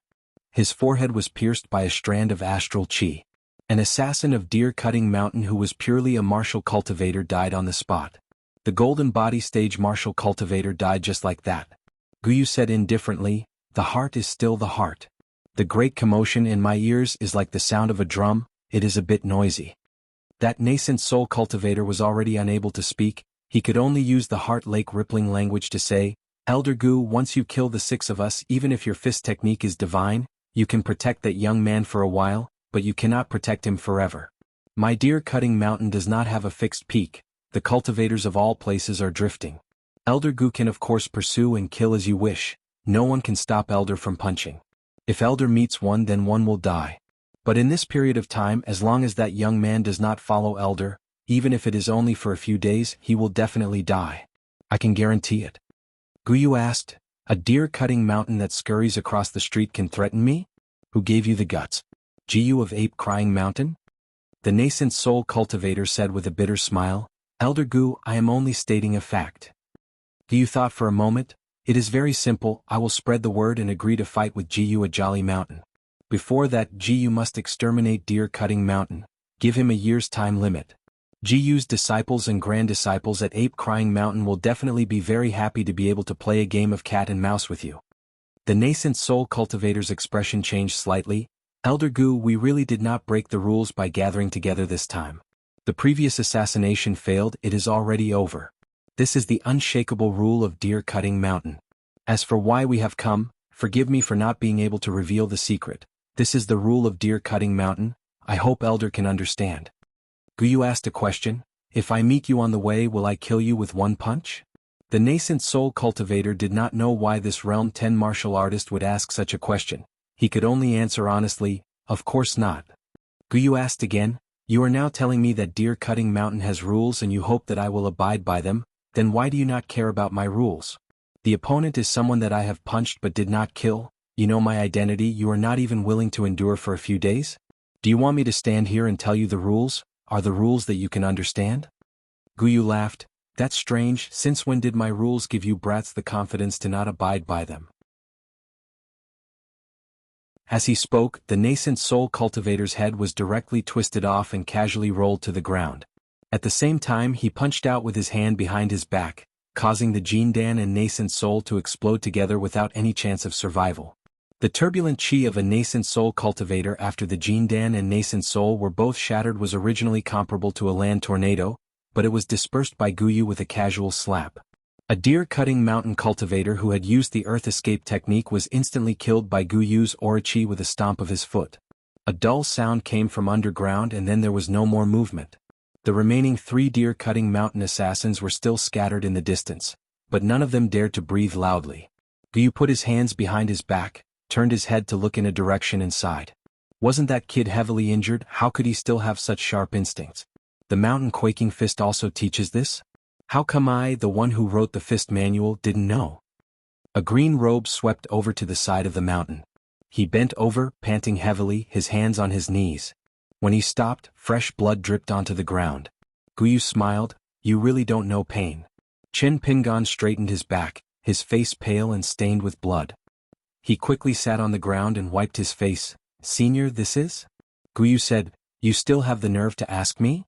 Chen Pingan said helplessly, I already sensed this group of deer-cutting mountain assassins long ago. Actually, I've already sent a flying sword message to a friend. A few more days and we'll be able to catch the mantis stalking the cicada, unaware of the oriole behind. Guyu asked, what friend from the mountain? Is he really not afraid of the mosquitoes and flies of deer-cutting mountain that love to stick to people? Chen Pingan smiled, anyway he's a good friend. He's more patient than I am and is least afraid of these trash. I have nothing to be embarrassed about troubling him. Guyu nodded. Guyu said, this time I'm really leaving. The remaining 3 will be left to you to feed your punches? Chen Pingan smiled bitterly, Senior Gu, I really can't. Guyu smiled, then what do you mean? Chen Pingan sat cross-legged, his hands on his knees, then allow me to learn the world's most authentic mountain quaking fist from Senior. The assassins of deer-cutting mountain would rather die than reveal their secrets. Chen Pingan had experienced this before. Guyu said in a low voice, sitting and learning? Get up. Chen Pingan stood up shakily, his body unsteady, but his fist intent was extremely proper. It was like copying and writing after learning how to read. The old man in the green robe and cloth shoes bent his knees slightly, twisted his wrist, formed a fist with one hand and slowly pushed it forward. His other hand formed a fist but he pulled it back. My mountain quaking fist focuses on using one fist to attack the enemy and one to defend the mind. Therefore, even if you're facing the ancestors of the 3 sects, as long as the fist intent is not scattered, you can still punch after death. No matter how powerful your immortal techniques are, my mountain quaking fist will split open the mountain. This is what I, Chen Pingan, learned when I was in the 7th realm, so I was able to write the preface of this fist manual. If you, Chen Pingan, want to reach greater heights than me in the future, then you should have such an arrogant thought. The 3 assassins of deer-cutting mountain had already started to run for their lives. Some flew on the wind, some ran close to the ground, and some used their abilities, turning into green smoke and dissipating. The old man stepped out with his cloth shoes, and then finished the 6 steps in an instant and punched out. Then he changed his stance, punching somewhere else and changed his stance again, punching towards the sky. Chen Pingan stared with wide eyes, following the old man in the green robe. So this was the true mountain quaking fist. It was not just Guyu who punched 3 times with his cultivation as a 10th realm martial artist. But the fist intent of the mountain quaking fist could be so spectacular. As for where the fist intent landed and what the result was, Chen Pingan did not even need to look. Guyu retracted his fist and stood still, asking, how is it? Chen Pingan said slowly, it's like watching a fist is like practicing a sword. Guyu sneered, practicing a sword? So what if you've cultivated a sword immortal? I came to Great Seal Capital to kill a sword immortal. Chen Pingan scratched his head and said, someone said that practicing a fist is like practicing a sword. Guyu nodded, that makes sense. It's the same if you look at it the other way around. Dying thousands of fist techniques and living out a fist intent is the true way to practice a fist. Chen Pingan's eyes lit up. Yes. Guyu suddenly said, it's hard to say how good Chui Cheng's fist technique is. Ace fist is just average. If it were me, Chen Pingan, I guarantee that you, Chen Pingan, would be the strongest. Chen Pingan was speechless. Chen Pingan's lips moved slightly, but there were some things he did not say in the end. Guyu shook his head, indicating that the young man did not need to say anything. Qin Pingan could only cup his fists and send him off. Guyu also cupped his fists and bade farewell.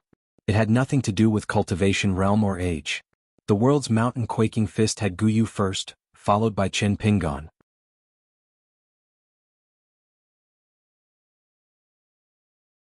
533. Qin Pingan stayed on the mountain for 2 days. All day long, all he did was stagger and practice his walking stance. On this day at dawn, a young man dressed like a Confucian scholar came riding the wind. When he saw the ravine on the plains, he suddenly stopped and then quickly saw Qin Pingan on the mountain top. Qi Jinglong floated to the ground, travel-worn. To be able to make a Yuanying bottleneck sword Xiao so wretched, he must have been in a hurry. But from riding the wind to landing, Qi Jinglong remained silent. Only when he lightly shook his clothes and the talisman's aura dissipated did he reveal himself. Qin Pingan smiled slightly. His heart, which had been stretched taut all this time, quietly relaxed a little. As long as Qi Jinglong appeared, there was no harm in being lazy. Previously, before parting at the Dragon Head Ferry, Qin Pingan had given one of the flying swords in the sword box that Zhu Quan of the Linen Sect had given him.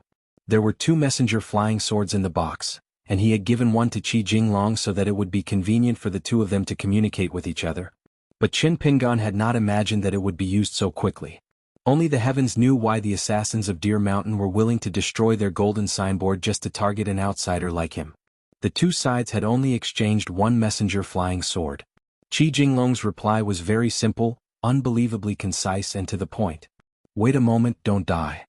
At this moment, Qi Jinglong surveyed his surroundings. After carefully examining his surroundings, he asked, "What's going on? 2 groups of people?" Qin Pingan sat on the bamboo box, took out the blade-strengthening gourd and shook it. Qi Jinglong felt a headache and hurriedly said, "Forget it." Qin Pingan was now wearing the 100-eyed Taotai robe that he had picked up from the side of the road. He took a sip of wine and said, "One of the seniors, I can't say his name. Do you still remember something I told you about the Uchiyama in the southeast of Utarakuru?" Qi Jinglong nodded. Qin Pingan smiled and said, "This senior is the one who wrote the fist manual I learned. After the senior found me, he rewarded me with 3 punches. I didn't die, and he also helped me take care of 6 assassins of Deer Mountain." Qi Jinglong asked, "It's him?" Qin Pingan blinked and didn't say anything. That was it. Qi Jinglong did not ask any more questions. The second group of deer-cutting mountain assassins did not leave too many traces near the mountain top, but it was clear that they did not hesitate to break the rules to attack. This meant that they had already regarded Qin Pingan as a nascent soul-stage cultivator, or even a powerful one. Only in this way could there not be any accidents and not leave any traces. Then for a pure martial artist to be able to kill 6 deer-cutting mountain cultivators by himself after Qin Pingan had suffered such serious injuries from 3 punches, he should at least be a peak martial artist. Starting from the Wuling Kingdom, then traveling against the current from the Green Oriole Kingdom all the way to the Fufu Kingdom, there was not a single 9th-tier martial artist. There was a female great grandmaster in the capital of the Dezhuan Kingdom, but unfortunately she had to fight against the evil dragon with the imperial seal. Connecting the dots with Qin Pingan's so-called by N and the earlier rumors in the southeastern part of the North Continent, the truth naturally came to light. It was very easy to guess Guyu. The ultimate martial artist Guyu had never formally accepted a disciple in his life. The female great grandmaster in the capital of the Dezhuan Kingdom could only be considered half a disciple. Guyu's teaching of fist techniques was extremely strange. There were different opinions. The only one that could be considered reliable was that Guyu had once personally said that his fist techniques could be learned by anyone, but no one could learn them. Qi Jinglong thought for a moment. You have been relatively safe recently. Since that elder has punched, he will almost never leak any information. This means that Deer Cutting Mountain is still waiting for the results, and it is even more impossible for them to send out another group of assassins to target you. So you should continue to travel. I will go find the founder of Deer Cutting Mountain for you and try to clean up this mess. But let me say this first, I can definitely make Deer Cutting Mountain stop. But if you pay them to break the rules, you have to find the mastermind behind it. You still need to be careful. Qin Pingan crossed his arms over his chest and said, "In Jianghu, I have more experience than you." Qi Jinglong asked, "How many more days do you plan to stay here?" Qin Pingan said straightforwardly, "I still need 3 more days. I will continue my journey when my body recovers." Qi Jinglong took a step forward and came to the foot of the mountain. Then he started to draw talismans along the foot of the mountain, one hand behind his back and the other pointing. Every time he drew a talisman he would travel more than 100 feet. It was natural and smooth without any stagnation. Don't forget, Qi Jinglong's talisman way could make Yunshao Palace's Yang Ningxin feel inferior. After all, Chongshin Bureau's Yunshao Palace was one of the ancestral courts of the North Continent's talisman sect. After about half an hour, Qi Jinglong returned to the top of the mountain. It can withstand 3 attacks from an ordinary nascent soul cultivator.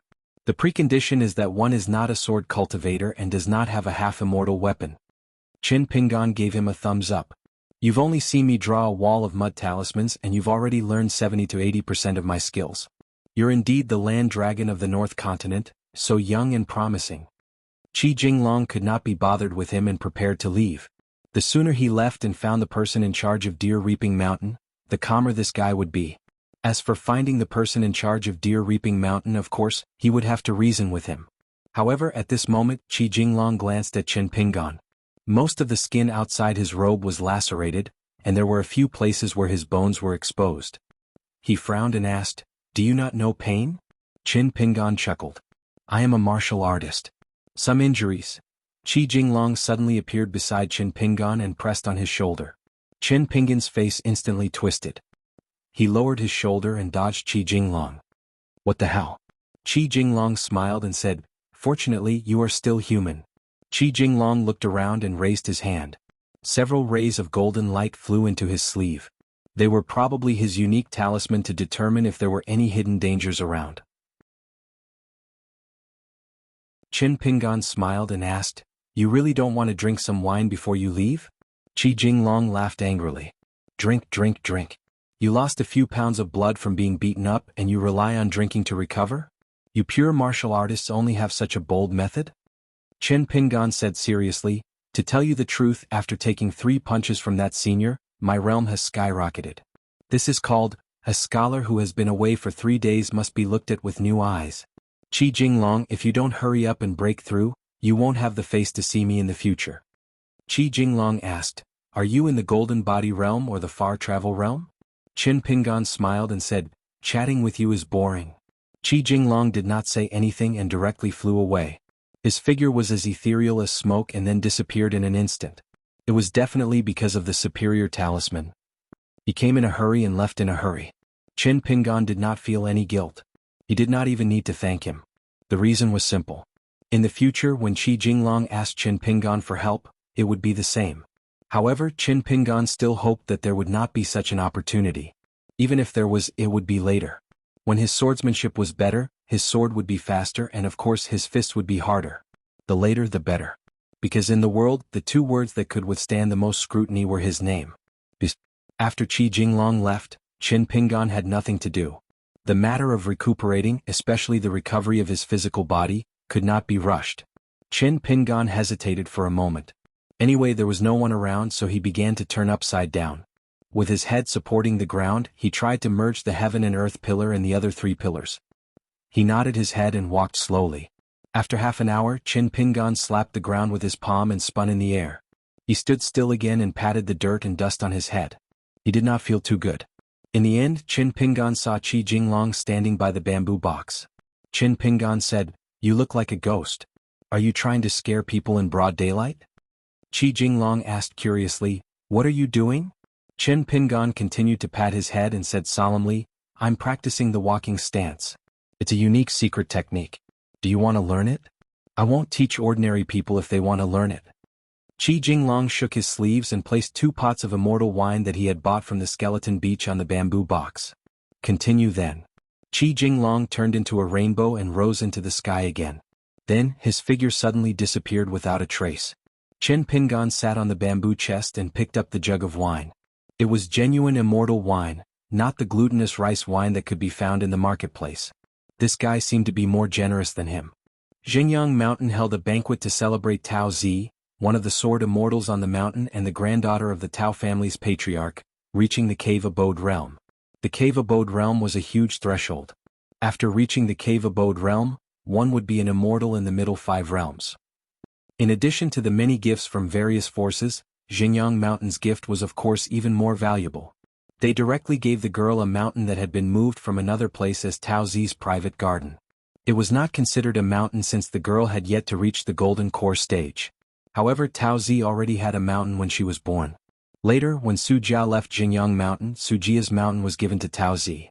Now, the girl alone had 3 treasured lands with abundant spiritual qi in her hands. It could be said that her dowry was generous.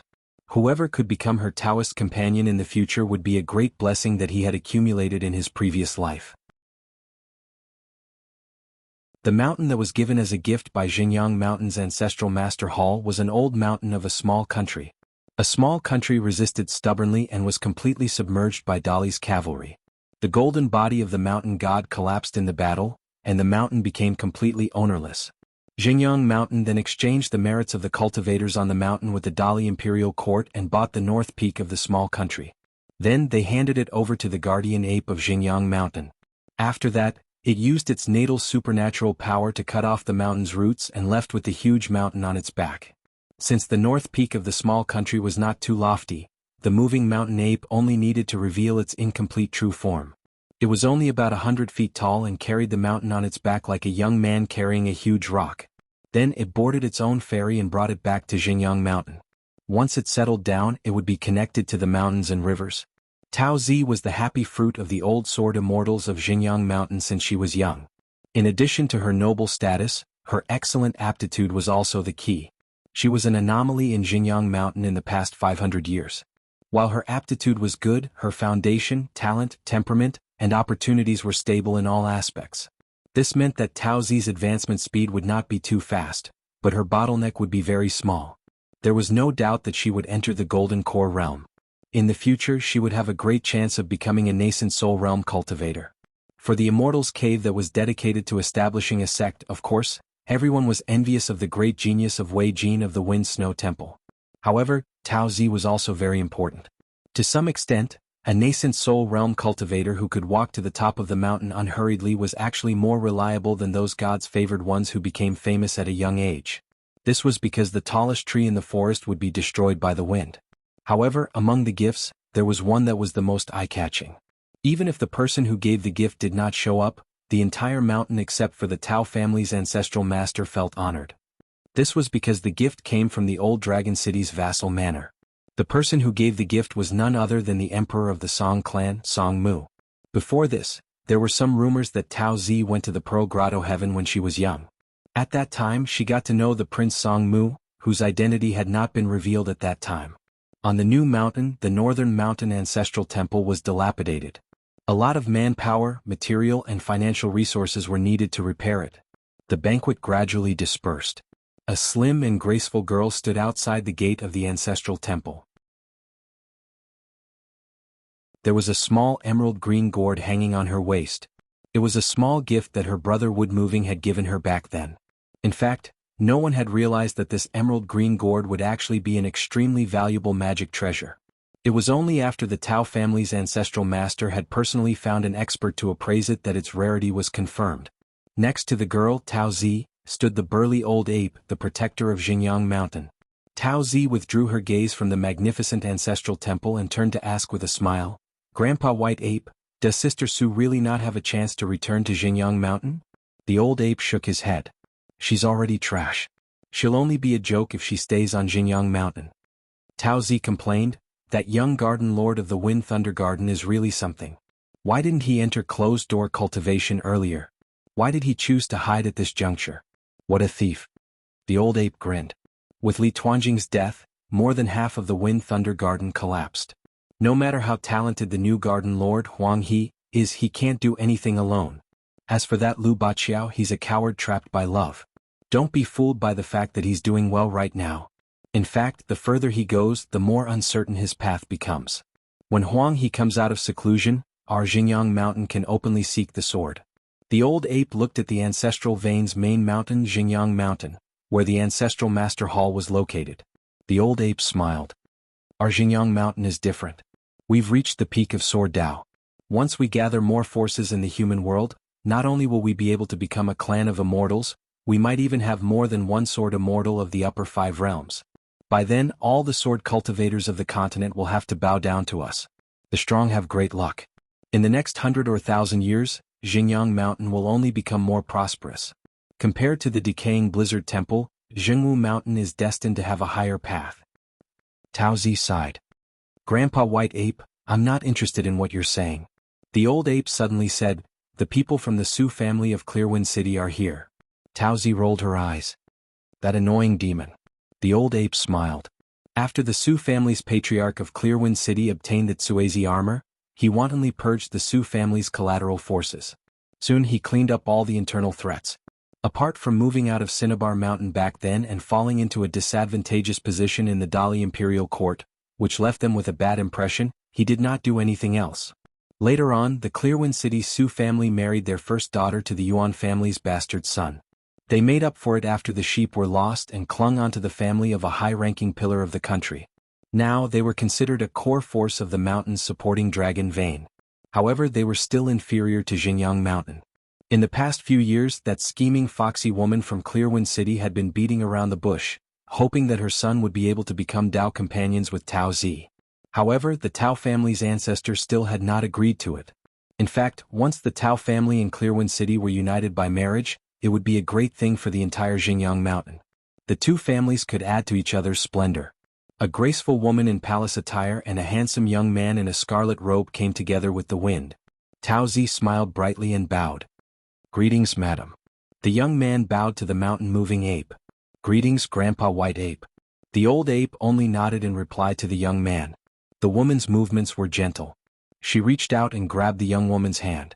She smiled affectionately and said, It's only been a few years since we last met, and my Tao girl has become so beautiful. After a round of pleasantries, the woman and the old ape had a tacit understanding to let the young man and young woman be alone. The two elders walked towards the ancestral temple on the old mountain. Outside the ancestral temple, Tao Zi stared and reached out her hand.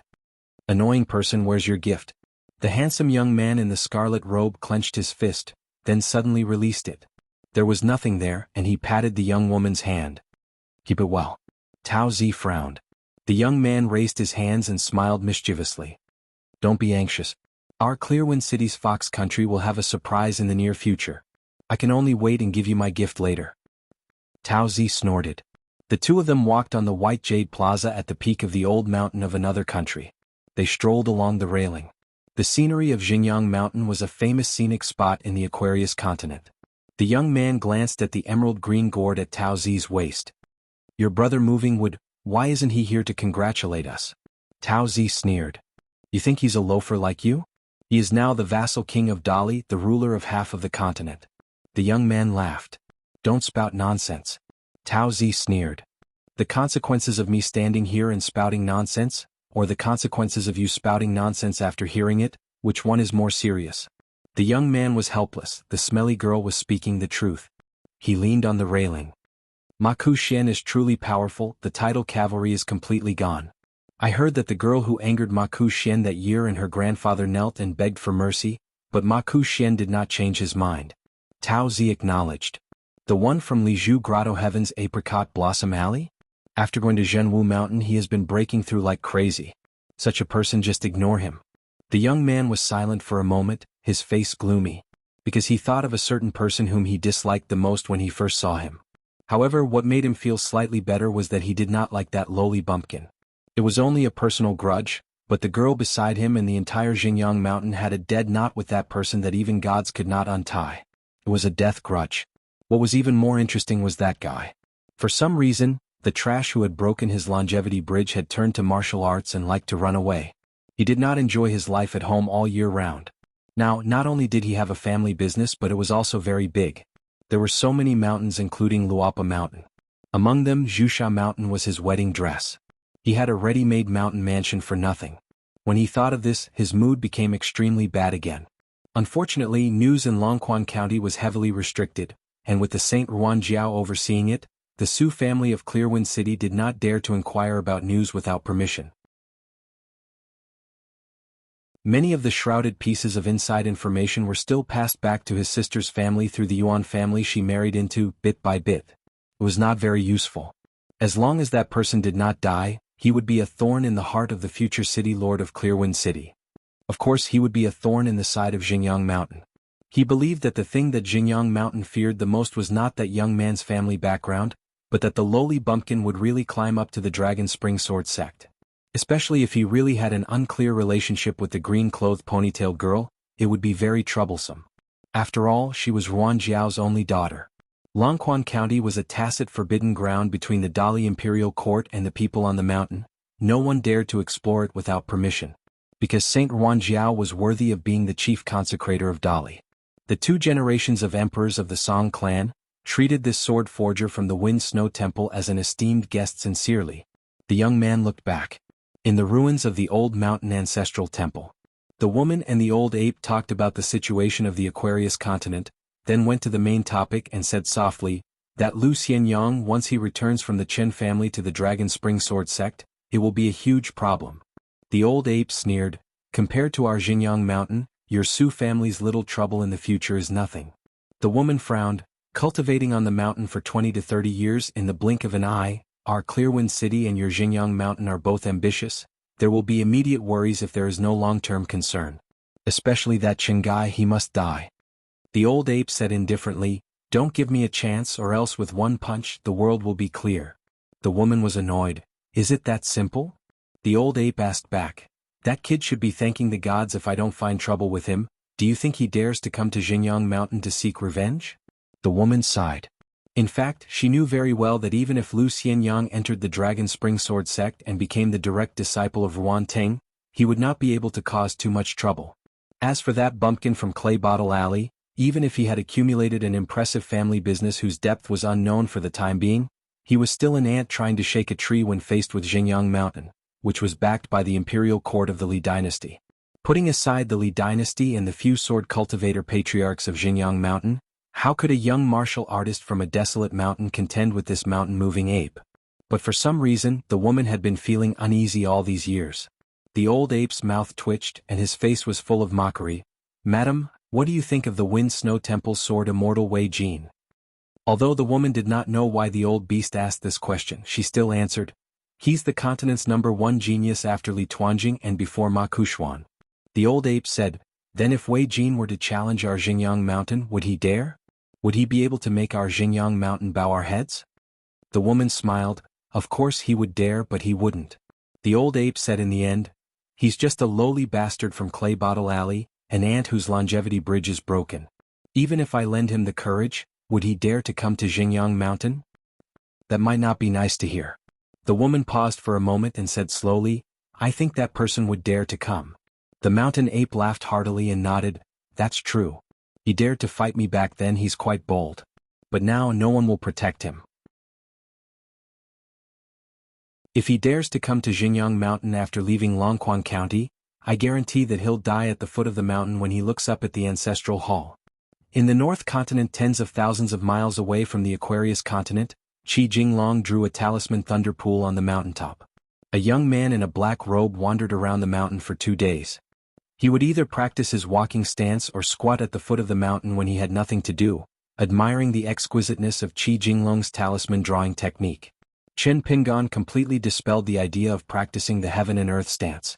It was not because the posture was too embarrassing, but because forcefully combining the 4 stances would only cause the fist intent to clash and lose its meaning.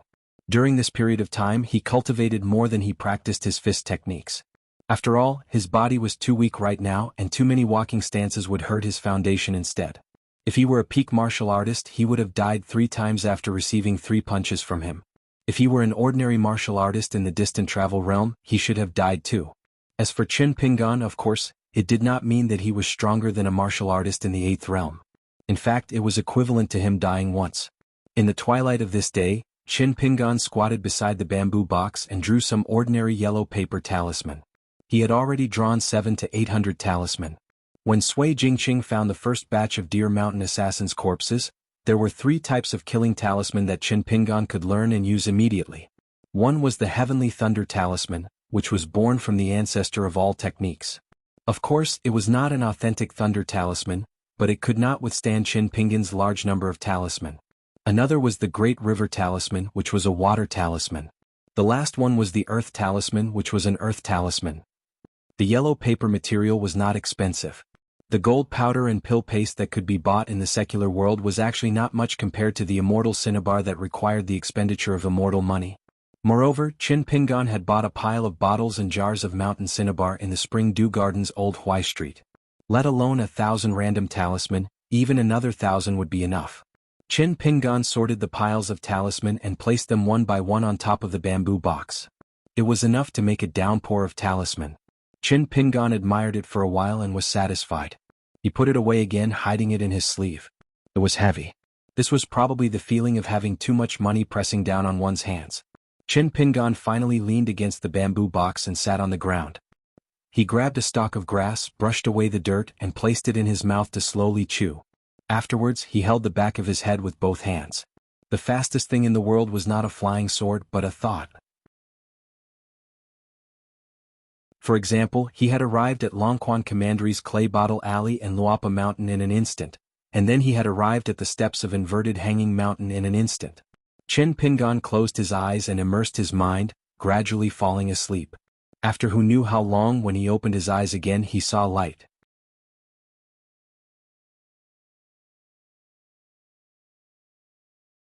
"534. Translator, Transin Editor. Transin. This year, the Cloud Tower City and the Pond Water City of the Book Slip Lake held the Waterland Conference and the Grand Zhou Ritual. They spent a lot of money because they invited many immortals from the Buddhist and Taoist sections. This was because the identities of the two organizers were not ordinary. They were Lu Jimao, the true Lord Severing River who had been a prisoner of the Palace Willow Island, and Guan Yiran, the general of the Book Lake Garrison. Otherwise, the price would have been at least doubled. To be able to invite these cultivators down the mountain, it would take a lot of incense, which was not a small price to pay. Of course, they could not only accumulate their own merit, but also get to know Lu Jimao and Guan Yiran. Therefore, the immortals and monks of Taoism were very attentive to the two rituals. Among them, there were 3 figures who were hidden behind the scenes and were not conspicuous. But the military officials on Guan Yiran's side still admired the 3 people's ability to calculate money. The 3 people were named Gu Qin, Zheng Yi and Ma Dui.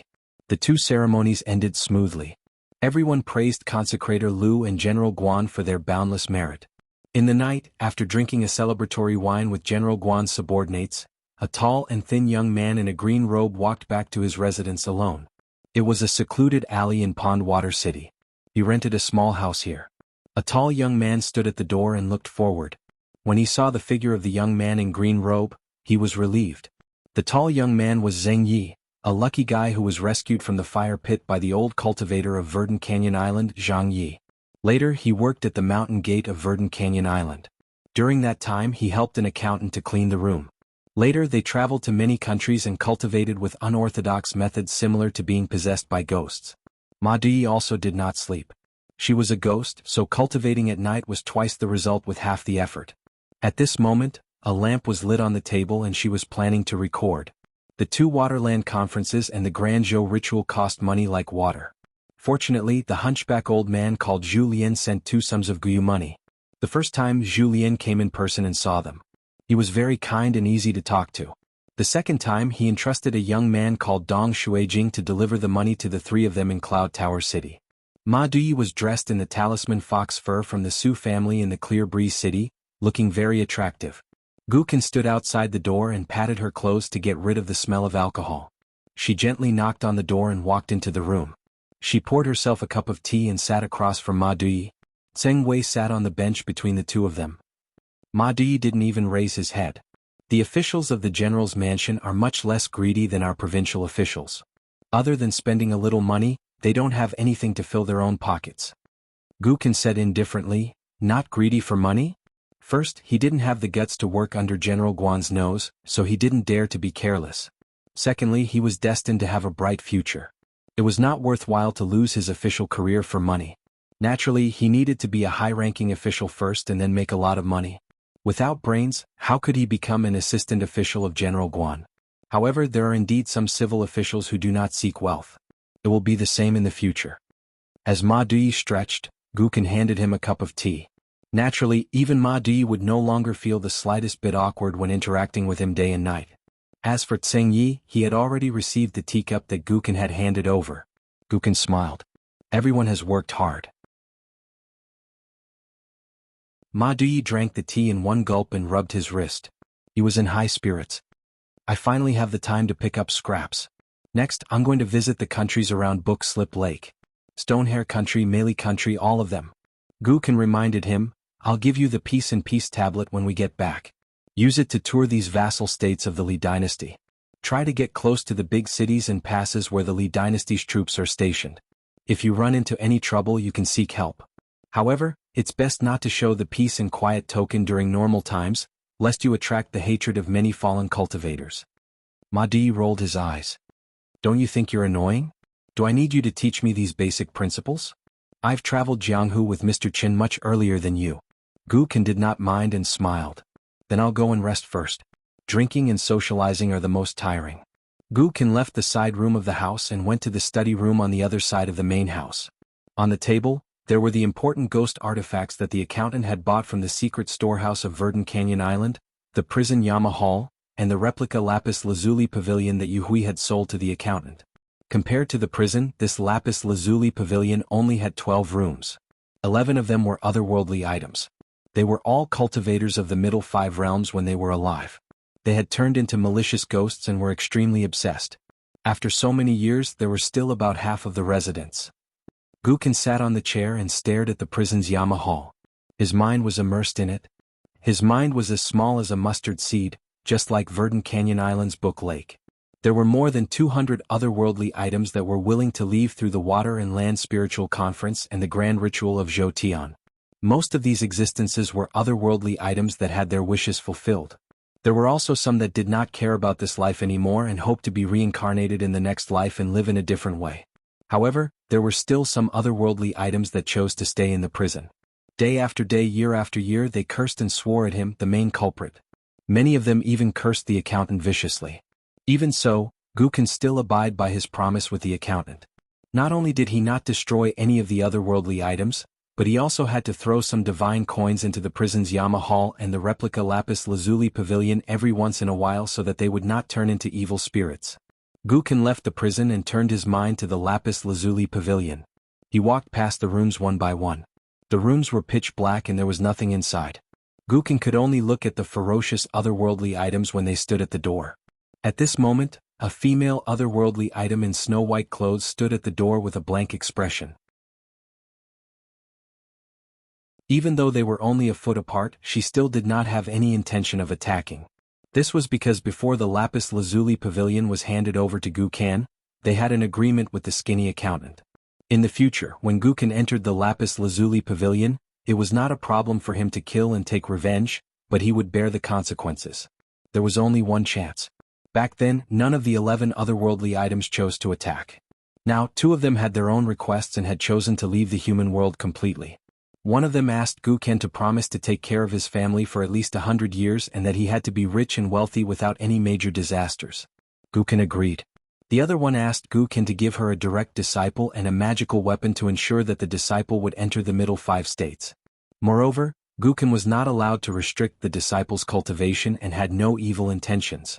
Guken also agreed, but said that the magical weapon had to be owed to her first. However, Guken could secretly help her disciple on the path of cultivation. The other 3 chose to rely on Guken and serve as ghost generals, which was equivalent to Guken's future worshippers. In the future, the money needed for cultivation and the path of promotion would be determined according to their future contributions. One of them was the first to leave the fake lapis lazuli pavilion and help Ma Di pick up scraps. Now, he did not come to the lapis lazuli pavilion often to cultivate. He was content to be the manager of the 3 people's treasury. Guken's mind withdrew from the lapis lazuli pavilion and closed his eyes to rest, as if he was sleeping. In the side room, Ma Dui and Tseng Yi were still sitting at a table. Ma Dui was still looking forward to traveling under the mountain in the future, calculating his current wealth and small treasury. Tseng Yi wanted to say something but stopped, unwilling to get up and leave. Ma Dui was puzzled. What's the matter? Tseng Yi asked. What do you plan to do in the future? Ma Dui was stunned. What do you mean? Tseng Yi hesitated. I heard that some of the cultivators on the Pearl Hairpin Island will move to Mr. Chen's hometown. I also want to leave the Book Slip Lake. Ma Dui frowned. Isn't it good now? It's not the Book Slip Lake of the past, where life and death were not in our control. Now the Book Slip Lake has changed. Look, so many cultivators from the mountains and lakes have become immortal record masters of the True Realm sect. Of course, their cultivation levels are high and most of them are island masters. A nobody like you, Tsingyi, can't compare to them. But in fact, if you're willing to ask Guken to help you mediate and build connections, you might become a ghost cultivator of the True Realm sect in a few days. Even if you don't join the True Realm sect, you just need to focus on cultivating.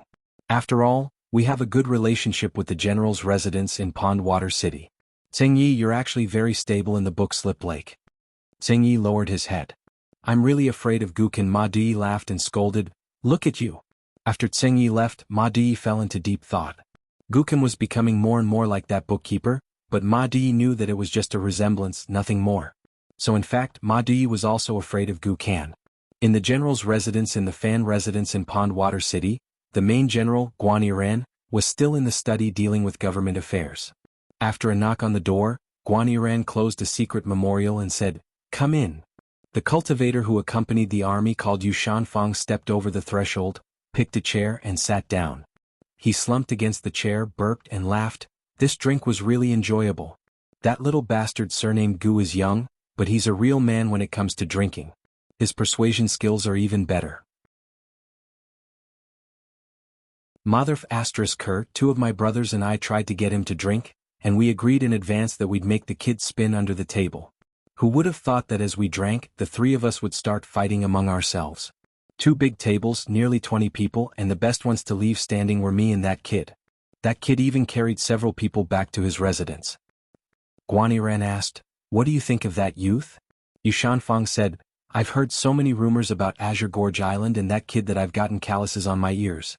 But after this year of getting along with him, it's completely different. Guan Yiran nodded and didn't say anything more. Yu Shanfang was too lazy to care more. This rough man's military life didn't have so many twists and turns. In any case, Guan Yiran, a fellow soldier who had been through fire and water for many years, was there anything to be afraid of? Guan Yiran asked, Yu Shanfang, I plan to get closer to that young man called Dong Shuijing in Longquan County. I'm going to help him connect with my family and make some small businesses a little bigger. Yu Shanfang said gloomily, why are you talking to me about this?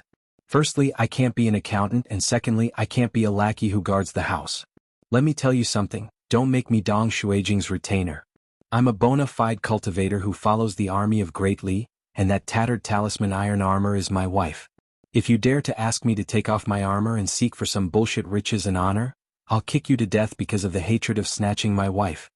Guan Yiran said with a calm expression, the road to wealth at the foot of the mountain has always been filled with silver flowing through the water since ancient times. If it were up the mountain, it would be an immortal's ferry.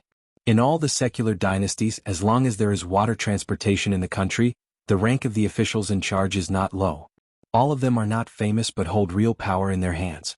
Now, our Dali Imperial Court is about to open a new government office, which is in charge of the ferry routes and many ferries of the continent. The official in charge is only one rank lower than the Minister of Revenue. Now the Imperial Court has begun to scramble for seats. My Guan family has 3 seats, and I can take the one with the lowest position. This is what I deserve. No one inside or outside the family can find fault with it. Speaking of this, Guan Yiran asked, Yu Shanfang, I don't want you to take off your armor and return to the fields. That will only make you sullen to death. Do you think I don't know you? I just want to take this opportunity to send you to the new government office. In the future, you will be in the open and Dong Shuijing will be in the dark. You two will help each other. You will be promoted and he will be rich. Don't worry, it's all clean. Just treat it as me helping you. How about it? Yu Shanfang said sullenly, I don't care about being an official or not. Forget it. You can give this opportunity to someone else. Guan Yiran asked, do you really want to die on the battlefield? Yu Shanfang grinned and said, where is the desperate battle now? Guan Yiran hesitated for a moment and said implicitly, the next battlefield is just as dangerous. It's just that we won't be on horseback. I'll only tell you one thing. It doesn't involve any secrets. It's just something I figured out myself. That is, all the cultivators stationed outside Dali's territory, including me, Guan Yiran, can die at any time and place for no reason. Especially those vassal states that are close to the tragic destruction of their country. The closer they are to the old country's capital, or the closer they are to the destroyed immortal mountain, the more likely they are to die in battle. And I can assert that there will be a lot of insidious assassinations, A lot, a lot. Yu Shanfang said, "Oh, that's it. I didn't run away and become an official. That's the right thing to do. With your little skills, without me, wouldn't you have to worry about getting stabbed in the butt when you go to the toilet?" Guan was so angry that he grabbed a bronze paperweight and threw it at the man. Yu Shanfang caught it and said with a cheeky smile, "Oh, thank you for the reward, General." Yu Shanfang stood up and ran to the door. Guan sat where he was and said angrily, "It's only worth 2 or 3 taels of silver. You have the nerve to take it away?" Yu Shanfang stopped and turned around. He threw the paperweight back and scolded, "You're from the Guan clan in Yunzai County, East State, and you put this piece of junk on the table? I feel ashamed for Master Guan." Guan quickly reached out his hands and caught the paperweight. He gently sighed and carefully put it on the table. He smiled and said, "This is from the Imperial Study Room of the Zhuang Dynasty's Emperor. Our General Su gave it to me personally. In fact, it's worth a lot." Yu Shanfang just opened the door. With his back to the future leader of the Guan clan, he raised his arm and showed a middle finger. He slammed the door and strode away. An old man quietly landed in the courtyard of a house in a small alley. Guken put away the Yama Palace and the fake Luli Pavilion on the table and put them in a bamboo box by his feet. He picked up a bamboo fan made of divine cloud bamboo and put it on his waist. He left the study room with a smile and opened the door of the main room. This uninvited guest could be considered his master. It was Lu Jimao from the Qingxia Island who was rumored to have a chance to break through the bottleneck of the nascent soul stage. Guken opened the door and bowed. "Disciple Guken greets master." Lu Jimao nodded with a smile. "You and I are master and disciple. There is no need to be so distant." The two of them sat in the main hall. The plaque was left by an old friend of the house, Eternal Beauty. The couplets hanging on both sides were also very old. They hadn't been changed. Behind the door, the scenery is beautiful. When the window is closed, the moral text is to cultivate the heart. Lu Jimao sat on the main seat and Guken sat on the side. Lu Jimao looked around the room. "This place is a bit small, but it is quiet." Guken asked, "Master, do you want to drink wine? There is no immortal wine here, but a friend of mine has a lot of glutinous rice wine. However, I don't think you can get used to this kind of wine." Lu Jimao waved his hand and smiled, "No need for wine." Guken didn't say anything else. He sat upright with a smile on his face. Lu Jimao smiled and asked, "Master went outside with a sect consecrator earlier. Now you have some friendship with great General Su Gaoshan. Do you want to join the army and become a military officer?" Guken shook his head and smiled, "Disciple won't squander master's friendship." Lu Jimao didn't force him. He suddenly sighed, "Guken, you're not 14 yet, right?" Guken nodded. Lu Jimao was silent for a moment. "If master succeeds in breaking through to the upper 5 realms as a consecrator, you can make 3 requests to the True Realm sect. Sect Master Jiang agreed to this long ago. I plan to ask the True Realm sect to give you one of the vassal islands, including Qingxia Island and White Scale Island." Guken looked at ease and was not in a hurry to speak. Lu Jimao continued, "I'm not only thinking for you, my favorite disciple, but also for my own selfish reasons. I don't want the bloodline of Qingxia Island to end. As long as you're in Qingxia Island, the Ancestral Master Hall won't be closed. It doesn't matter even if there are only a few people left in Qingxia Island. In this way, as the Island Master of Qingxia Island, I can serve Jiang Shangjin and the True Realm sect wholeheartedly." Guken asked, "Master, what do you need me to do?" "Master, just tell me. I don't dare to say anything nice. If I can do it, I'll do it and try my best to do it." Lu Jimao smiled and stroked his beard. He pondered for a moment and said slowly, "Help the Ancestral Master Hall of Qingxia Island expand. It's as simple as that. But I'll say it first. Except for Li Fuyao, the nascent Soul Realm Master of the True Realm sect, I'm not familiar with any of the other masters. I even have some potential enemies. Jiang Shangjin has never really opened his heart to me. Therefore, it's not entirely a good thing for you to take over the Ancestral Master Hall of Qingxia Island and several vassal islands. You need to weigh the pros and cons. After all, a windfall from the sky can kill people with too much money. You're the only disciple that I like, that's why I'm being so straightforward with you." Guken said, "Then I'll think about it carefully. I'll give you a clear answer in 3 days at the latest." Lu Jimao nodded and said, "That's the best. Be careful and afraid of death. Plan before acting. Don't hesitate to risk your life. Gamble big and win big. This is the foundation of us mountain cultivators."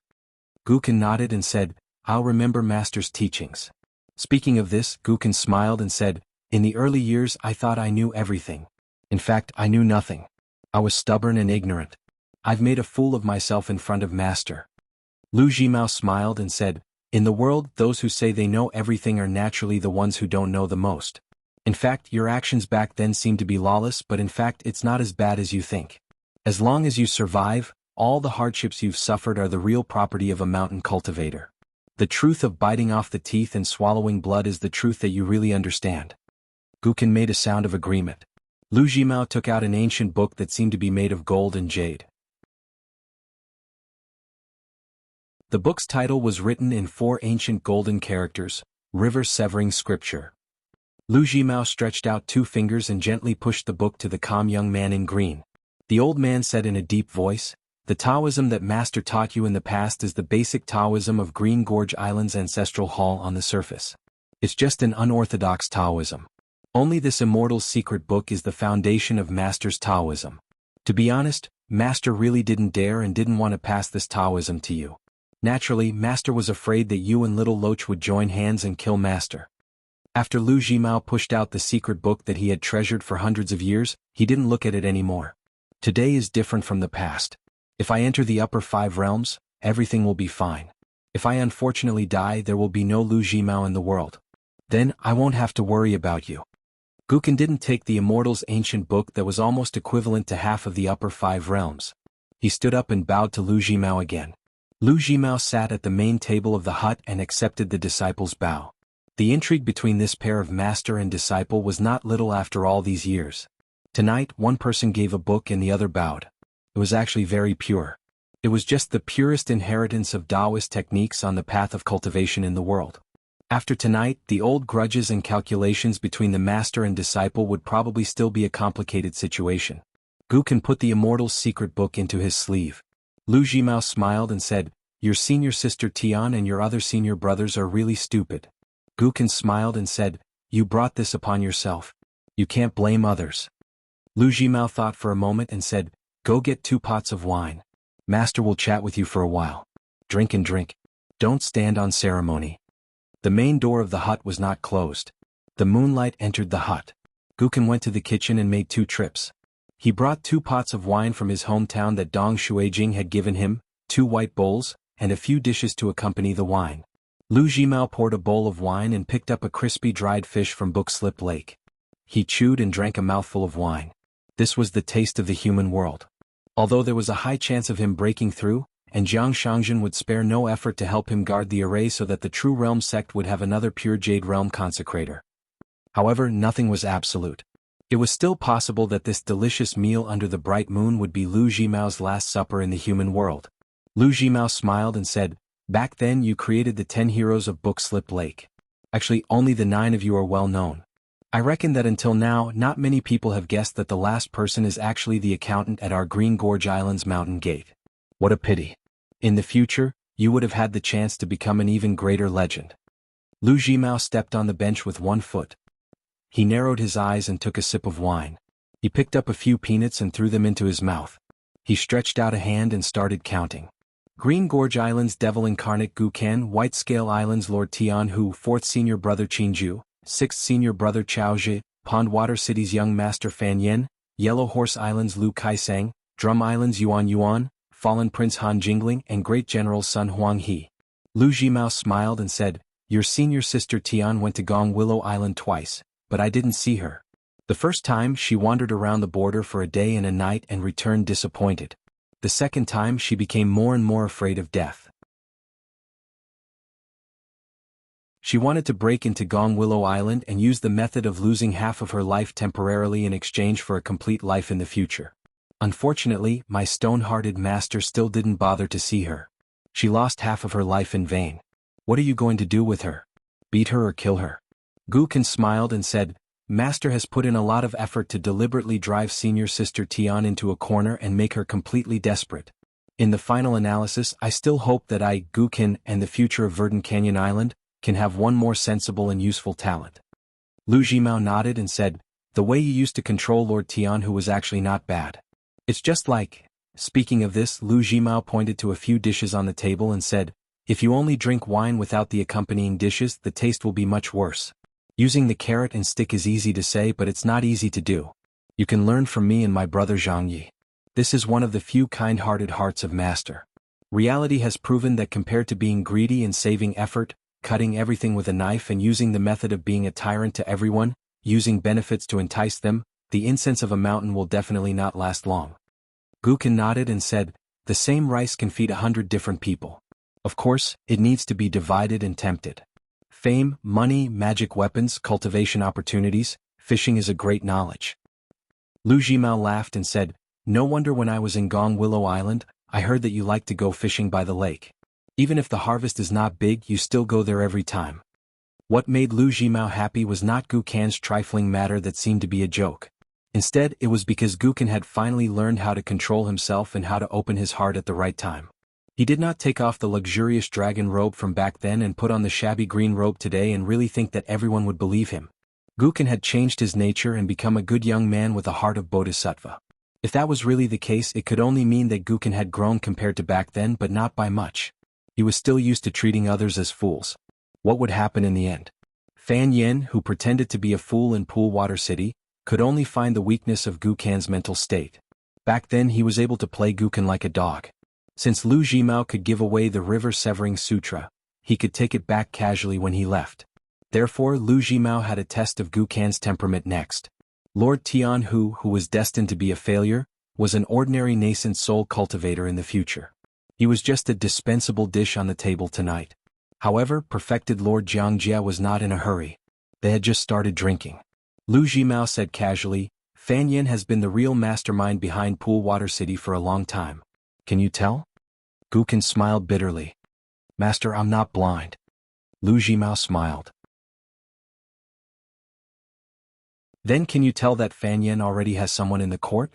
It's not Guan Yiran, the grandson of the old minister of the Ministry of Personnel of Dali, nor is it Su Gaoshan, the one who took the capital of the Zhuang dynasty first. Guken thought for a moment. I'll tolerate him in the future. He hoped that Fan Yen and his parents would still be alive when the time came. It would be best if his family was prosperous. Lu Jimao continued, Yuan was born into a good family. His parents were both golden core cultivators. The backer of Drum Island, or more accurately, the backer of Yuan's mother, was the nascent soul cultivator of the Zhuang dynasty. In the end, a young man in white with an unknown identity chased him for thousands of miles with Yuan Xiu of the Dragon Spring Sword sect and killed him on the border. Logically speaking, Drum Island should have been finished.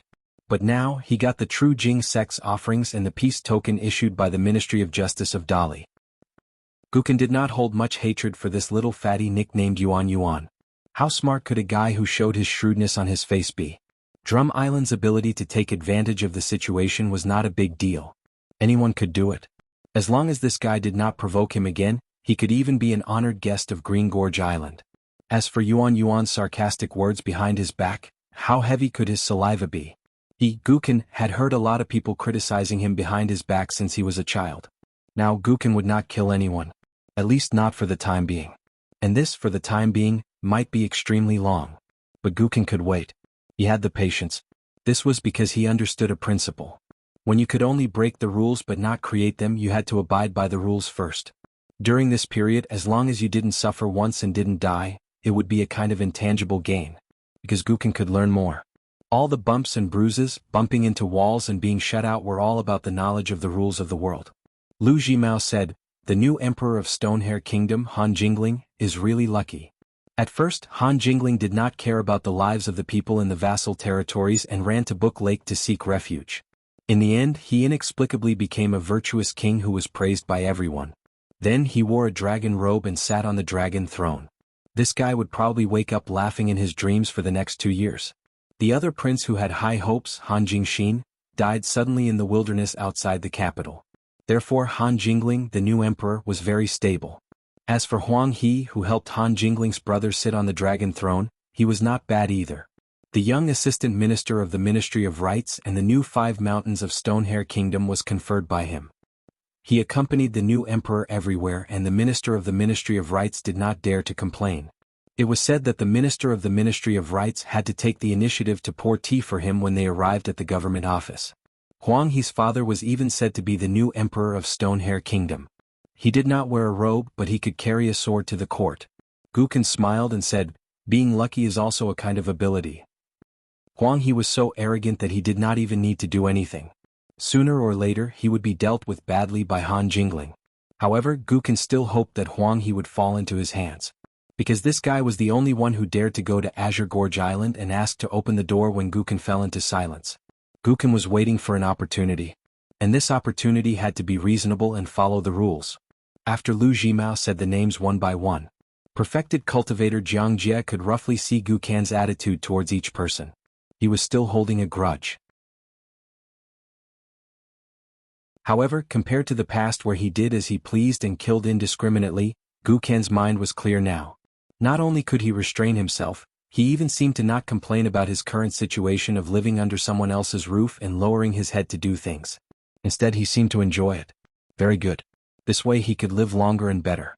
In a difficult situation, the most difficult thing to endure was to be able to endure it. This was another kind of cultivation. Lu Jimao was never worried that Gukan's cultivation path would be bumpy. This kid was born to be a wild cultivator, and he might be the kind of wild cultivator who was not inferior to Lu Laoqing of Gonglu Island. Lu Jimao poured himself another bowl of wine and asked, "What should we do with the rest of the otherworldly items?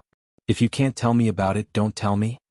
Gukan had just lifted his wine bowl, but he put it down again. After a moment of silence, he shook his head and said, "There's nothing I can't say. If they died as ghosts and their only obsession is revenge, it's very simple. I'll give them a chance to take revenge. Master, you should already know that Sect Master Jiang has marked out several islands near Book Lake near Cloud Tower City. They are all islands with mountains and rivers that are connected by fate. He wants to give them to me, Gukan.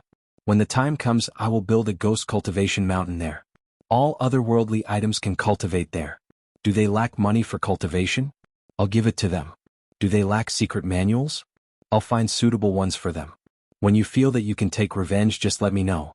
In addition, there are many requests and wishes. I'll do whatever I can. I know that many otherworldly items are waiting for a good price. It doesn't matter as long as they're willing to ask." Lu Jimao suddenly laughed. If Chen Pingan had killed you with a punch or a sword back then, wouldn't it have been an easier choice for the two of you? Gukan lowered his head and raised his wine bowl. His wrist hovered in the air. He thought for a while and said with an expressionless face, "Chen Pingan isn't that kind of person. I don't want to die so early." When he raised his head to drink, the young man's face had returned to normal. Lu Jimao smiled and dismissed it. In fact, Lu Jimao's heart was in turmoil. Lu Jimao didn't know anything about the ownership of those islands. Lu Jimao sighed. In this way, the last test for Gukan's temperament would be a little unpredictable. However, Lu Jimao thought for a while and still asked, "What do you think is the way out of Verdant Canyon Island?" "Don't worry. Drink the wine and think about it slowly." Gukan put down the wine bowl and wiped his mouth. He bent down and reached out to pick up a small dried fish from the Book Slip Lake that was sold at the banquets of the rich and powerful. After chewing and swallowing slowly, he slowly said, "First, I can ascend to the upper 5 realms. Second, I can find Dali's backer, who is at least the head of a powerful family with the surname of the Pillar State. Third, I can meet Emperor Dali through this backer and become his pawn in the Book Lake to restrict the True Jing sect." Lu Jimao's eyes were shining. "Is there no fourth option?" Gukan smiled. "Take it slow." Lu Jimao asked, "If you do this, won't you be ungrateful to me, the teacher of the True Jing sect in Jiang Shangzhen, who gave you the islands?" Gukan looked calm and turned his head to look out of the room. "The night is long. I can eat several bowls of wine and several dishes. If I only talk about this today, I will naturally be suspected of being ungrateful. But if I do this again in the future, it may be a timely help. Besides, there are so many deals to be made between words and deeds. Maybe one day I will die just like that." Lu Jimao didn't drink much each time, but he raised his bowl many times. There was only one bowl left, which he drank in one gulp. When he said this, it was no ordinary heart-to-heart. Tonight's trip wasn't in vain. Unexpectedly, when Gukan saw that Lu Jimao was out of wine, neither the bowl nor the jug, she stood up and picked up her jug of wine, pouring another bowl for the old man. Lu Jimao didn't stop him. After sitting down, Gukan raised his last bowl of wine and said to the old man, "Let's talk about the matter and ignore the heart. I, Gukan, must thank you, Master, for bringing me out of Mud Bottle Alley and giving me the opportunity to do so many things. I'm still alive to say so much tonight." Lu Jimao raised his bowl and clinked it heavily with Gukan's. They both drank the wine in their bowls. Lu Jimao stood up and Gukan followed suit. The two of them came to the threshold of the main room and stood side by side. Lu Jimao smiled. Young people don't seek pleasure. Young people don't seek pleasure. What a waste of good times. Gukin shook his head. Young people are free and unrestrained. How long can good times last? Lu Jimao was a little surprised. He turned his head and smiled. You read a lot of books? Gukin nodded. I'm willing to read all kinds of books. After all, I've only been to school for a few days. It's a bit of a pity. From Mud Bottle Alley to Book Slip Lake I haven't moved much. I want to know more about the outside world through the court bulletin and books. Lu Jimao glanced at the bamboo fan at his waist and smiled. It's a good thing. Gukin took off the fan and handed it to the old man. He said with clear eyes, If you like it, master, take it. The moment she revealed this item, it meant that Gukin had already made a decision about what to do with it. Lu Jimao waved his hand. Keep it for yourself. Who gave it to you? Gukin said, A friend of a friend. A friend of a friend but not his friend. Even if that person was Lu Xianyang. But Gukin had never treated Lu Xianyang as a friend. Since he was young, Lu Xianyang was only a friend of that person. Even Gukin had to admit that Lu Xianyang was one of the few good people who didn't have bad intentions.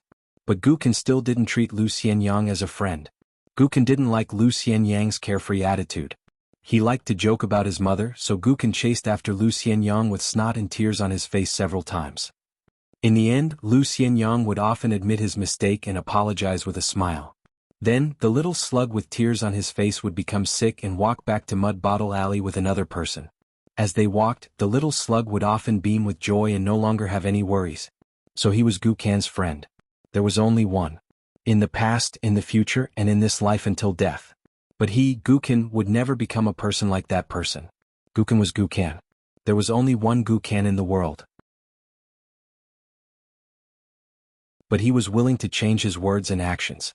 Moreover, he learned very well and changed very quickly. It was because that person had said something before he left. The outstanding tree came from the forest and the outstanding tree returned to the forest were two different principles. Lu Jimao finally said, Gukin, do you know what family background is? Gukin smiled and said, Master, please enlighten me. Lu Jimao said, It's not like the rich and powerful people in the marketplace who have thousands of acres of fertile land. It's also not like the officials who have a family of generals and sons in court. It's not even like the immortals on the mountain. Lu Jimao only said half of it and still didn't give an answer. Gukin thought for a while and nodded. I understand. It's a family. After a big mistake they can make up for it. It's not the kind that will disappear just like that. Lu Jimao said regretfully, Lu Jimao couldn't do it. After this disaster I disappointed Zhang Yi. Even if I was lucky enough to reach the pure jade realm, I'm still a family dog of Master Fuji. Gukin smiled and said, There's still me in Verdant Canyon Island. Lu Jimao shook his head. There's still another Gukin in Book Lake. Cultivators in the mountains and lakes clearly distinguished kindness and hatred. It was the same even between master and disciple. Lu Jimao disappeared in a flash and returned to Gong Willow Island where the ancestral hall of Zhenjing sect was located. Gukin didn't sleep that night. He just took a stroll in the small courtyard. Although Lu Jimao covered up the voices and movements in the house, the old man didn't deliberately do so after he walked out of the house. Therefore, Tseng Yi and Ma Duyi naturally knew about the arrival and departure of perfected Lord Jiangjie. Ma Duyi opened the window and looked around, asking Gukin if there was trouble with his eyes. Gukin smiled and waved her hand, indicating that she didn't need to worry. As for Tseng Yi, he was honest and timid. Therefore, he hid in the house and felt uneasy. However, cultivation was just that strange. Tseng Yi's foundation was good, but Ma Duyi's cultivation talent was better. At the same time, Tseng Yi had better opportunities, but Ma Duyi's postnatal temperament was better. In the end, Tseng Yi had more hope of going further. Fortunately, Ma Duyi, who had died once, didn't care about this at all. Therefore, sometimes, Gukin was a little envious of Tseng Yi's ignorance and Ma Duyi's carefree attitude. Tseng Yi tossed and turned in bed and finally fell asleep. Gukin sighed. If Tseng Yi cultivated in Book Lake back then, even with his current cultivation level, he would still be like a lamb in a tiger's den. Through the banquets at the general's mansion, Gukin found some clues. When the rules of Book Lake were set, the young general, Guan Yiren, who was destined to be a rich family, must have gotten a copy of the account book in advance. Gukin felt that it was familiar. Therefore, there were traces of the Qingxia Islands accountant everywhere in Book Lake now. Gukin held the folding fan in her hand and patted her shoulder gently. She muttered to herself, there's still a lot to learn. The bamboo fan in his hand was made of divine cloud bamboo. There were inscriptions on both sides. Cool breeze and bright moon. 5 thunders. It should be written by Lu Xianyang himself on the fan to show off his scholarly skills to Gu Kan. However, Gu Kan always felt that if Lu Xianyang went to school with that person, Lu Xianyang could only eat dust behind his back. However, the affairs of the world made that person walk the Jianghu while Lu Xianyang was studying. Therefore, Gu Kan didn't like this kind of world. As for the immortal secret book hidden in her sleeve, Gu Kan didn't read it that night. Do I, Gu Kan, need to be in a hurry to cultivate? At dawn, Gu Kan opened the door and sat on the steps outside. The Door Gods and Spring Festival couplets were bought at the end of last year. There was once a slug who threatened to hang the Spring Festival couplets he wrote on a house in Mud Bottle Alley. At that time, that person should be very happy, so he rubbed the slug's head hard and said that he would pay for the Spring Festival couplets this year. Wasn't this nonsense? Since that guy went to the dragon kiln to be an apprentice, the Spring Festival couplets on the Door Gods of the house at the end of Mud Bottle Alley were all bought by him. People who were poorer were the ones who spent more money for others. Was strange. How could there be such a person in the world? Gu Kan sat at the bottom of the steps with his elbows on the upper steps, quietly waiting for the house opposite to open the door. Because there was a big kid with 2 sticky little green dragons on his face all year round. That was why Gu Kan chose to rent a house here. The house opposite was a small one. His parents were there working to support the family. The little guy who just went to school not long ago had an older sister. She wasn't very good looking and her name wasn't very nice either. The girl was weak and shy and she blushed easily. Every time she saw him, she would lower her head and walk quickly. Gu Kan naturally didn't like such a girl from the streets. A child who was about to head to the school swaggered out of the house and sniffled. When he saw Gu Kan, he took 2 steps back and stood on the doorstep. Gu, what are you looking at? My sister is such a beauty. Do you think a poor kid like you has the right to stare at her? I advise you to give up. You're not worthy of my sister. I don't want to call you brother-in-law. Gu Kan sat up straight and gently patted his knees with the bamboo fan. The kid couldn't help but look at the bamboo fan a few more times. He jumped off the threshold and ran to sit beside Gu Kan. He stretched out his hand and said, "Let me play with it." Gu Kan smiled and asked, "Why aren't you getting lost?" The little guy rolled his eyes and said, "Those people don't know how to run away. I'll go later and tell the teacher that my stomach hurts." Gu Kan squinted and said, "Then you'll have to smear some yellow mud on your butt on the way there. Only then will the teacher believe you." The little guy thought for a moment and suddenly cursed, "Gu, are you stupid? The teacher won't hit me. If I dirty my pants and go home, my mother will beat me to death." After the little guy finished cursing, he asked, "Gu, you know how to talk. Teach me a few more sentences so that I can show off my knowledge to my 2 friends.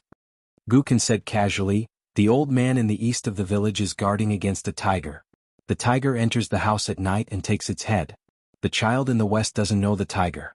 He drives the tiger with a pole like whipping an ox." The little guy said angrily, "So many words? I want something smaller and more imposing." Gu Kan said, "Oh, the young man sharpens his knife at night. If you want to say something against me, you'll die immediately." The little guy frowned. "The murderous aura is too strong. I'm afraid of being hit. But it's not that I can't say it. I can only say it to those who can't outrun me." Gu Kan laughed and slapped the little guy's head. "You're so clever. You're like me when I was young." Gu Kan stopped laughing and said, "Forget about what you just said. Let me teach you something else. It's even bolder." The little guy nodded vigorously. "Hurry up." Gu Kan said seriously, "It's cold on the bed every day." The little guy flew into a rage out of humiliation and slapped the man's shoulder. "You're the one who wets the bed." Gu Kan suddenly asked doubtfully, "Oh right, the teacher won't hit you? Don't you often go home crying? You said that the old teacher is an old bastard who likes to beat you with a board the most?" The little guy shook his shoulders and said with a smile, "You don't know this. Our school has a new teacher. The previous one was annoying. He never hit or scolded those who were good at studying. He only stared at us who were bad at studying and beat us to death. It was as if we stole something from him. I want to grow up and not be a naive child anymore. Once I have some strength, I'll secretly beat him up. The new one is very good. He never hits anyone and doesn't care about us. It's really a comfortable life now." Gu Kan smiled. "Then you prefer the current teacher?" The little fellow was stunned for a moment. "Mr. Gu, did you hit your head on the door when you went out today? Why do you always ask such stupid questions?"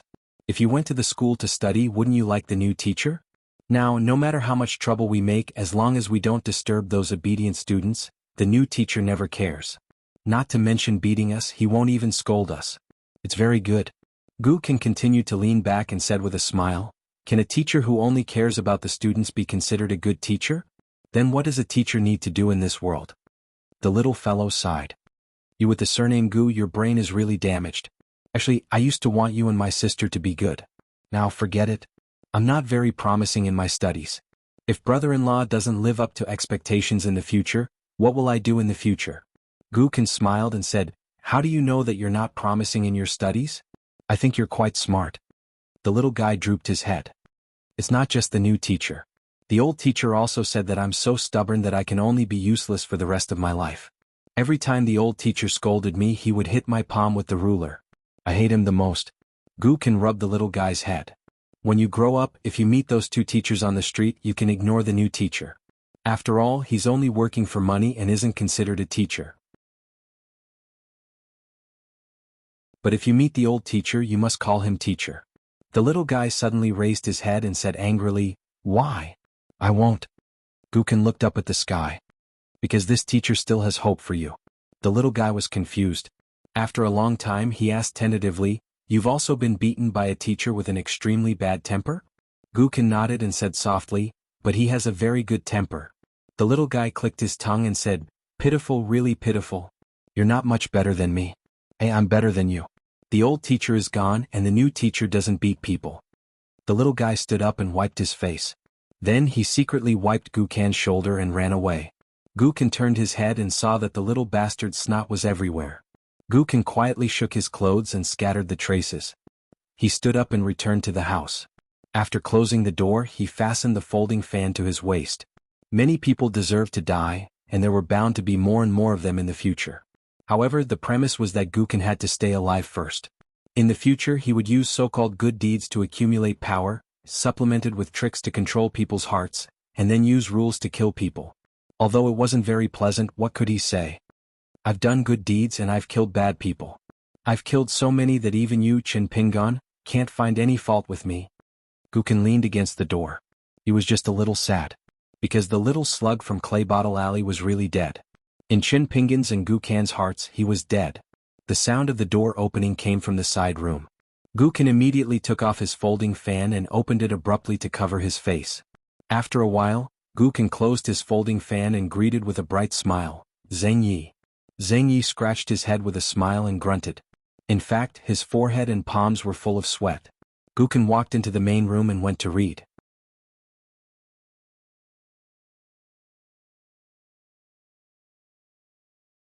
"535. Willow Palace Island was still filled with willow trees at the end of autumn. This island was the main mountain of the True State sect, which was also the mountain where the ancestral hall was built. Together with Gong Lu Island, the entire calligraphy lake had been under construction for the past year. Dust was flying everywhere, covering the sky and the sun. The wealthy True Realm sect had hired many mechanical engineers from the school of Moism, Yin and Yang geomancers to come here to survey the terrain and confirm the routes of the mountains and rivers. Immortal masters from various families, including farmers, and a large number of craftsmen from the mountain came here to work. In the words of sect master Jiang Shangzhen, every brick, window, and flower bed had to be of the best quality in the Aquarius continent. There were hundreds of cultivators who were especially good at building immortal mansions, and most of them came from the Tongya continent. They hired people to take the cross-continent ferries to and fro, and the True Realm sect took care of everything from the beginning to the end. All of them stayed in immortal inns in the central region. As a result, the amount of immortal money True Realm sect spent on this project was enough to empty the pockets of many sects on the old islands of Calligraphy Lake overnight. Therefore, all the immortals in the Aquarius continent knew the second thing. The True State sect was shockingly rich. The first thing was, of course, the True State sect had 3.5 upper 5 realms consecrators. A female sword immortal from the North continent named Li Kai, the old man from the Jade Gui sect who had a chance to become the sect master of the True State sect, Lu Laoqing of the Jade Gui sect, and Lu Laoqing of the Green Gorge Island, who was half of the Jade Gui sect. Now, Lu Jimao had started to cultivate in seclusion to break through the realm. Therefore, the islands around Willow Palace Island had been sealed off recently. Two people were strolling along the willow bank. They were sect master Jiang Shangzhen and chief consecrator Lu Laoqing. Jiang Shangzhen broke off a willow branch and weaved it into a willow hoop. He wore it on his head and smiled. "Am I right, brother Lu?" Lu Laoqing did not speak. Jiang Shangzhen was a very strange person. His methods were bloody and he was very good at hiding a knife behind his smile. However, he was very strict about rules. This feeling was not because of what Jiang Shangzhen said, but because the Jade Gui sect's calligraphy lake was the location of this Jade Gui sect. Everything Jiang Shangzhen did was to explain this principle to the sect cultivators. Of course, there were many places where Jiang Shangzhen's rules were unreasonable. Due to this, Great Li's armored cavalry garrison general, Guan Yiran, negotiated with True Realm sect many times. Nascent soul consecrator Li Fuyao often went to the general's residence to quarrel. Both sides couldn't come to an agreement. Every time their faces would turn red, and they would slam the table and glare at each other. It was not that Li Fuyao had a good temper. It was just that Jiang Shangzhen had warned this woman, who seemed to be the face of True Realm sect, that her life was worthless. True Realm sect's reputation was also worthless. The only thing that was truly valuable in the world was money. The meaning behind Jiang Shangzhen's emotional words, "Let bygones be bygones," was actually very simple. Since he was willing to reveal this matter to Lu Laoqing face to face, it meant that although he, Jiang Shangzhen, knew about the love and grudges between Lu Laoqing, he could rest assured that he would not do anything to disgust him. Lu Laoqing did not stand on ceremony and was relieved. As for Lu Jimao's successful breakthrough, True Sect's upper 5 realm consecrators became 3. Because the Jade Gui sect's elder who was in seclusion could not be more dead. At that time, the 4 of them attacked together, but only 2 of them actually attacked. Lu Laoqing and Lu Jimao were only in charge of holding the line, or watching the show. Kill the chicken to warn the monkey. It was on this Gong Willow Island. Between Li Kai and Jiang Shangzhen, one unsheathed her sword and the other took out a willow leaf. When the meritorious old man from the Jade Medallion sect saw Li Kai, he did not even have the thought of dying together with the madman Jiang Shangzhen. Unfortunately, he did not manage to escape and died. Even many cultivators of Gong Willow Island only sensed the change in the atmosphere for a split second, and then the world became silent, the clouds were light, the wind was light, and the moon was bright. Jiang Shangzhen suddenly said, "In the future, if we encounter Divine Grandeur sect's Taoists, tell our true sect disciples to be more respectful and behave with our tails between our legs. Regardless of right or wrong, as long as we fight and are killed, true sect will pretend that nothing happened.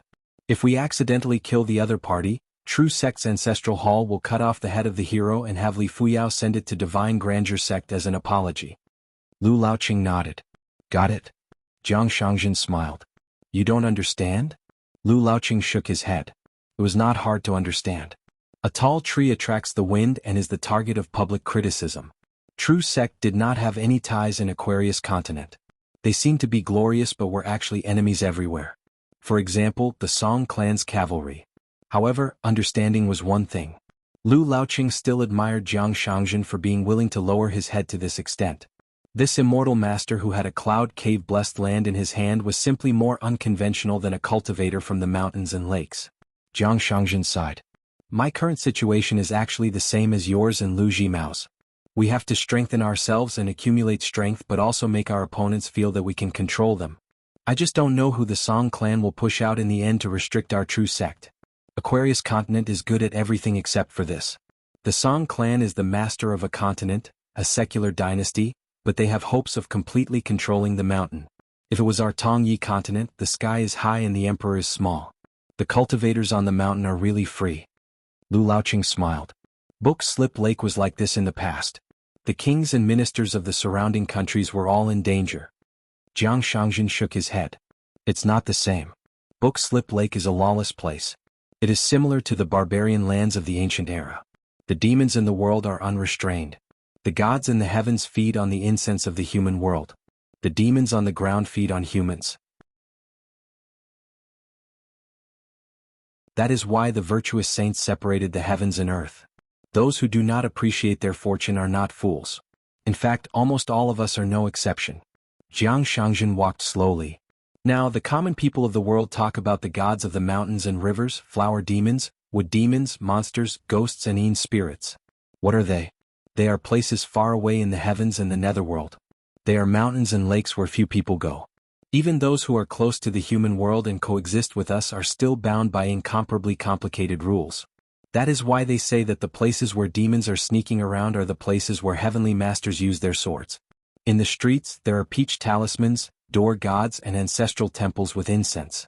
We can go to the temples and Taoist temples to pray for blessings and dispel disasters. We can go to the mountains to visit immortals and have all kinds of opportunities. Jiang Shangjin stopped and looked around. He picked up the willow hoop and casually threw it into the lake. Then, if one day we humans, no matter if we are mortals or cultivators, have no choice but to switch places with them, what kind of situation will we be in? Are you afraid? I, Jiang Shangjin, am afraid. Lu Laoqing said, I won't think about this. Jiang Shangjin nodded. It's okay. Because someone will think about it. So you and Lu Jimao can have peace and quiet and cultivate your own Tao. Because even if the world turns upside down, you can still avoid death. If your realm is high enough, you will have a way to retreat and live. Lu Laoqing frowned. Jiang Shangjin smiled and asked, but what if all the cultivators on the mountain peak think like you, Lu Laoqing? Lu Laoqing shook his head. They won't. Jiang Shangjin scratched his head and sighed. So this is the most fun part. Everything is good, we see it as a matter of course. We don't need to talk about it or think about it. As for the bad, we can grit our teeth and think about it for a long time. Lu Laoqing was a little confused. He didn't know why this master was telling him this. Jiang Shangjin had already changed the topic. He was relaxed and no longer had the strange emotions from before. His footsteps were light. In the Jianghu romance, the friends of the heroes are all good people and good deeds. Even if they die for a reason. In the supernatural stories, people's hearts fluctuate and ghosts run amok. In the end, good and evil will be rewarded. Lu Laoqing, do you read these miscellaneous books? Lu Laoqing shook his head. Never. Jiang Shangjin smiled. That's why you should read more books. Lu Laoqing knew that this master was joking. Naturally, he didn't take it seriously. This master was very bored every day. Outside of cultivation, he would cast camouflage arts and wander around the 4 major cities by the Book Slip Lake. Every time he returned, he would buy some toys for the child that sword immortal who Kai carried. Jiang Shangjin could spend a lot of time playing with the child and teaching him how to walk. Sometimes Lu Laoqing would feel depressed. Was it Jiang Shangjin's unfathomable personality that allowed him to climb step by step to his current position? Or was it after he climbed to the top that his personality gradually changed and he became the master of the true state sect today? Jiang Shangjin walked to a ferry. Before Lu Jimao went into seclusion, he asked me for the old territories of Green Gorge Island and White Scale Island. He planned to give them to his disciple, Gu Kan. Because he didn't know that I specially gave the territory near Cloud Tower City to Gu Kan. However, that young man, Gu Kan, after hearing about this, actually dared to accept it at such a young age. It's true that the coward starves to death and the bold bloats to death. Lu Laoqing said, if this kid stays at Book Slip Lake, he might be a hidden danger to the true state sect. Jiang Shangjin turned his head with a playful smile. Lu Laoqing smiled frankly. Naturally, it's not just me and Green Gorge Island who have a grudge against each other. I, Lu Laoqing, and the true state sect probably don't want to see Gu Kan quietly rise. It's a great taboo to raise a tiger and invite calamity. Not just that. Jiang Shangjin smiled. What do you think is Gu Kan's greatest reliance? Lu Laoqing said, of course it's Qin Pingan, who is no longer at Book Slip Lake, and the rules that Qin Pingan taught him. Guan Yiran, who has a good relationship with Qin Pingan, or someone I don't know, will definitely be secretly watching Gu Kan's every move. This means that Guan Yiran will naturally be watching me, Lu Jimao, and the true state sect. Gu Kan should have already thought of this. As for the so-called raising a tiger and inviting calamity, Jiang Shangjin didn't comment. Although Lu Jimao's realm was lower than Lu Laoqing's, he had a lot of dealings with the Dali imperial court. In his early years, he had even more extravagant hopes than Lu Laoqing to be the monarch of Book Slip Lake. Therefore, in some matters he could see further than Lu Laoqing. Of course, in the final analysis, Lu Jimao's own interests were involved, so he thought more. As for Lu Laoqing, as an unaffiliated cultivator, he had a bright future ahead of him. His thoughts were naturally purer and less chaotic. In fact, before Lu Jimao went into seclusion, he had found Gu Kan in a house in the shabby alley of Pond City. Jiang Shangjin could guess what it was about. Giving books and preaching. Asking the true state sect to return to Green Gorge Island was a kind of long-term protection for Gu Kan. Because Lu Jimao had also guessed that Jiang Shangjin had a long-term plan. Rather than having the Song clan support an unknown force to target the True State sect, it was better for the True State sect to take the initiative to send a suitable person to their door. For both sides, this was the most sensible choice to avoid internal friction. Jiang Shangjin had swaggered to Longquan County twice. As long as one wasn't blind, they would be able to see it. This was something that Jiang Shangjin had deliberately sent people to ponder and investigate.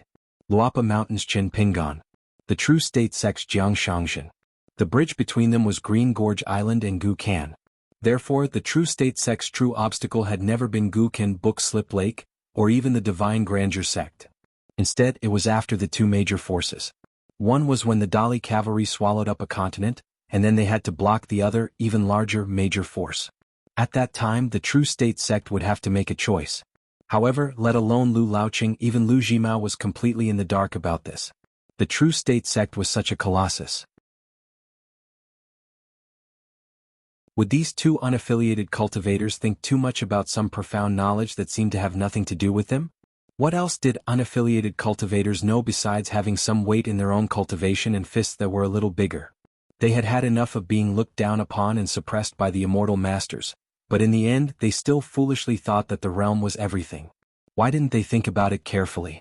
Why did the Jade sect have a suzerain who was about to reach the ascendant realm? Why did Jiang Shangjin have the family business he had today? The order of things couldn't be wrong. Today's 3 sects and 100 schools had strict rules. In the beginning, who wasn't born as a bumpkin in the human world? Who wasn't a puppet in the hands of the high and mighty gods? It wasn't that Jiang Shangjin looked down on the unaffiliated cultivators of the world. In fact, when he was traveling in the North Continent, he had been an unaffiliated cultivator for many years, and he had done well as an unaffiliated cultivator. Jiang Shangjin looked at the calligraphy lake that was rippling with green waves and said softly, "It's not that the teachers have too many discipline rulers, it's that there are too few of them. They hit them too lightly. The disciples have always been forgetful and don't remember the beatings." However, no one has ever thought about whether the teachers have their own daily necessities to worry about and whether they will be disappointed one day. All the people in the world who like to be calm and reasonable are really desperate once they are disappointed. Lu Laoqing still didn't feel much in his heart. Jiang Shangjin suddenly turned his head and asked, "If a suzerain in the Jade Raw realm talks to you wholeheartedly, you can choose not to listen. What about the immortal realm?" Lu Laoqing was suddenly terrified. Jiang Shangjin smiled and said, "Those who don't know are not guilty.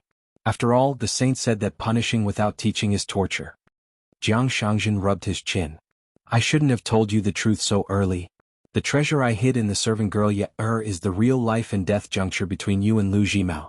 However, I've changed my mind now, because I suddenly understood something. When it comes to reasoning with you unaffiliated cultivators, fists are enough. If I spend too much effort, it's simply delaying my spending." It wasn't delaying his earning money, it was delaying his spending. Lu Laoqing was expressionless and didn't say a word. It had been a long time since he was in a difficult situation, and a long time since he was surrounded by murderous intent. Jiang Shangjin sighed. "I used to think that everyone, whether good or bad, whether they're on the mountain or at the foot of the mountain, would become smarter after reaching a higher level. However, after so many years, I'm actually quite disappointed. Lu Laoqing, if you don't seize the time and really calm down, cultivate your state of mind, and change some of your fundamental thoughts, not to mention catching up to me, even Lu Jimao can leave you behind. Of course, there's also that Gu Kan. It's only a matter of time. When that time comes, you'll find that your position as the chief consecrator is a huge joke. You won't be able to kill Gu Kan, who will be like an ant for a long time in the future. Lu Jimao is already on the same level as you, and I, Jiang Shangjin, need to look up to him." Jiang Shangjin raised his hand and shook his sleeves. With a casual twist of his hand, a jade-green water droplet condensed from the essence of water appeared in his hands. Then he gently crushed it with 2 fingers. "Do you think that when the accountant came to the island to see you back then, he was looking up to you? No, he respected and revered you. It was the rules that gathered around you at that time. However, it's only a matter of time and it might not take too long. Decades? 60 years? It'll become you, Lu Laoqing. Even if you stand at the peak of Gong Willow Island, you'll still feel that you're a head shorter than that person standing here at the ferry." Lu Laoqing said, "I've learned something." Jiang Shangjin laughed. "As expected, the words of an immortal are more pleasant to the ears. So you have to study hard and I have to cultivate hard." Lu Laoqing sighed. Jiang Shangjin said without reason, "Perhaps one day, I'll return to Tongyi continent to oversee Jade Gui sect. Then you'll be the next sect master of True Realm sect. As for Lu Jimao, you can suppress him at the bottleneck of unrefined Jade Gui sect, so that he won't even have the courage to break through to Immortal Realm. If you're in a good mood at that time and feel that he's no longer a threat to you, you can be magnanimous and let him ascend to Immortal Realm. Then he can go and establish a subsidiary sect of Aquarius Continent's True Realm sect. Jiang Shangjin covered his sleeves with both hands. I'm not painting a pie in the sky for you, Lu Laoqing. I, Jiang Shangjin, am not that despicable. Lu Laoqing seemed to understand something. Currently, True Realm sect had people who specialized in collecting all the mountains and rivers of Tongyi continent. Among them, there were rumors that the sect master of Jade Gui sect, the #1 immortal sect in Tongyi continent, might be in seclusion. He was pursuing the mysterious Ascendant Realm.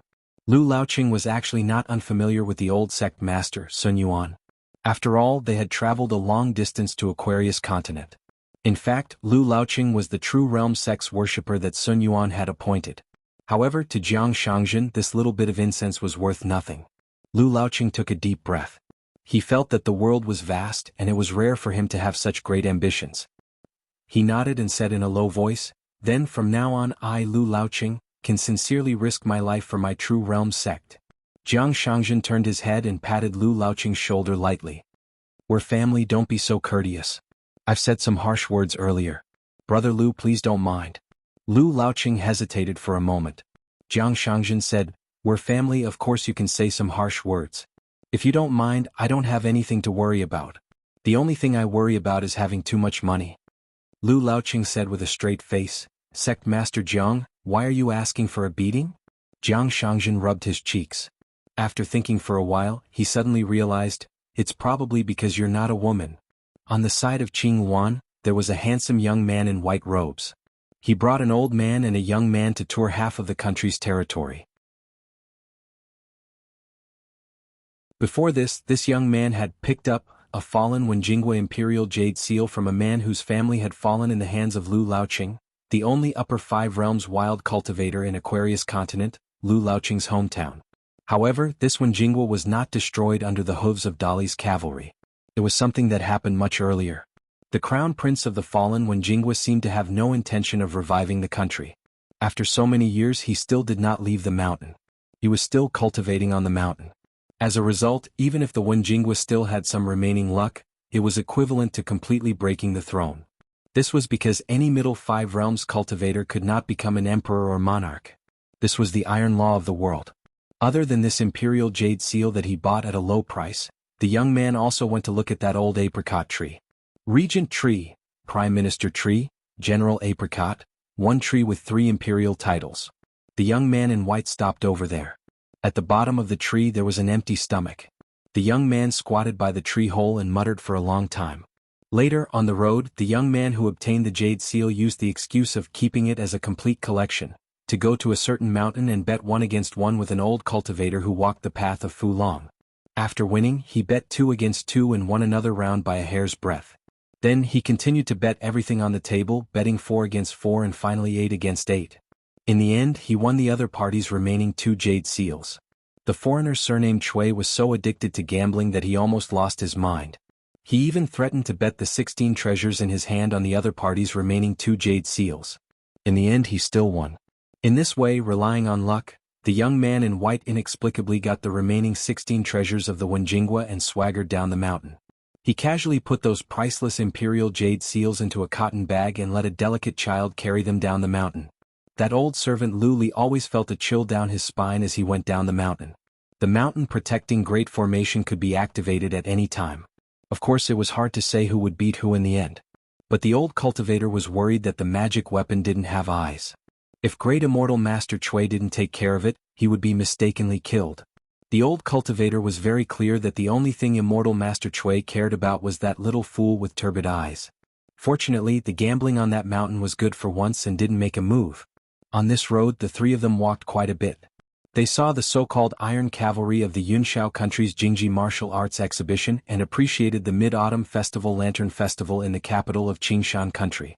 Unfortunately, the old cultivator didn't get to see the Emperor of Qingshan country's eccentric, plump 5 beauties. He felt a bit regretful. Otherwise, it would have been good to gain some knowledge. However, immortal Master Chui bought a popular book called Qian Ben Chao. It wasn't some rare book, but it was bought from an ordinary bookstore. He often flipped through it while walking on the mountain paths. It was a bit chewy.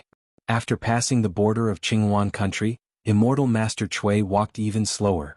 He often took out an imperial jade seal and rubbed it on the face of the child he nicknamed Brother Gao. Lu Li had always been like a servant porter of a traveling noble, carrying a miscellaneous box. However, he felt that compared to the Brother Gao, who was often ridden on a horse, he was actually very lucky. Therefore he often told himself to cherish his fortune. As for Mr. Chui's casual behavior, the old cultivator had long been used to it. For example, a group of mountain and swamp cultivators. Among the three, one of them was named Lu Yangzhen. The two of them happened to meet and traveled together for a while. Lu Li also couldn't understand what qualifications this ant-like wild cultivator had to talk to great immortal Master Chui. In the end, great immortal Master Chui deliberately left behind an opportunity, which was a cave to shelter from the rain. They accidentally triggered a mechanism, so one of the array masters could be said to have a flood of luck and obtained a large stack of talisman paper called Huang Shi. If it was converted into immortal money, it would definitely be a huge windfall. As for Lu Yangzhen and Lu Yangzhen, they also had a big harvest. As for those three at that time, they felt as if they were stepping on dog shit. When they raised their feet to take a look, just as they wanted to curse, there was gold hidden under the dog shit. At that time, Lu Li looked at those three ecstatic mountain and swamp cultivators. After some discussion, they still wanted to give some immortal money to great immortal Master Chui. Unexpectedly, great immortal Master Chui had a face of unexpected joy and gratitude as he smiled and accepted it. Lu Li stood to the side, feeling uncomfortable. But what could he do if he couldn't figure it out? Then don't think about it. Lu Li, this evil cultivator of the devil path, was particularly clear about some things.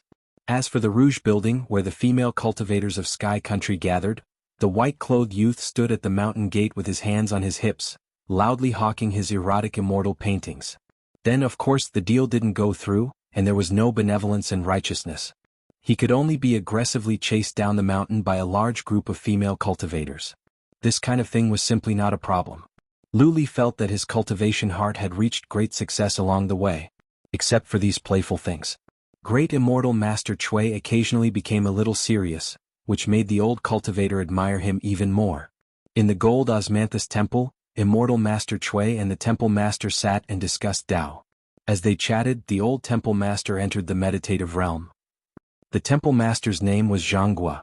Her cultivation base was at the Dragon Gate realm, and she seemed to be showing signs of ascending to the Golden Core realm. Seeing this, Lu Li was endlessly envious. In the White Water Temple, where the spring water rolled on the ground, immortal Master Chui sat on a well that was blocked for unknown reasons, and began to talk about Tao with a young monk who was preaching outside the temple. Both of them were wearing white clothes. One was a scholar and the other was a monk. At first, both of them were debating about the Li Sutra, which is the devil path. Anyway, Lu Li was listening to the heavenly book and wasn't the least bit interested. The child, Brother Gao, was squatting by the bamboo door listening to each of them talking about Tao. The child was a little babbling, but he still couldn't speak. Finally, immortal Master Chui, whose white clothes fluttered, sat cross-legged on the well blocked by blue stones.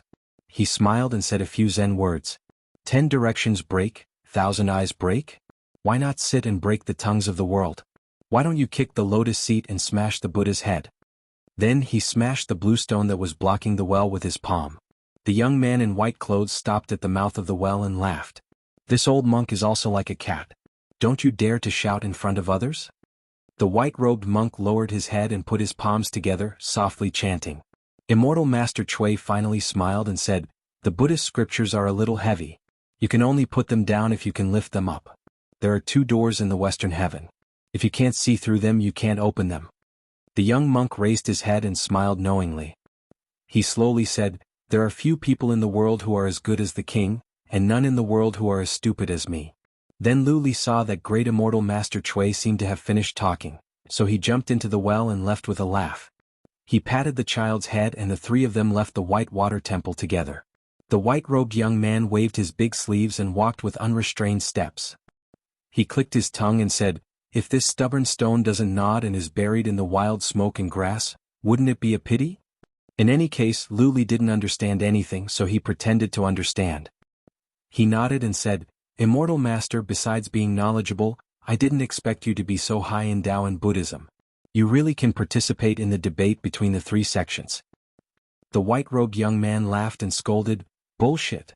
Luli smiled awkwardly, but he still nodded and said, "Immortal Master is right." The white-robed young man turned his head. "You have quite the root of wisdom. Why don't you stay here and be a monk?" Luli said with a sad face, "No, I really don't have the root of wisdom to practice Buddhism. Not even the slightest bit." Then Chui Dongshan took the two of them to the capital of Qinghuan country. They met the master of a small Taoist temple. The Taoist temple was called the White Cloud Temple.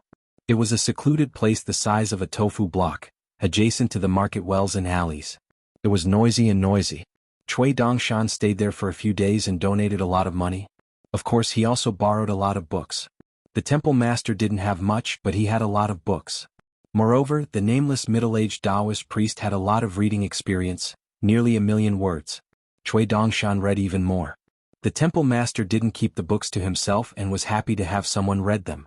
The key point was that this young man who traveled to study was also a generous pilgrim. His White Cloud Temple was finally not full. On the morning of Chui Dongshan's departure, the little Taoist priest who had finally lived a few days of immortal life was really reluctant to let him go. He was crying and snot. Seeing this, the temple master of the little Taoist priest felt a little sad. How incompetent was he as a master? Chui Dongshan left for less than half a day. The little Taoist priest was still complaining. When he was sweeping the fallen leaves on the ground of the temple, he was a little absent-minded. Then 7 or 8 ox carriages came to the outside of the White Cloud Temple, saying that they were here to deliver books. The ox carriages were filled with all kinds of books from the 100 schools of thought. One by one they were carried into the small Taoist temple. The thin, middle-aged Abbé Dean was dumbfounded by the scene before him. However, when the last ox carriage took down a plaque, the temple master called the happy little Taoist priest and carefully carried it to the study room. On the plaque there were 2 words, Jiaxin. After leaving the capital of Qinghuan country, Fairy Lu Li became the driver of a carriage. Chui Dongshan sat on the side and the little Taoist priest dozed off in the carriage. The old cultivator asked softly, "Immortal Master, the temple master of the White Cloud Temple is not a cultivator. Why did he look at him so differently?" Chui Dongshan, one on the left, one on the right, one on the top, one on the bottom, waved his snow-white sleeves and said, "He and the 2 gentlemen before and after me are the same kind of people. In times of peace he is not obvious. In times of chaos he is—" The old cultivator waited for him to continue, but there was no follow-up for a long time. When Fairy Lu Li gave up, Chui Dongshan said with a smile, "The best teacher." Chui Dongshan stopped waving his hands and said slowly, "Ordinary teachers can make good students learn better. Slightly better teachers can teach good students and control bad students. They are willing to persuade people to change their ways. As for the best teachers in the world, they are willing to put the greatest patience and kindness on the evil that no religion knows about. For this kind of people, no matter where they go, the sound of the school and books will be there. Some people think it is noisy, but it doesn't matter. As long as there are people who listen, it is good." Chui Dongshan smiled and said, "So they are not some wandering tinkerers. They are the source of the people's hearts. The water flows down and passes by everyone's feet. Therefore it is not high. Everyone can bow their head and drink it." Chui Dongshan suddenly got up and raised his arm high, as if he was holding a wine cup. At this moment, the white-robed youth stood up and said in high spirits, "There are many things in the world that everyone yearns for. Naturally, there is nothing wrong with that. But when you are thirsty, there is water to drink.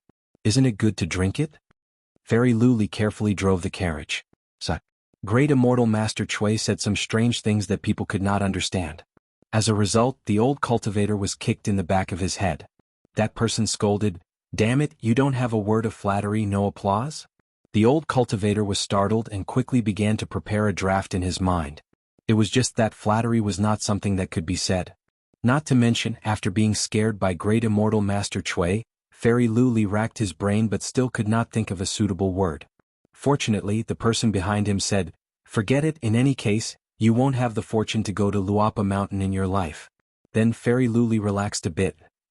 Because around the carriage, there were cyan birds made of paper, hovering and flying around like living creatures. It was not the yellow talisman paper that the cultivators of the middle 5 regions usually bought. Instead, it was the innocence talisman, the color and luster of the innocence talisman. It was said that it was the talisman paper used by the Taoist sects and was extremely rare and expensive. The old cultivator could be considered half an expert in talisman. Therefore, he knew that the most mysterious talisman paper in the world was a cyan talisman paper that contained the true meaning of the sage. It did not have an exact name. It was just that these innocence talismans were casually used to make paper birds. Great immortal Master Chui, is it really suitable? You can give me a few as a family heirloom. The old cultivator lamented in his heart. In this bumpy journey, in fact, he really did not have the slightest benefit. He could only hope that in the future, great immortal Master Chui would feel that even if he did not have any merit, he would at least work like an ox or a horse. But when he thought of working like an ox or a horse, the old cultivator's mood became a bit better. That little fool in the carriage was the real ox or a horse. Chui Dongshan suddenly said, "Take a detour, don't go to Lu family's lion garden. Go see a pitiful person." Then the old cultivator followed the route given by Chui Dongshan, steadily driving the carriage south. Along the way to Qinghuan country, there were many rumors about Lu family's lion garden. The head of the Lu family, who was the leader of the scholarly circle, could not keep his chastity in his old age. His reputation was ruined, and from a great family that was like a country's literature and guts, he was reduced to a filthy trash like a literary demon. His poems and essays were belittled to the point that they were worthless. Not to mention there were even more dirty water poured on his head, and there was no way to avoid it. One of the 4 major private gardens of Qinghuan country, a scholarly family, suddenly became a place to hide filth and accept filth. Among the small and large bookstores in the marketplace, there were also many crudely printed erotic books that were spread throughout the court. Therefore, when his second son Lu Qingshan returned from his travels and held a wedding banquet in the Lion Garden, marrying an unknown girl from outside the country, old Assistant Minister Lu did not see a single family friend. As for the eldest son Lu Qingfeng, who put righteousness before family, his name had long been removed from the Lu family's genealogy. Now, his official position was not high, and it was said that he was an assistant in charge of the government's transportation. Compared to the previous county magistrate, his official position was indeed promoted, but no one felt that this kind of person could reach a high position in Qinghuan country, which valued reputation the most. Perhaps one day he would even lose his official title and no one would be interested in him. It was not even a joke that was worth talking about after a meal, it was too boring. Moreover, the current Qinghuan country was thriving day by day, and the country's fate was prosperous. The temples, the mountains, the jianghu, and the scholarly circles were all filled with talented people, like bamboo shoots after the rain, creating a great atmosphere. For example, there was a child who was only 6 years old, but in just a short year the name of a child prodigy had spread throughout the country. During this year's Mid-Autumn Festival in the capital, the child prodigy was summoned into the capital by the emperor and the empress. The child was intimately carried on the lap of the empress, and the emperor personally tested the child prodigy's poetry, asking the child to improvise a poem according to the topic. The child was held in the arms of the empress, and after thinking for a while, the child could compose a poem. The emperor was extremely happy, and actually made an exception and bestowed the child with the official position of Zhou official.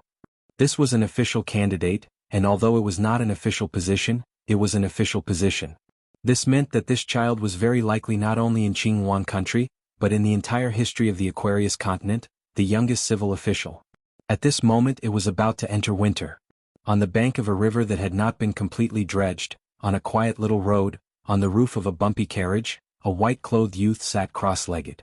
The child's hand was holding a type of kite that was a specialty of Qinghuan country, called a wood harrier. As long as the thread was not broken, all the kites in the world were destined to fly high, but they could not go far. Chui Dongshan lay back, staring at the kite in the sky. "My master, is he well?" The reopening of the water transport was extremely complicated and involved all aspects of Qinghuan country. Therefore, the imperial court did not blindly seek for speed and appeared to be making slow progress. The rank of the officials in charge of this matter was not high. There were 3 of them. 2 of them were doctors that left the capital from the Ministry of Revenue and the Ministry of Works, and the last one was the provincial governor of the city where the main road of the water transport was located. As the imperial court did not publicize this matter, there were not many people in Qinghuan country who paid attention to this matter. It seemed that the two old officials of the capital were more superficial and the provincial governor was more pragmatic. However, in reality this was not the case. On the contrary, the provincial governor who originally thought that he was just going through the motions arrived at the temporary government office built by the river. Only then did he realize that the two doctors, whose ranks were not even as high as his, seemed to have a well-thought-out plan. The rules and regulations were detailed, almost to the point of being cumbersome.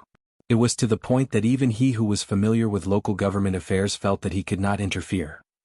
Other than the fifth-rank doctors from the Ministry of Revenue and the Ministry of Works, there was also a fifth-rank assistant official whose surname was Lu Qingfeng. Provincial Governor Hong really despised this person surnamed Lu. In the Jianghu, betraying one's friends for glory was already something that everyone disdained. In the officialdom, he was a bastard who betrayed one's father for glory. Provincial Governor Hong felt that he had to change his official robe every other day to discuss matters with this kind of person. He felt uncomfortable even drinking a cup of tea. In the past half a year, Provincial Governor Hong had always treated Lu Qingfeng with disdain. The two officials of the capital seemed to understand his feelings and purposely turned a blind eye to it. As for Lu Qingfeng himself, probably due to his low rank and guilty conscience, he had always pretended to be respectful to Provincial Governor Hong. Moreover, when discussing the details of the dredging of the water transport at the table, Lu Qingfeng almost never took the initiative to speak. He would only speak when the two officials asked about the details. On this day, in a village next to a section of the water transport, there was a lively scene of dancing bamboo horses. A scholar who had already traversed the entire old Sauha twice was sitting on top of a short yellow mud wall with a young page boy named Lu Sua. They were looking at the noisy gongs and drums from afar. The bamboo horse was made of bamboo strips and wrapped in colorful cloth. It was divided into two sections and hung from the waist of the person who jumped on the bamboo horse. According to local customs, Jingyi rode a red horse, Qingyi rode a yellow horse, a woman rode a green horse, a scholar rode a white horse and a warrior rode a black horse. Each had its own meaning. In fact, the scholar didn't look like an official at all. His skin was tanned and shiny. He wore coarse linen clothes. Only the pair of very sturdy but old suede boots on his feet were not something that ordinary villagers could have. Not every village would dance bamboo horses. It depended on which village paid. The amount of money was more or less, and the dancing bamboo horses would dance according to the price. Obviously, this village paid a lot of money, so the dancing bamboo horses was particularly exciting. Near the top of the wall, there were many loafers and tall young men who came from other villages to join in the fun. They pointed at the girls in the rich village and talked about them without any scruples. They talked about which family's girl's breasts would definitely be big in the future and which family's girl would definitely give birth to a son. Laughter rose and fell around the wall. Some people even argued about which family's girl was the prettiest and who was the prettiest girl within the radius of dozens of miles. Anyway, they all had their own preferences. The scholar also looked at the girls who they were pointing at and didn't hide his observation. The attendant sitting at the side was somewhat helpless. "Master, why are you also so indecent?" The scholar smiled and said, "The nature of a woman is the most difficult. In fact, being fat and thin is not a problem." The attendant said helplessly, "Master, if you say so, then so be it." The scholar smiled and said, "You are still young. In the future, you will understand that a woman's face is not the most important. A good figure is the most wonderful." The attendant rolled his eyes and said, "Master, I don't understand this. I haven't studied many books. I will take the imperial examination and be an official like you." The scholar nodded and said, "You are a good student. You will definitely be an official in the future." The attendant was suddenly happy. No matter what the master said, he was always right. Far away from them, near where the bamboo horses were jumping, there were endless cheers and shouts of praise. However, there were many onlookers near the wall. Many people were picky. There were more people who didn't take it seriously and more people who sneered. The applause was sparse. The attendant asked softly, "Master, you are so knowledgeable that you know the origin of those dancing bamboo horses. Then tell me, is it true that you didn't dance well?" "I think it is very good." Lu Qingfeng whispered, "Of course it is good. But we don't spend money. Why should we say it is good? Which of the good things in the world doesn't cost money?" The attendant was confused and asked, "What's the reason?" Lu Qingfeng smiled and didn't say anything. He touched the boy's head and said, "Don't think too much about it. Now is the best time for you to study." The attendant nodded and thought of something. He asked curiously, Why do you only look at the archives of the Ministry of Revenue recently? The attendant still didn't know that this was not something his master could read as an official. Someone even secretly sent it to his desk. Lu Qingfeng said softly, looking at the history books, it's all written by the later emperors about the affairs of the previous dynasty. It's inevitable that it's not true. But the only thing that will not lie is the matter of money. So when we read history, if we have a chance, we must look at the life history of the people in charge of the financial power of the previous dynasties, as well as their process of casting and promoting all kinds of money. It's easier to see the gains and losses of the national policy by taking one person as the point and the state treasury as the line. The attendant scratched his head. Lu Qingfeng looked at the bustling noise in the distance and said with a smile, "You don't have to worry. If you want to read in the future, I have all the books here." Seeing that the master liked to chat today, the attendant was a little happy. Because the 2 trips to the beginning and the end of the Tsauhe River were really tiring. Moreover, the master didn't like to talk much at that time. He just looked at the mountains and rivers and silently wrote notes. The attendant took advantage of the master's willingness to talk more today, so he asked, "Master, why do you have to talk with the teachers in the cities and rural schools wherever you go?" Lu Qingfeng said, "Where do the seeds of studying come from? After the parents in the family, there are teachers. How can it not be an important thing for us scholars to care about?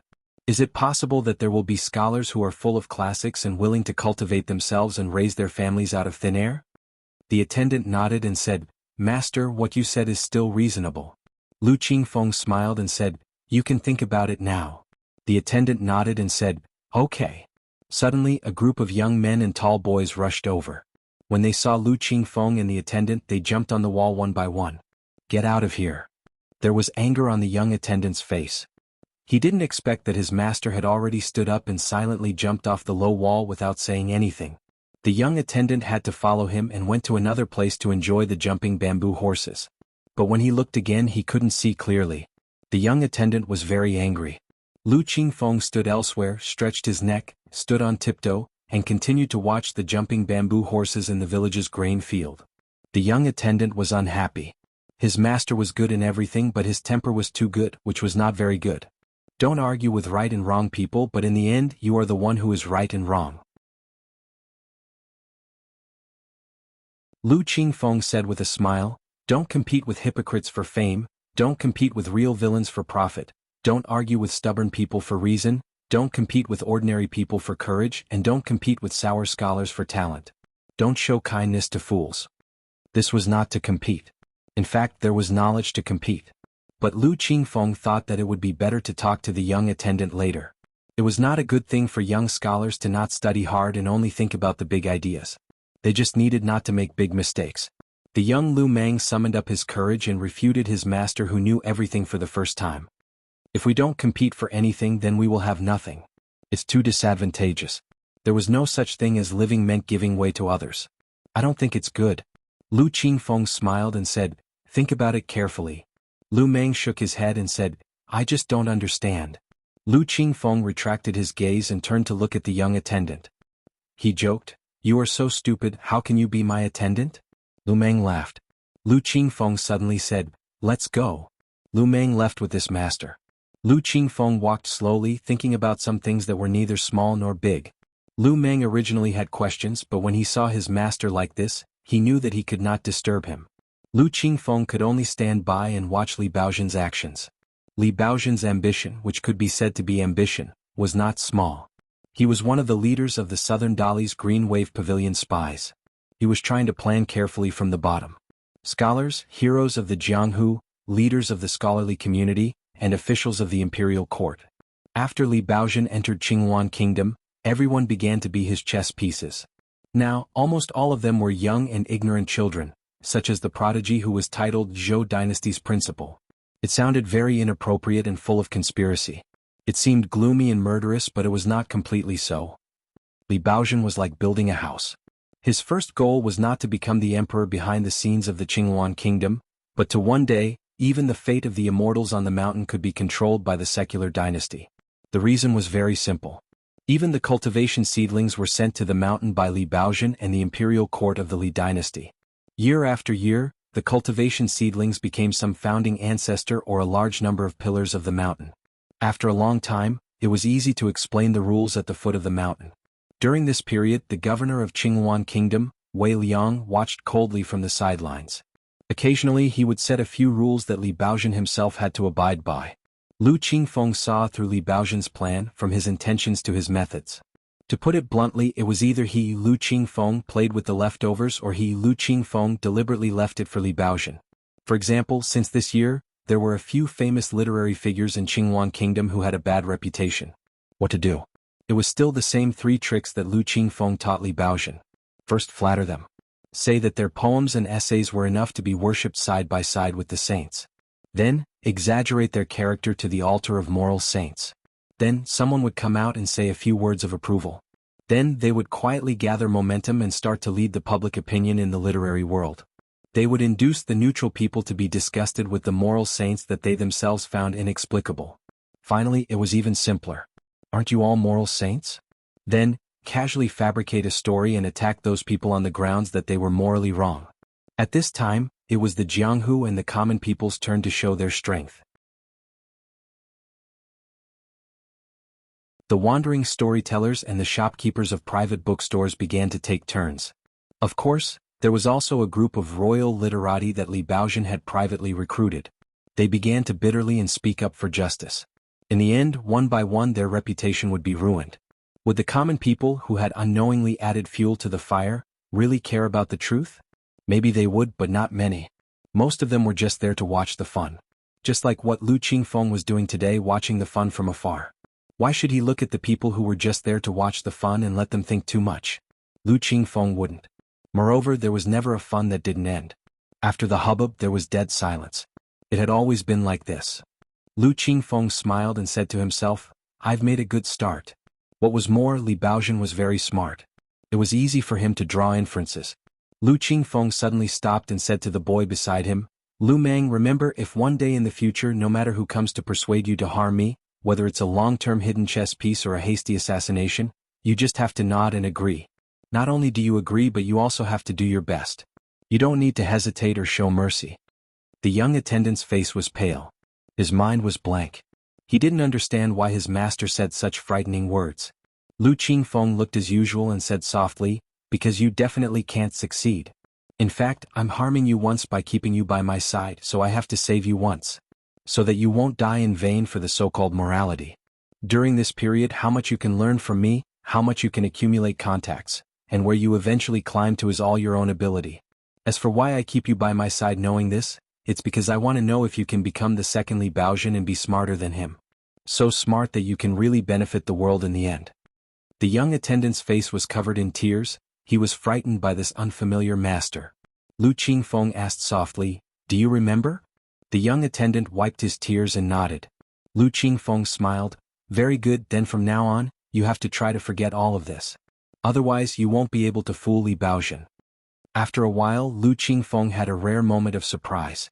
Because a white-robed young man was walking towards him, but the personal retainer that Dali had sent to him did not appear from start to finish. The young man was holding a kite in his hand, smiling brightly. Lu Qingfeng, I'm carrying a small hoe, I'm here to poach my own people. You're following that old bastard, there's no future for you, follow me Cui Dongshan. What's more, what's mine is mine and what's his is still mine, there's no need to be polite with him. In the entire southern part of the Aquarius continent, I'm the biggest, that old bastard can't do anything about it. Lu Qingfeng laughed, That's a little difficult. The other party's hidden identity, Lu Qingfeng could now flip through all of Green Wave Pavilion's secret reports, so he could roughly guess, even if it was only his identity on the surface, the other party was actually qualified to say such disgraceful words. Cui Dongshan threw the kite in his hand to Lu Qingfeng. After Lu Qingfeng caught it, he looked down, there was no thread, and laughed.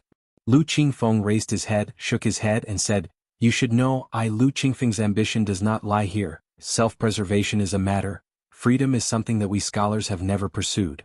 Cui Dongshan took a big step forward, tilted his head and extended his hand. Then return it to me. Lu Qingfeng laughed. Of course, it's better if someone gives it to me for free. I will accept it and not return it. Cui Dongshan clicked his tongue. Lu Qingfeng, if you continue to be my type, I will help my master take in a disciple on behalf of my master. Lu Qingfeng smiled and asked, I wonder who Mr. Cui's master is?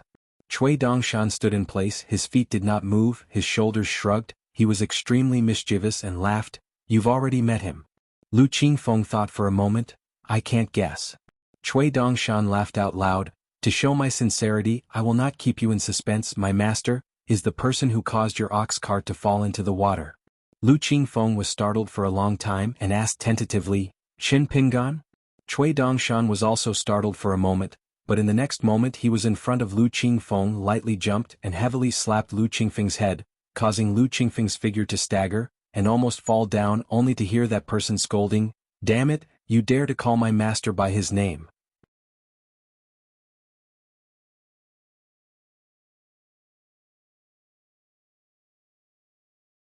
"536. The two Taoists, one old and one young, could only walk according to the local rules. The old Taoist was no exception as he walked along the river with his disciple. The young Taoist, Zhang Shanfeng, had an eye-opening experience. The Yingyin Qin clan was worthy of being called a refined scholar.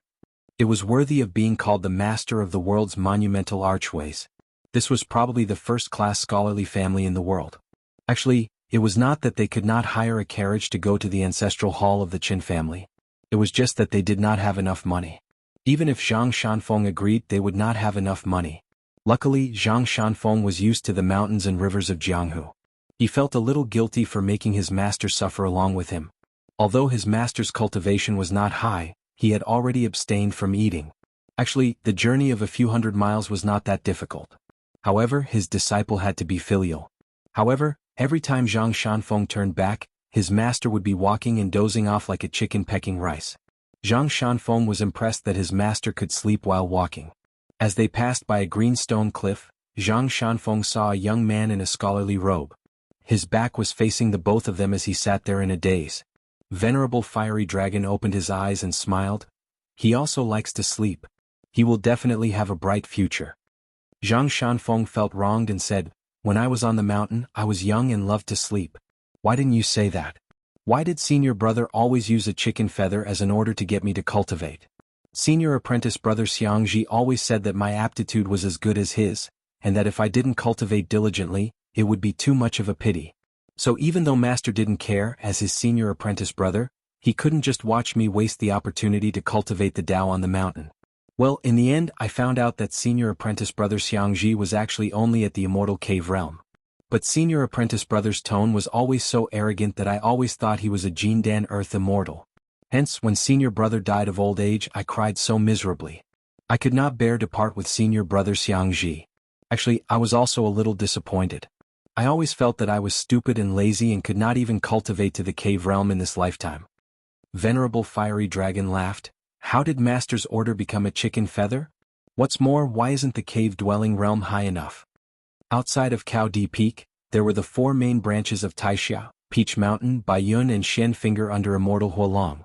Even though Immortal Huolong had never deliberately set any mountain or river rules, it was not taboo for his disciples to wander around Cao Di Peak. However, Taixia progenitor Liu and the other great cultivators of Cao Di Peak did not allow their disciples to disturb Immortal Huolong's sleep. Moreover, the cultivators of Cao Di Peak were famous for not going out and their cultivation was not high. Therefore, regardless of their seniority, almost all the cultivators of other branches were like Taixia progenitor's disciple Guo. Their only impression of Cao Di Peak's martial uncles was that they were of high seniority and low Dao skills. During this period of time, among the Taoists on Crouching Ground Peak, there were probably a few mountain peaks that were deceived the most.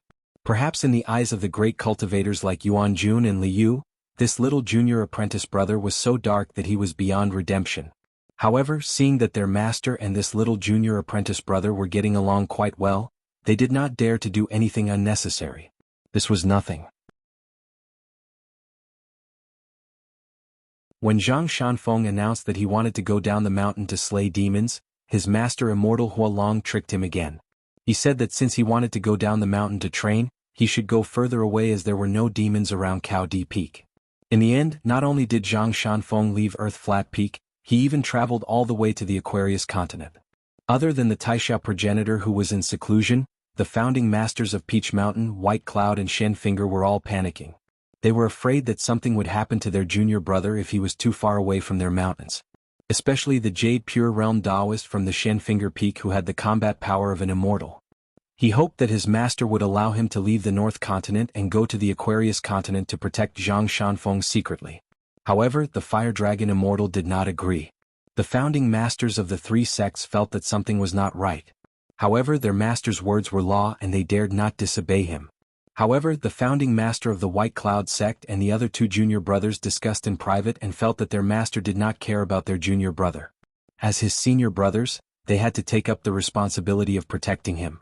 Hence, this old Taoist immortal and the two junior brothers found a perfect excuse and went down the mountain. They changed their route and secretly escorted Zhang Shanfeng on his journey. Therefore, the White Cloud sect's founding master knew about Zhang Shanfeng's dangerous experience of slaying demons and demons at the foot of the mountain, as well as the loss of his state of mind. This meant that the other two sects knew about it too. Especially when Shenfinger knew that Zhang Shanfeng had boarded the ferry, the founding master of the Peach Mountain calculated with his fingers and turned pale with fright. Shenfinger could not take it anymore and planned to let Shenfinger carry his sword down the mountain to protect his junior brother even if his master did not allow him to follow. However, he did not expect Immortal Huolong to suddenly appear and stop them. Shenfinger wanted to explain himself but his master slapped him on the head and pushed him back to Shenfinger's seclusion grotto. When Immortal Huolong turned around and looked at the direct disciple of the Peach Mountain with a smile, the latter immediately said that he did not need to trouble his master and went back to his mountain for seclusion. Later on, the ancestor of the White Cloud lineage received a flying sword message from the Ancestor Hall of Lying Ground Peak. He immediately rushed back to Lying Ground Peak obediently and was scolded without any suspense. However, when he left Lying Ground Peak, his face was full of joy. Only then did the two junior brothers, Peach Mountain and Shenji, know that their master scolded their senior brother and gave him a date to eat. Well, everything was within their master's control. It all depended on who was more courageous and more attentive to their junior brother, who dared to risk being questioned by their master and resolutely went down the mountain to escort him. The two of them were both experts and instantly understood everything. Thus, the ancestor of Lying Ground Peak chased after the senior brother of the White Cloud lineage and said that he wanted to spar. Unfortunately, the senior brother escaped quickly and did not give the junior brother a chance to vent his anger. When they reached the Bluestone Cliff by the river, they were already close to the Chen clan. For cultivators, even if they did not ride the wind, at least in terms of mentality, they were still only a few steps away from the Chen clan. Zhang Shanfeng reminded him, "Master, although we were invited here this time, we still have to follow the etiquette of paying a visit. Don't be like that time at the Central Plains Mirage Swamp. Stomping your feet is considered a greeting to the master, and the master has to show up to see us." Venerable Fiery Dragon nodded and smiled, "All right." Zhang Shanfeng asked doubtfully, "The few books we bought from the bookstore, will the scholar not think that we are rude?" Venerable Fiery Dragon shook his head, "Giving books to the scholar is the greatest courtesy in the world." Zhang Shanfeng was slightly relieved. Actually, the young Taoist did not know who the master and disciple were meeting until now. Zhang Shanfeng thought of something. "Master, us cultivators cleansed our hearts with the spiritual energy of the mountains and rivers in the Baodao Mountain. We did not meet the nobles and did not meet the emperor. But how did the Confucian disciple cultivate? Could he only rely on reading? But if he could cultivate by reading, then wouldn't everyone in the world be able to cultivate? If someone stealthily took the books from the righteous majesty to the other worlds, especially the wildlands, wouldn't that be a huge disaster? Wouldn't the demon folk gain a whole bunch of cultivators for no reason? And if that happened, the Great Wall of Sword energy would be attacked by the demon folk." Venerable Fiery Dragon smiled, "These questions are indeed good. But an old man like me shouldn't be answering them. Otherwise it would be impolite. Am I right?" Zhang Shanfeng suddenly felt a breeze on his face. He turned his head and saw an old Confucian in a green robe walking towards him. He nodded and smiled, "Before I answer the question, I would like to know what books you brought for me?" Venerable Fiery Dragon patted his disciple's shoulder. "Shanfeng, do you see that? Someone is asking for a gift from you." Zhang Shanfeng quickly bowed and greeted him as Mr. Chen. He then took off his bag and took out 3 books. The old man took them and looked at them helplessly. After thanking the young Taoist, he kept them in his sleeves. He, Qin Chunan, was regarded as the #1 disciple of the secondary sage. In the end, this great heavenly master from Mount Longhu gave him 3 books that should have been banned and destroyed by the literary sage. After Qin Chunan kept the books, he said, The Confucian disciples' path of cultivation is similar to that of Taoism. It's just that it's changed to nurturing the great spirit in one's heart. You guys are in Mount Baodao, far away from the mortal world. You guys opened up a pure and clean place. As for the land of cultivation and the methods of cultivation, they are respectively the study rooms and the books of the sages, as well as the principles contained in the words in the books. However, there's still a threshold. Not everyone can really cultivate just by flipping through the books. For example, the beginner's breathing method still needs to be taught by a gentleman. As for the innate foundation of cultivation, it's another threshold. As a result, there are many great literary talents and many old Confucian scholars with a full stomach, but they are still unable to prolong their lives by reading books. Zhang Shanfeng felt that this explanation was quite mysterious. However, he still bowed and said, "Thank you for your explanation." Qin Chunan laughed, "There's no need to be so polite. Scholars study and Taoist cultivators study. We are considered to be fellow Taoists. Etiquette is simple and honest, not complicated and not superficial." Actually, there was still Zhang Shanfeng's last question. It was not that Qin Chunan did not know the answer, but he did not say it on purpose. Contrary to what the young Taoist thought, the Confucian school never stopped the spiritual beings from studying and cultivating. This was the rule set by the Sage of Rites. Zhang Shanfeng turned to look at his master. Jinren Huolong laughed angrily. "What's the matter? Just because you met an unworldly expert, you despise your master for not having the demeanor of a deity?" Zhang Shanfeng blinked his eyes. "This is what your master said." "I don't think so." Jinren Huolong pointed to the green cliff not far away. "Is that the kid who practiced swordplay in your dream?" Qin Chunan nodded. "It's a pity that I have to return him to the Aquarius continent in the future. I've been chatting with him all these years. I don't think I'll have the chance in the future." Jinren Huolong said to Zhang Shanfeng, "That person is Qin Pingan's best friend. Aren't you going to greet him?" Zhang Shanfeng was stunned. He bade farewell to his master and the old man and dashed over. Jinren Huolong and Qin Chunan did not go to the ancestral hall of the Chen family in Yingyin. Instead, they walked along the river. The old man said, "At least the South Pasua continent has you. What about the Southeast Tongyi continent and the Southwest Fuyao continent?" Qin Chunan did not speak for a long time. Actually, this question was a little weird. If the demons in the wilderness could really break through the Great Wall of Sword Qi, their army would flood the world's largest mountain imprint, the inverted hanging mountain. Then, it would be hard to say if Qin Chunan could defend the South Pasua continent, which was closest to the inverted hanging mountain. Then, what did the Tongyi continent and the Fuyao continent have to do with him? Qin Chunan smiled and said, "The old elementary scholar actually advised me before. What he meant was that he gave me two choices. Either I don't want to die or I want to die sooner. I don't want to die sooner or later." Jinren Huolong sighed. Elder Wensheng is one of a kind when it comes to human nature. In terms of age, Jinren Huolong was much older than the old scholar. But when the old scholar was mentioned, he still had to sincerely address him as elder. Qin Chunan nodded his head. He did not refute. Even if he was the mainstay of the secondary saint's lineage, Qin Chuanan's own knowledge was fundamentally the opposite of the old scholar's philosophy.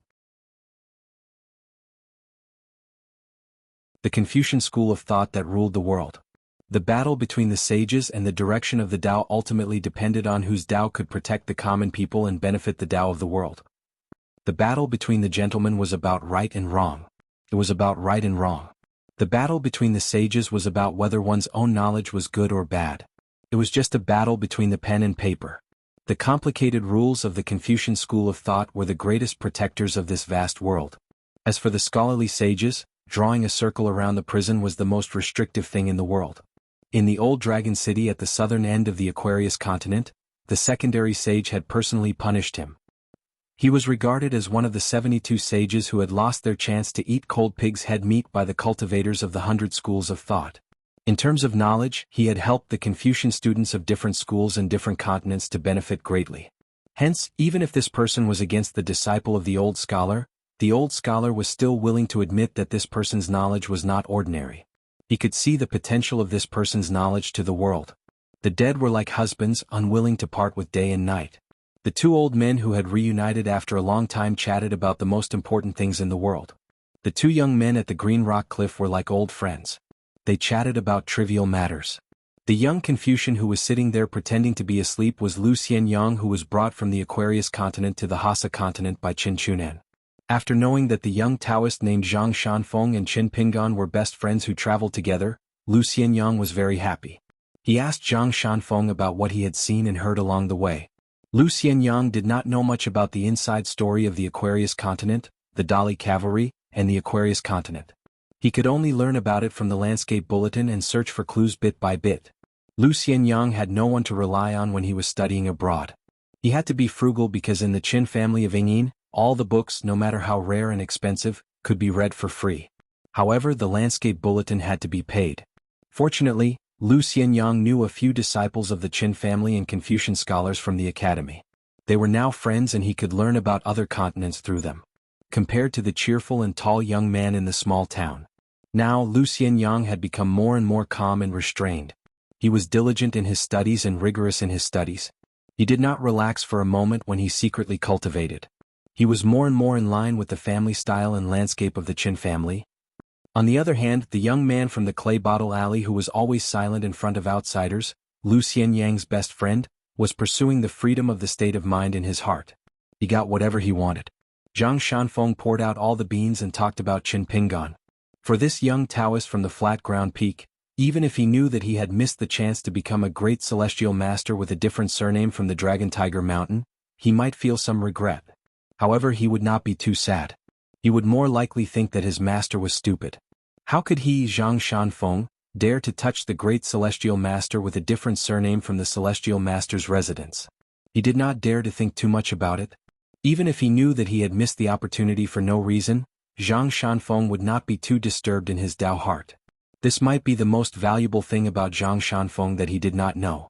He was even more ignorant than he was that his master's Tao skills were not high.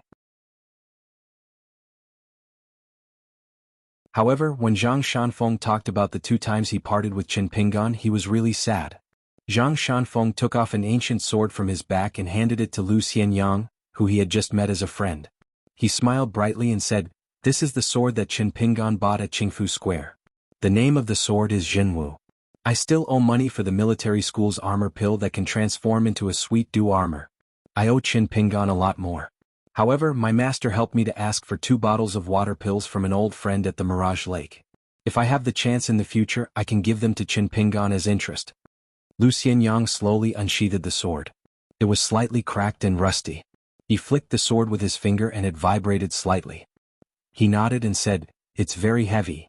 Zhang Shanfeng was puzzled and asked, "This sword is not heavy, is it?" Lu Xianyang squinted and stared at the subtle ripples on the sword. He could see the mystery in it. This had nothing to do with Lu Xianyang's state. In fact, Lu Xianyang had been in many absurd ancient battlefield ruins in his dreams. He had seen countless good swords. Many of them could be pulled out, but many of them could not be picked up. Lu Xianyang still could not pick up a broken sword. However, Lu Xianyang was used to memorizing the ancient seal names of the swords, the style of the scabbard, the patterns of the sword aura, and carefully feeling the differences of the sword wills of each sword. What was even more mysterious was that even though he was an outsider who could ignore the passage of time in his dream, he would still attack like an ancient person, and destroy all of Lu Xianyang's consciousness and thoughts on the spot. Lu Xianyang had no choice but to withdraw from the dream, sweating profusely. What was worse was that Lu Xianyang would vomit blood on the spot and feel dizzy for the next few days. Therefore, for the sword. Lu Xianyang had long been an expert in this field. Not to mention his state of cultivation just in terms of the height and breadth of his vision, he might even be better than many sword immortals in the North Continent. Lu Xianyang gently sheathed the sword. The sword. He had never seen it with his own eyes in his dreams. However, that feeling seemed to have been clearly felt before in the largest ancient battlefield ruins. Being there, Lu Xianyang's footsteps faltered, and he felt as if the world had become heavier. As for whether this sword was the same one, it was hard to say. Perhaps it was an exquisite imitation that carried a little sword will. Zhang Shanfeng put the true martial ancient sword on his back again. When he turned his head again, he found that the tall young man seemed to be very sad. Zhang Shanfeng was a little puzzled. Why would Lu Xianyang be more sad than happy when he heard that his best friend from his hometown was a good person who had not changed his heart despite being so successful? Lu Xianyang clenched his fists and rested them on his knees. He looked into the distance and said softly, "You met Qin Pingan later than I did, so you might not know. That guy's biggest wish in life is to be safe and sound. It's just that he's the most timid. He's the most afraid of illness and disaster. However, at the very beginning he was the one who was the least afraid of ghosts in the world. Don't you think it's strange? At that time he seemed to think that he was already trying his best to live. If he still had to die he would have a clear conscience. Anyway, if he died he might reunite with someone somewhere else. Lu Xianyang murmured, that's why the Qin Pingan you know has become so cautious. He must have found a reason not to die. Do you think there's anything wrong with this change? I also think it's good, but I know that this will be a very tiring life for him. When we met, other than me, no one knew how much he had done, how much effort he had put in, and how much he had suffered for the sake of the mother and daughter of a family in Mud Bottle Alley. Lu Xianyang smiled. I've only seen him cry twice in my life. The last time was when I was about to die. The first time was very early. It was when I was an apprentice of the dragon kiln with him. I heard some rumors from Apricot Blossom Alley, saying that the woman in Mud Bottle Alley had an inexplicable relationship with him. I woke up in the middle of the night and didn't see him. When I went out, I saw him sitting on a bench outside the door, his face full of tears. I squatted beside him. After I found out what had happened, I've always been a little careful. I've never cared about those dirty things in the streets. At first, I thought it was just a joke, so I smiled and asked him if there was such a good thing. At that time, he was crying so hard that he didn't have any spirit left, so he ignored me. So I knew that at that time he was really heartbroken. That was why I didn't continue to joke with him. I didn't know how to comfort people, so I could only accompany him. In the end he thought it through himself. He told me that Gukan's family's kindness was something that he would never be able to repay in his entire life. In the future, when he does things for the mother and son, he must be even more attentive. He can't just let others gossip about him. He can't just care about his own feelings and do everything without thinking. In the end, the ones who will suffer the most will only be Gukan and his mother. Lu Xianyang leaned back on the ground and rested his head on his hands. He said, actually at that time I really wanted to tell him that it was possible that Gukan's mother didn't care about the gossip at all, and that you, Qin Pingan, were thinking too much because you were hiding here alone and thinking blindly. But in the end, I didn't say those words because I couldn't bear to. I couldn't bear to see any changes in the current Qin Pingan. I was afraid that if I said it, Qin Pingan would be enlightened and wouldn't treat me, Lu Xianyang, as well. This was all my selfishness at the time because I knew that if he didn't treat Gukan as well today, he would naturally treat me, Lu Xianyang, less tomorrow. But after so many years, I've traveled from continent to this place. That's why I'm very regretful now. I shouldn't have let Qin Pingan be that Qin Pingan. He should have thought more about himself. Why did he live for others his entire life? On what basis? On the basis that Qin Pingan is Qin Pingan? At dusk, on the stone cliff by the river, a cool breeze brushed past his face. Tonight, the moon should still be high in the sky. Zhang Shanfeng was silent for a long time before he asked softly, when will you go back to your hometown? Lu Xianyang lay there and closed his eyes. As soon as possible. At the very least, 10 years. Zhang Shanfeng sighed. We should go back sooner. The books say that if you don't return to your hometown when you're rich, it's like walking in the night. For us cultivators, it's actually very difficult. We don't know the weather on the mountain, and in the blink of an eye, if we return to our hometown, what will we have left? What can we show off to others? Even if our family is still around and we have descendants, what can we say? Lu Xianyang said, I don't have any feelings for my hometown. I'm not going back to prove anything to anyone. So when I return to Aquarius Continent, the first place I want to go is not that small town. The first person I want to see is also not Qin Pingan. Zhang Shanfeng turned and looked. You have a knot in your heart? Lu Xianyang's eyes were still closed and he smiled. A knot can only be untied by death. Lu Xianyang opened his eyes and suddenly sat up. When I reach Aquarius Continent, I will pick a mid-autumn festival reunion night. I, Lu Xianyang, will dream of Upright Sun Mountain. Zhang Shanfeng asked softly, you're not going to wait for Qin Pingan? Lu Xianyang crossed his arms and laughed. Don't forget, it has always been me, Lu Xianyang, taking care of Qin Pingan. But Lu Xianyang did not forget. Actually, from the first day they met, it was Qin Pingan who saved Lu Xianyang at Mud Bottle Alley. Zhang Shanfeng did not feel that Lu Xianyang was boasting. Back then, Qin Pingan had always nagged about a guy named Lu Xianyang, who had taken care of him and taught him many things.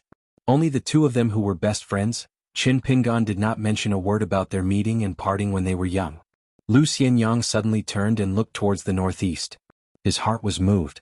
Lu Xianyang suddenly said, I need to sleep. Zhang Shanfeng was helpless. He was quite similar to his master. In the distance, the two old men dressed in scholarly robes and Taoist robes, sighed at the same time. Especially venerable Fiery Dragon, who was even more sorrowful. Because the old friend who visited Lying Ground Peak before traveling to Inverted Mountain was the first sword immortal of Northern Continent to die in battle south of the Great Wall of Sword Chi. Now that Northern Continent received the news, there was such a commotion. This was an ancient tradition passed down from generation to generation in Northern Continent. Raising the continent to worship the sword. Sword Chi soaring to the sky. The world knew. Qin Pingan quietly stayed on the small mountain in Futsu country for 3 days, practicing his fist techniques and cultivating. Qin Pingan had never been so focused on the breathing exercises of a cultivator. He could completely forget himself as soon as he sat cross-legged. When the time was up, Lu Jinglong's talisman array that could withstand 3 attacks from a nascent soul cultivator dissipated. These movements made Qin Pingan open his eyes. Previously, Qin Pingan had already taken off his black Taoist robe and changed into an ordinary green robe. Qin Pingan carried the bamboo box, took out the ordinary green bamboo mountain staff, and walked down the mountain. Once again he was like the scholar in the green robe who carried his books and traveled. The quiet cultivation of cultivators in the lower 5 realms, other than refining the spiritual energy of heaven and earth into their own little world, could also strengthen their muscles and bones, making them different from ordinary people.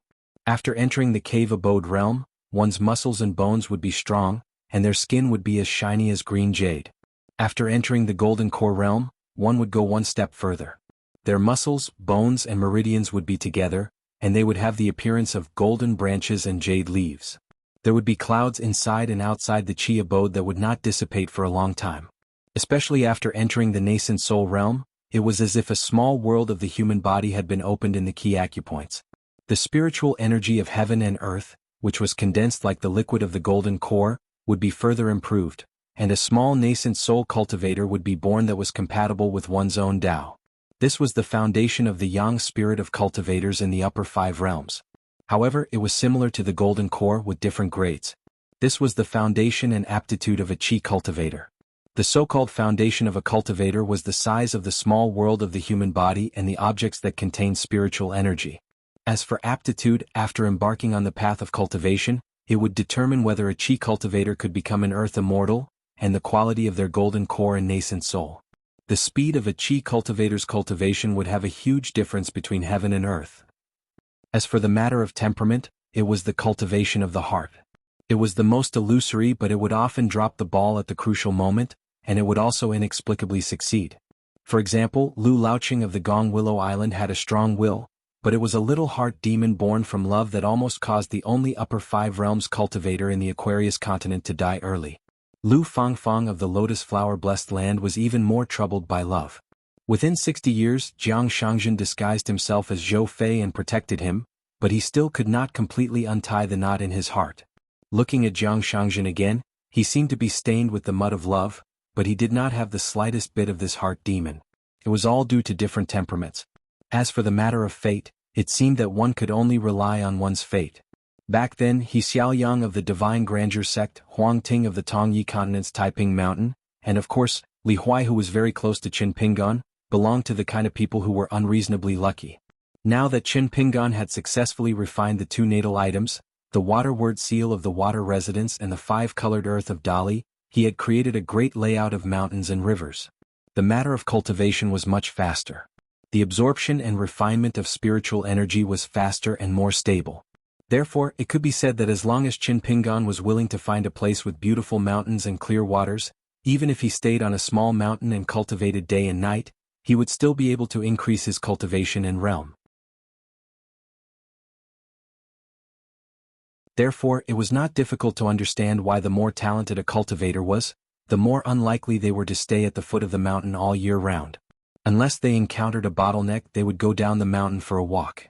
Only when they were very quiet and wanted to move, would they cultivate their mind outside of studying the celestial arts, to sort out the meridians of the mind so as to avoid going astray and hitting a wall without knowing it. Many insurmountable barriers were extremely mysterious. Perhaps if one took a step away there would be a different world. Perhaps one needed to wander between heaven and earth, seemingly taking a detour of thousands of miles, before one could accumulate enough strength to break through the bottleneck in one move, and the barrier would no longer be a barrier. For ordinary cultivators, the third realm was not a big nor small barrier, and it was called the retention realm on the mountain. However, this saying had always been nonsense in the celestial sects that had an orderly inheritance. This was the reason why the celestial sects were so envious of the celestial masters. They might not be able to find the barriers of the three realms even if they knocked their heads until they bled. For the disciples of the great celestial sects, it was simply a matter of raising a hand and looking at the lines on the palm. Enchen Pingan's three realms were the celestial sects' three realms. This was because it seemed that no one had given any specific guidance on cultivation. Previously, it was the longevity bridge that was broken and shattered. It was meaningless to talk about this. Later on, it was carrying a sword on his back and practicing martial arts, focusing on one thing. Previously, at the Longtu Ferry of the Green Oriole Kingdom, at the immortal and named Kingfisher, Lu Jinglong had actually explained in detail the key points of cultivation in the lower five realms. However, after all, they were from different sects and lineages. Due to the rules and taboos on the mountain, Qi Jinglong could not investigate the situation of Qin Pingan's grand abodes and point out the path for Qin Pingan one by one. Therefore, many of Lu Jinglong's teachings and explanations to Qin Pingan, who had just entered the third realm of Qi Refinement Warrior, were still rough matters of the future and not of the present. But even so, Qi Jinglong's words were still worthy of being called priceless advice. Because it was destined to be correct. This required Qi Jinglong to stand at the top of the mountain to be able to explain it clearly. Of course, Qin Pingan would remember it in his heart. Didn't he drink the pot of wine left by Lu Jinglong? He drank it slowly, intending to keep at least half a pot. The first and 15th days of the refinement were still difficult to endure. Now that his physical injuries were far from fully recovered, Qin Pingan walked even slower and more carefully. However, when Qin Pingan approached the border of Lujiao County, he sensed something. He just pretended not to know. Qin Pingan did not dare to say that he was very familiar with dealing with such matters of being followed. But among people of the same age there should not be too many of them. Earlier, Qin Pingan had noticed that there was something amiss with the Book Lake's nascent soul cultivator, Li Fuyao, who was secretly following him. Later on, he schemed against Gao Cheng of Jingguan City in the North Continent and then the second batch of assassins from Deer Mountain. Moreover, this sneaky assassin did not have a high cultivation level and thought that he was just hiding. However, the other party was extremely patient. There were a few times when there seemed to be a good opportunity, but he resisted and did not make a move. Qin Pingan allowed that assassin to protect him. Lujiao County was the hometown of the down-and-out scholar Lu Dun, whom he met on the mountain. However, Qin Pingan did not intend to pay him a visit. Because even if he had such intentions, he might not be able to find him. A scholar whose surname was not Lu but Zhou did not tell Qin Pingan his real surname, perhaps because he had to be wary of others.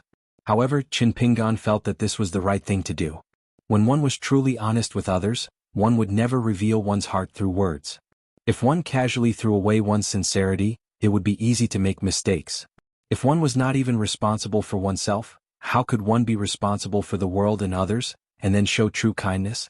However, this was the logic. The world had changed and it was wrong to treat others with sincerity. In the end, it was not good. Qin Pingan took a detour when he passed by a small town. He did not intend to continue entangling with that assassin. As a result, on a secluded road, his figure suddenly disappeared, and he appeared by the side of the assassin lying in the reeds. Qin Pingan stood on the peak of a reed, his figure drifting with the reeds without a sound. Lowering his head, it should be a youth. He was dressed in a black robe, his face covered with a snow-white mask.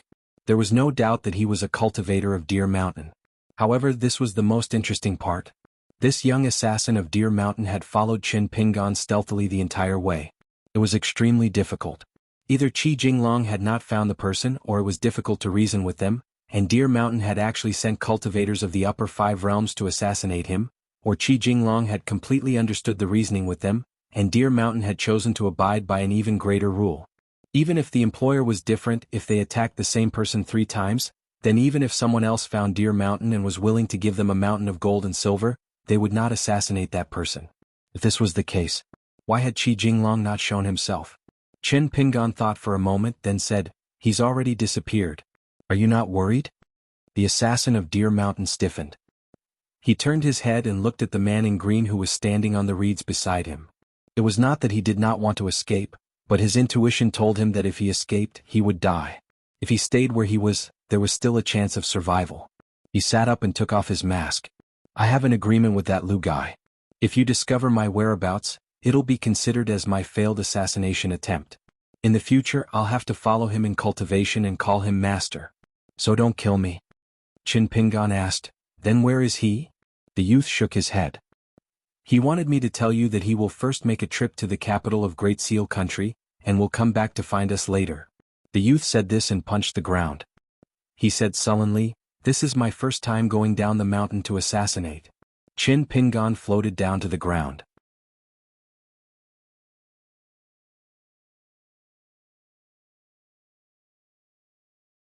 In the future, if I cultivate with him and call this kind of dawdling and unhappy guy master every day, I'm afraid that I won't be able to cultivate half a sword immortal in this lifetime.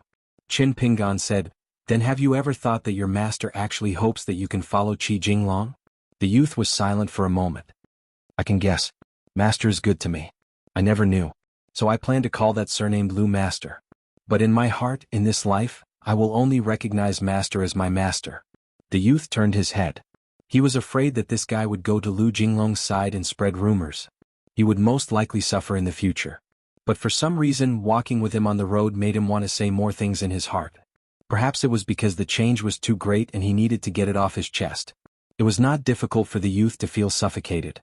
Qin Pingan smiled. It's good and right that you can think this way now. Changing your mind in the future does not mean that you are wrong now. The youth frowned. Who do you think you are? How dare you talk about such principles? What, do you think I'm great because I can't kill you? So you can order me around? This temper. It was really not good. Qin Pingan did not care. Who can't reason with you? I am stronger than you and I am willing to reason with you. Is that a bad thing? Do you want me to punch you to death or beat you half to death and force you to kneel on the ground and beg me to reason with you? Is that better? The youth felt a headache coming on. He raised his hand. Stop. Don't give me that.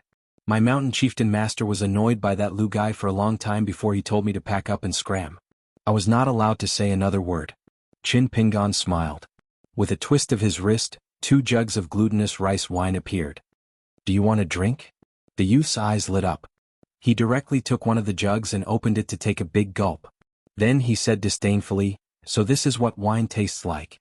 Boring. Qin Pingan did not even turn his head. He just walked slowly. Since you drank, stay and finish it. It doesn't matter if it's a little late. If you have the guts to leave it by the side of the road, I will teach you a lesson on behalf of Qi Jinglong. And it will be a lesson that you won't want to hear. The youth's face was full of sarcasm. He clicked his tongue and said, look, in the end, you are still suppressing others with your strength. It's not that I want to criticize you, but you are not even as good as that Lu guy. Qin Pingan smiled. Drink your wine before Qi Jinglong returns. If nothing unexpected happens, you won't be able to drink for a long time in the future. Even if you really want to drink wine one day, you won't be able to.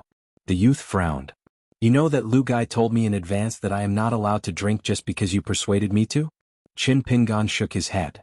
I'm not a god who can predict the future. The youth raised his arm and looked at the jug of wine in his hand. He hesitated for a moment but still did not dare to throw it away. He took another sip of the rice wine. The taste was actually not bad. It did not have the slightest bit of burning feeling. It seemed like he was born to be able to drink wine. As expected of an innate sword embryo. He suddenly asked tentatively, why don't you tell Lu guy that you are willing to accept me as your disciple? What do you think? Qin Pingan ignored him. The youth began to persuade the green-robed man, saying that he would definitely remember his kindness and would repay him in the future. When he returned to Deer Mountain, he would burn incense in the ancestral hall again and acknowledge his ancestors. In the future he would help him assassinate his enemies for free. Qin Pingan asked, oh yes, what is your name? The youth was not someone who would answer questions easily.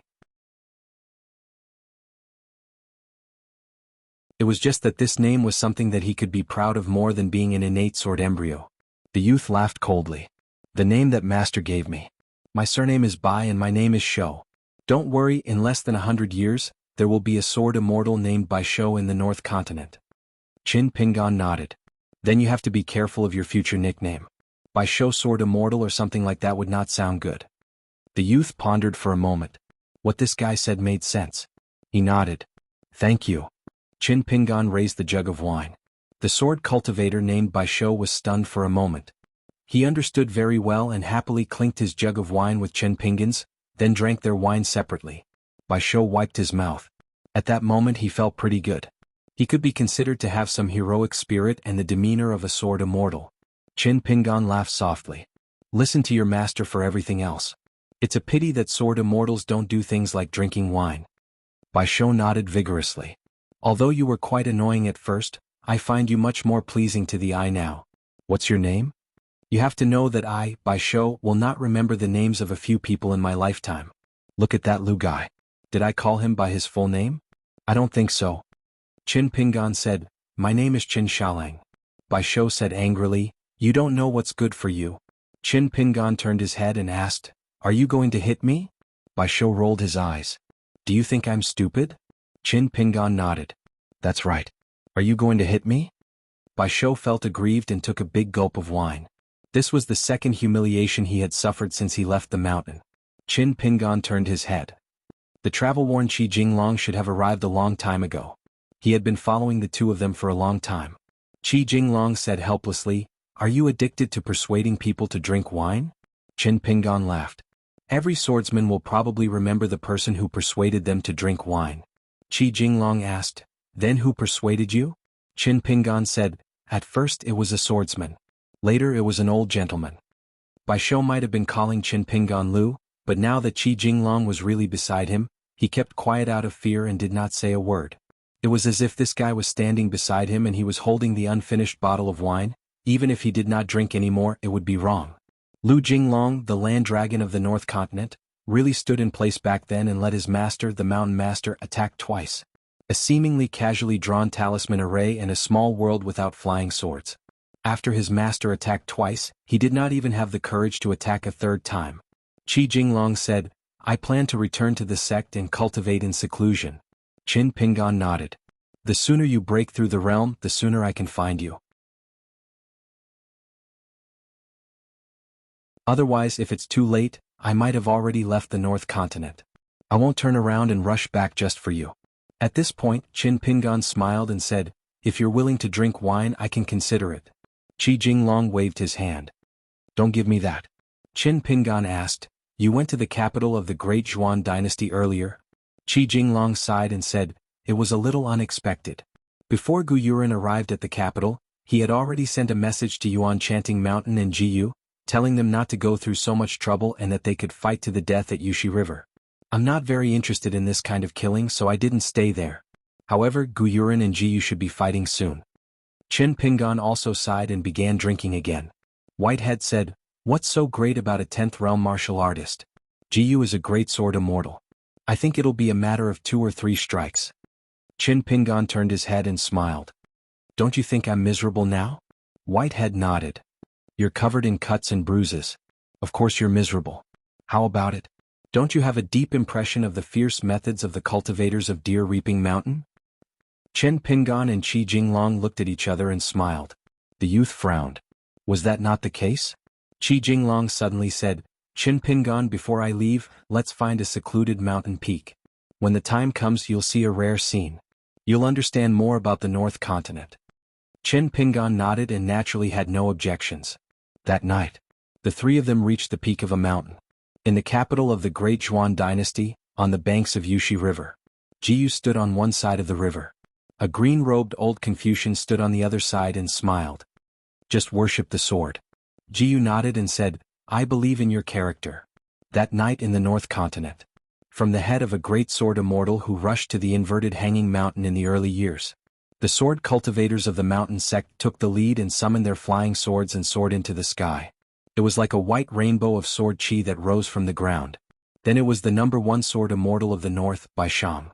His dazzling sword light rose rapidly into the sky. Then there was Qi Jinglong's Taihui sword sect. Under the leadership of their sect master, all the sword cultivators rode their flying swords. The sword light cut through the night sky and illuminated the entire sect. The world was as bright as day. There was also an old Taoist master of the Shen Finger Peak who summoned the peachwood sword that was usually used to slay demons. Jiyu, the sword immortal of Ape Ka Mountain, who was beside the imperial Jade Seal River of the Great Zhuan dynasty. Even though a battle of life and death with a limitless realm martial artist was about to begin, Jiyu first rode his sword into the sky to pay tribute to a comrade who had died in battle far away. All the sword cultivators of the floating duckweed sword lake, led by sword immortal Dai Kai, drew their swords. At the ancestral hall of the Drapery Hemp Sect's Mui Mountain, other than a few sword cultivators who had already offered their swords, Sect Master Zhu Quan pressed his hand on the hilt of his saber and let Pang Lanshi ride her sword into the sky to pay tribute. The heroic spirit of the Skeleton Beach, Pu Chang, also drew his sword. Gao Cheng took the initiative to shatter the taboo of the world with a punch, just so that Pu Chang's sword could soar higher into the sky. Even the sword immortals, sects, and sword cultivators who were enemies of the deceased sword immortal all offered their swords without exception. Just like that. Sword chi pillars of different brightness lit up one after another on the map of the North Continent. In the vast night sky there were naturally many lights in the mortal world. But it had never been like this in the North Continent, where so many sword immortals and sword cultivators drew their swords in unison and lit up the entire continent at the same time. On the peak of a nameless mountain in the Futsu Kingdom, Qi Jinglong also began to offer his sword. This time he did it with all his strength. His intrinsic flying sword, named Rules, rose from the ground. Its sword chi was like a rainbow and it was a magnificent sight. Qi Jinglong put his hands behind his back and looked at the long thin lines that rose from the mortal world. They were all sword cultivators of the continent paying tribute to their comrade. At the same time, they were paying tribute to the common great Tao of sword cultivators. He suddenly turned his head and looked at Qin Pingon who was beside him. He smiled and said, "Have you really thought it through? If someone with ulterior motives sees it and reveals your trump card, it might cause you a lot of trouble in your future travels." But Qi Jinglong actually knew the answer. Qin Pingon had unknowingly held his sword. The sword was named Sword Immortal. Qin Pingon looked up and said softly, "Aren't you thinking about so many things that others don't want to think about because there are some things that you don't need to think too much about?" His green robe fluttered on the peak of the mountain, and his sleeves flapped loudly. The white-haired youth, who had already been blinded by Qi Jinglong's sword light, subconsciously tried his best to open his eyes. Only then did he not miss the scene. When that person softly shouted, "Go!" a golden sword light appeared between heaven and earth, and the majestic sword chi shot into the sky. Not only that, there were two sword lights, one snow white and one dark green, that swept out of that person's acupuncture point and shot into the sky. When Qi Jinglong retracted his intrinsic flying sword, Qin Pingon raised his scabbard, and the sword immortal descended from the sky and returned to its scabbard. Then, this green-robed swordsman, who was traveling far away in the North Continent, gently carried him on his back. At this moment, the white-haired youth felt that the green-robed man had given him a bottle of wine to drink, and that it was something to be proud of. Both parties parted ways. Qi Jinglong rode the wind to return to the north, and the white-haired youth could also ride the wind to travel far away. The white-haired youth turned his head and saw that person standing in the same spot, and made a gesture of raising his head to drink wine. The white-haired youth nodded vigorously and neither of them spoke. Unexpectedly, Qi Jinglong said, "Don't even think about drinking wine." The white-haired youth said angrily, "Lu, if you continue like this, I'll slip away and find your friend to be my master." Qi Jinglong said with a smile, "You can give it a try. He will definitely chase you away." The white-haired youth asked in puzzlement, "Why?" Qi Jinglong smiled and said, "Because he feels sorry for the wine money." The white-haired youth sneered and said, "Who are you trying to fool? How can he be so stingy?" Qi Jinglong nodded and said, "He's even more stingy than you think." The white-haired youth sighed and said, "I was blind to even want to acknowledge him as my master." The white-haired youth suddenly asked, "Then why don't you let me drink wine? Are you worried that it will delay my swordsmanship practice, or do you feel sorry for the money?" Qi Jinglong said, "Both." The white-haired youth said angrily, "Lu, then you're worse than him." Qi Jinglong turned his head and asked with a smile, "When did I say that I'm better than him?" The white-haired youth felt extremely aggrieved. After holding it in for a long time, he still could not hold it in and said angrily, "You and your friends are all like this. Damn it, didn't I fall into a den of thieves?" Qi Jinglong smiled and said, "That's not the case." The white-haired youth sighed. Life was really difficult. On the mountain peak, Qin Pingon, who had finally carried his sword on his back again, began to slowly descend the mountain. He thought that Qi Jinglong and his new disciple should be saying good things about him, such as being generous and so on.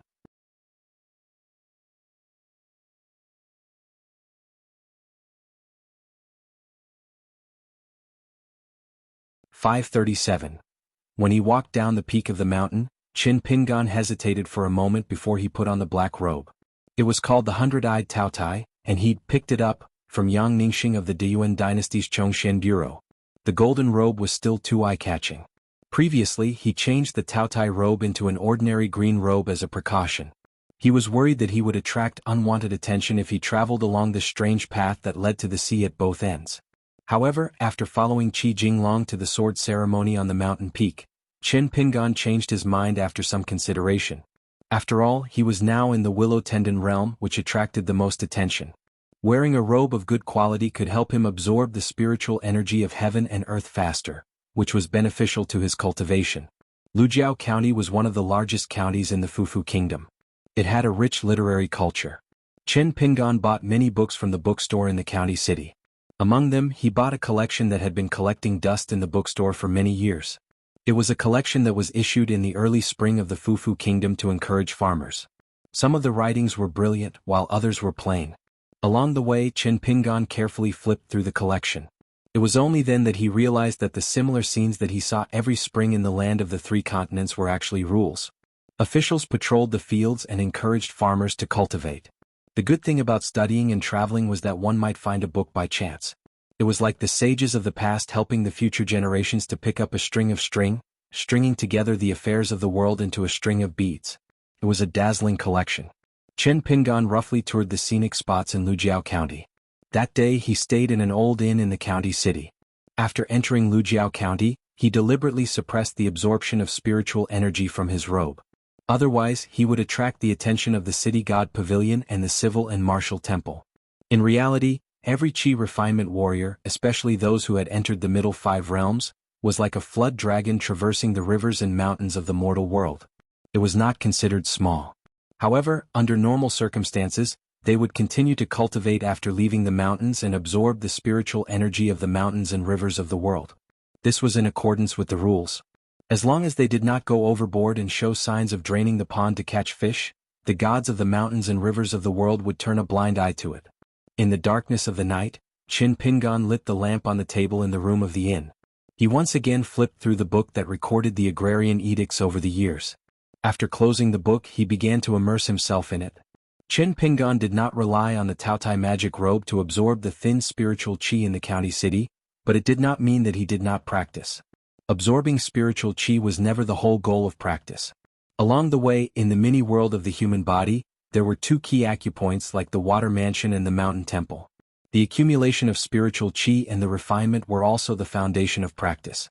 The two natal items were interdependent with each other, so he needed to cultivate a phenomenon similar to the mountain root and the water flow. In short, it required Qin Pingan to refine spiritual qi and stabilize the foundation of the water mansion and the mountain temple. However, Qin Pingan's current spiritual qi accumulation was far from reaching the realm of overflowing. Therefore, the most important thing now was to find an ownerless place with good feng shui. However, this was not easy, so he could settle for the next best thing, which was to practice in seclusion in an immortal inn like the Longdu of the Green Oriole Kingdom for a few days. In fact, he could also use the fairy money that contained spiritual qi to directly refine it into spiritual qi and store it in the qi mansion. However, Qin Pingan had not even finished refining the spiritual qi that he already had. This method was not worth the loss. The lower the realm, the slower the absorption of spiritual qi.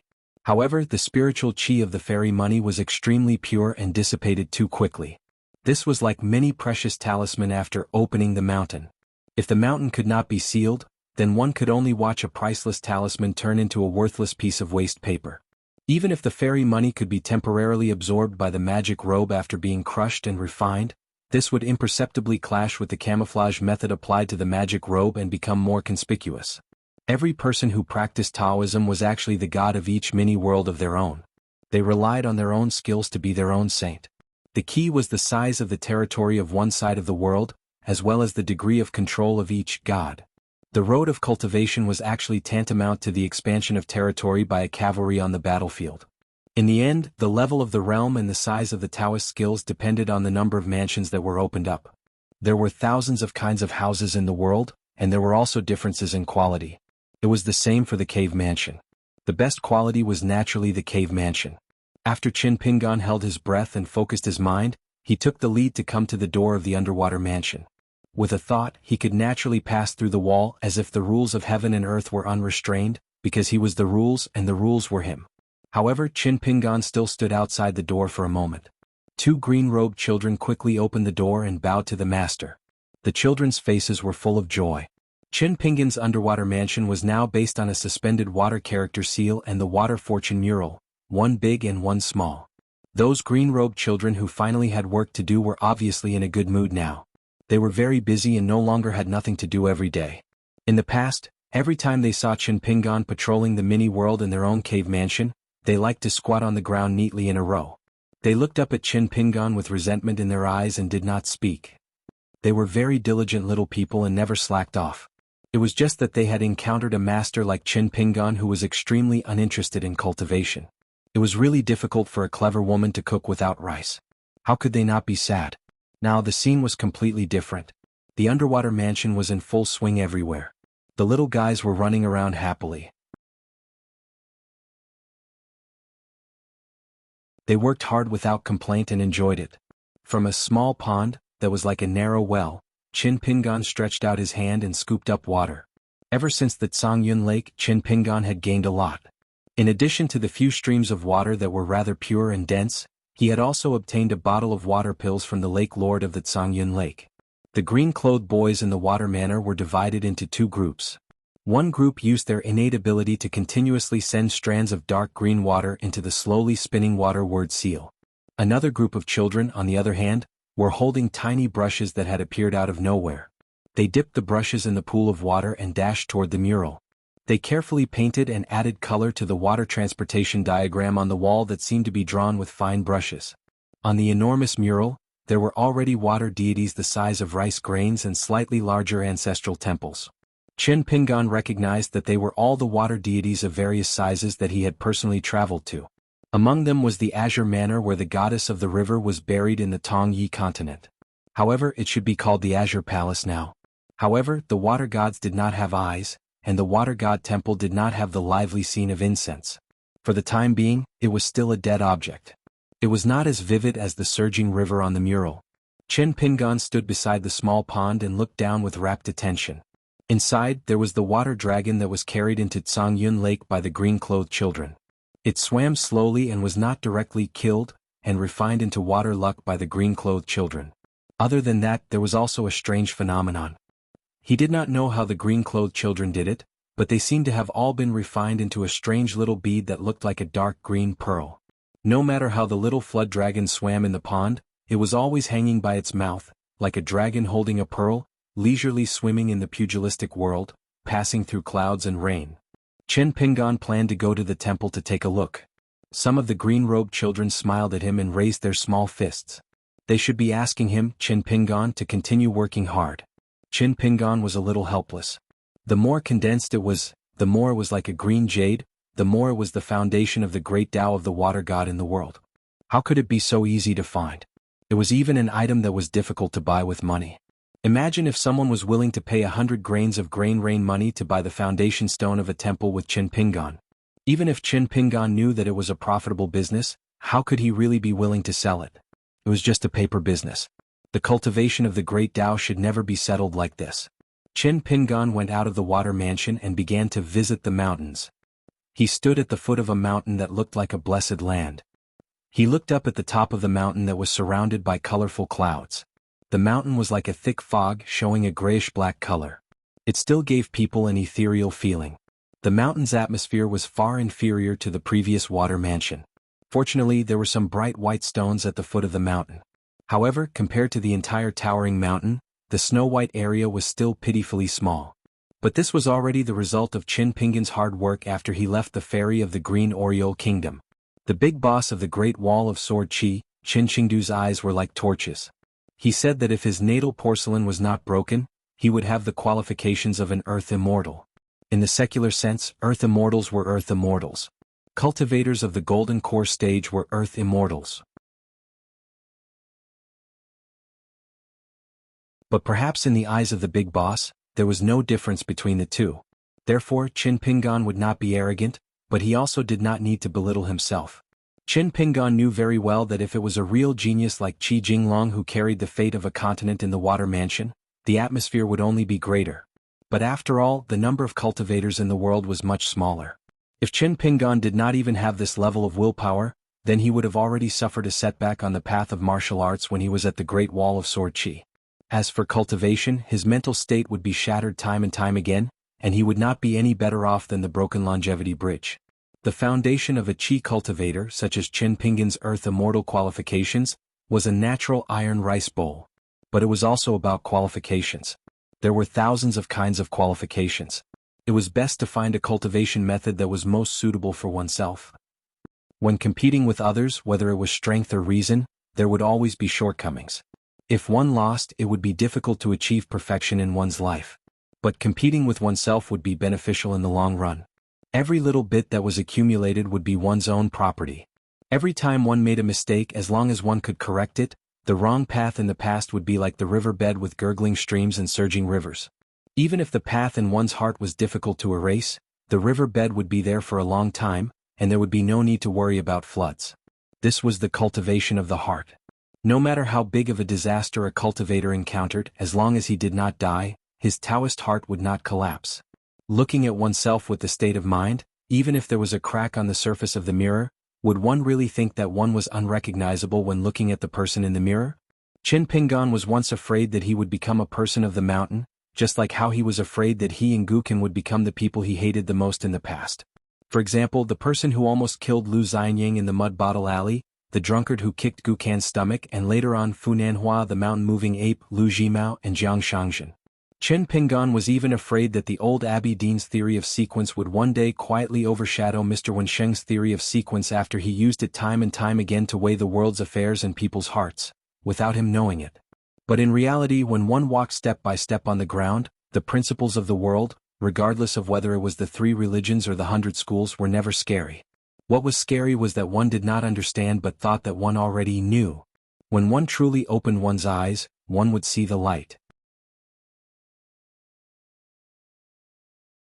This sentence was not only thought of by Qin Pingan when he opened his eyes after sleeping soundly on the peak of the mountain, but it was also carefully engraved by Qin Pingan on the bamboo scroll.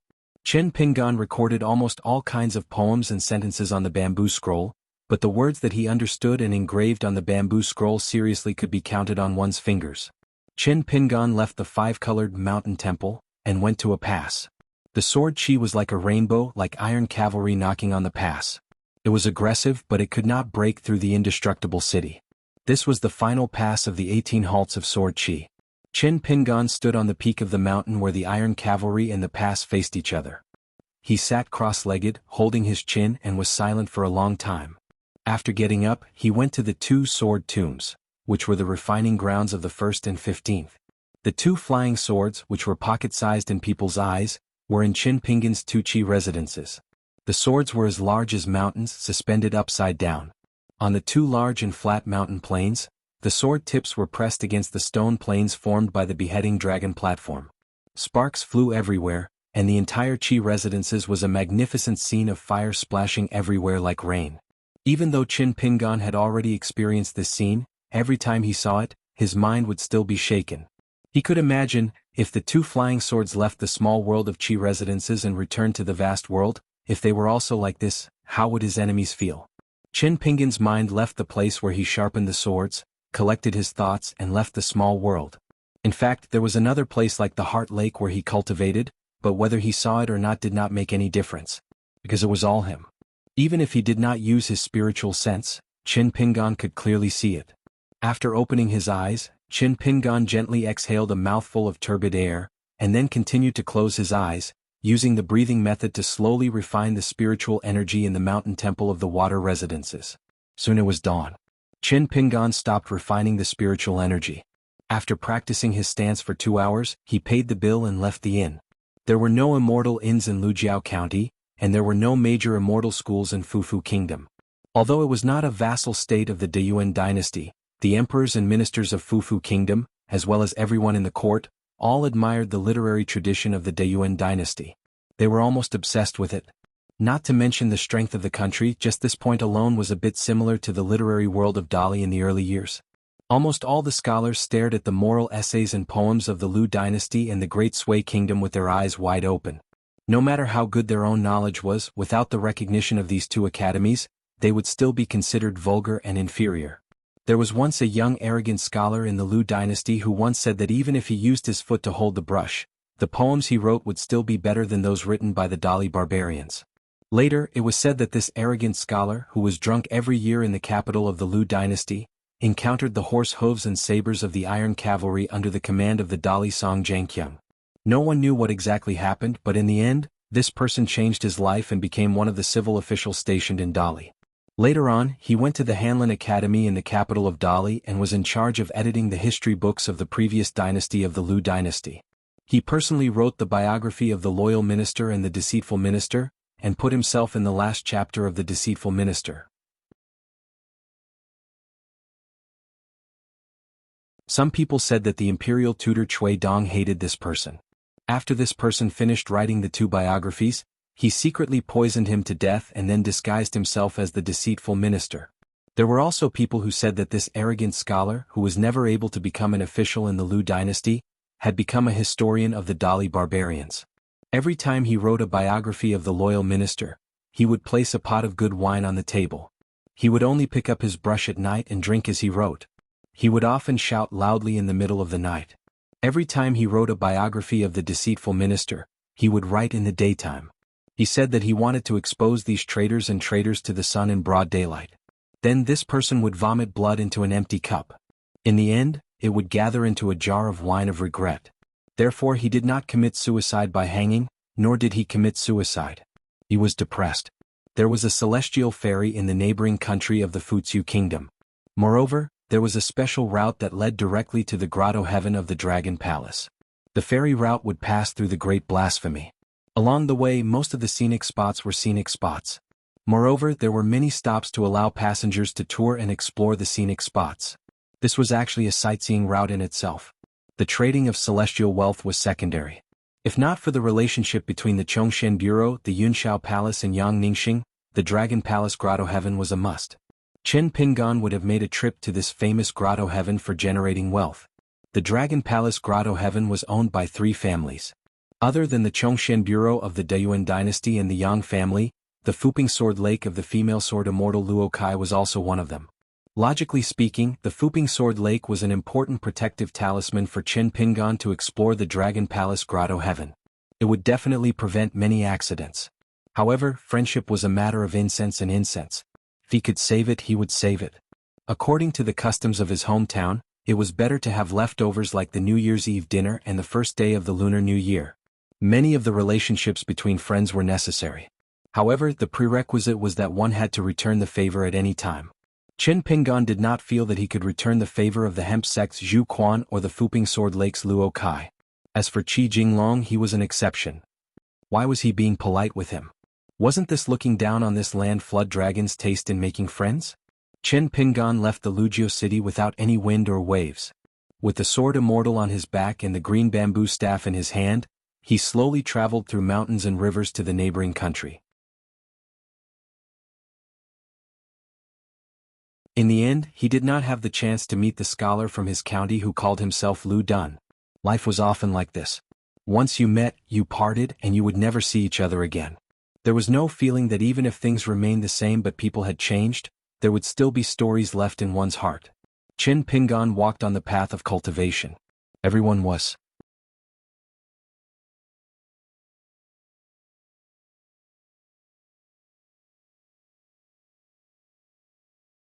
538. Water Sky Country was a famous lake country. Most of the cities, including the capital, were built on islands of different sizes. Therefore, water transportation was busy and there were many boats.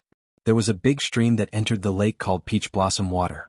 The water was very soft and peach trees were planted on both sides. There was an endless stream of tourists on the road. Most of them were elegant scholars and celebrities from neighboring countries. Chen Pingan followed the stream and did not go straight to a lakeside county. Instead, he branched off into a small path and came to a fairyland called the Peach Blossom Crossing. Cultivators only needed to break through a shallow camouflage spell to enter the crossing. After entering the secret realm, their vision suddenly opened up. There was a green mountain at the Peach Blossom Crossing. Surrounding the mountain was a tranquil lake. The lake water was dark green. White clouds hung above the crossing all year round, like a fairy in green with a snow-white crown on his head. Ferries to and fro had to pass through the sea of clouds.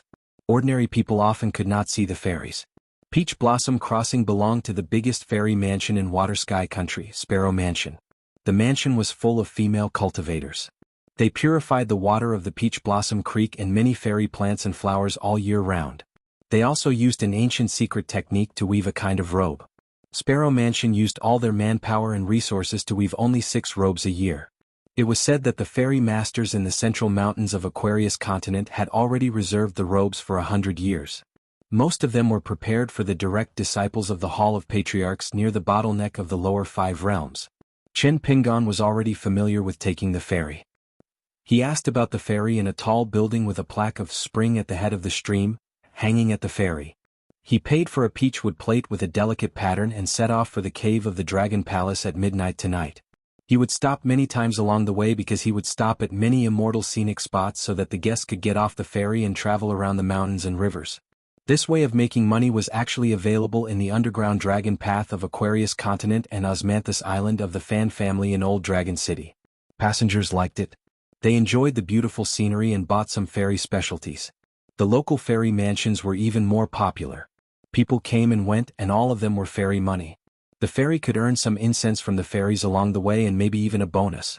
It was killing 3 birds with 1 stone. The Sparrow Manor had set up a heavenly clothing workshop at the ferry.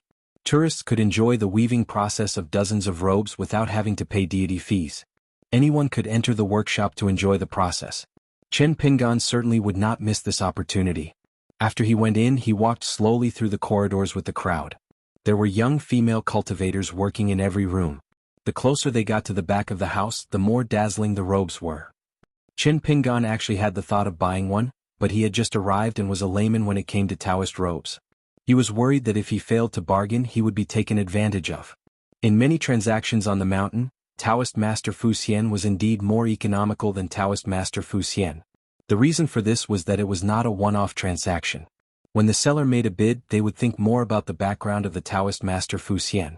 As for Taoist Master Fu Xian, who was in a precarious situation, his head that was tied to his belt could fall to the ground one day. Chen Pingon believed that the Sparrow Mansion would keep 1 or 2 of the best quality robes, as well as a collection of robes in the treasury in case of emergencies. However, the Sparrow Mansion would not care about ordinary cultivators.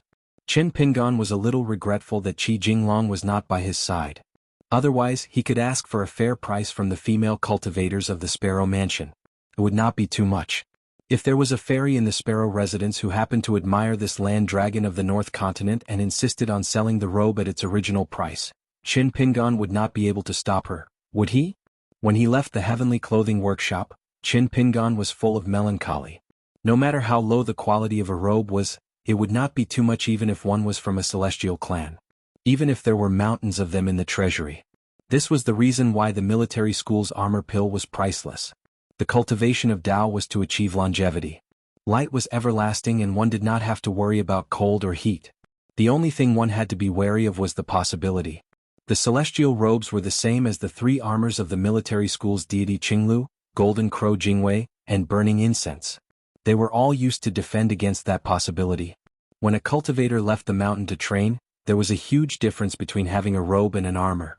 As soon as Chen Pingon left the workshop, a female cultivator with an extraordinary aura slowly walked towards him.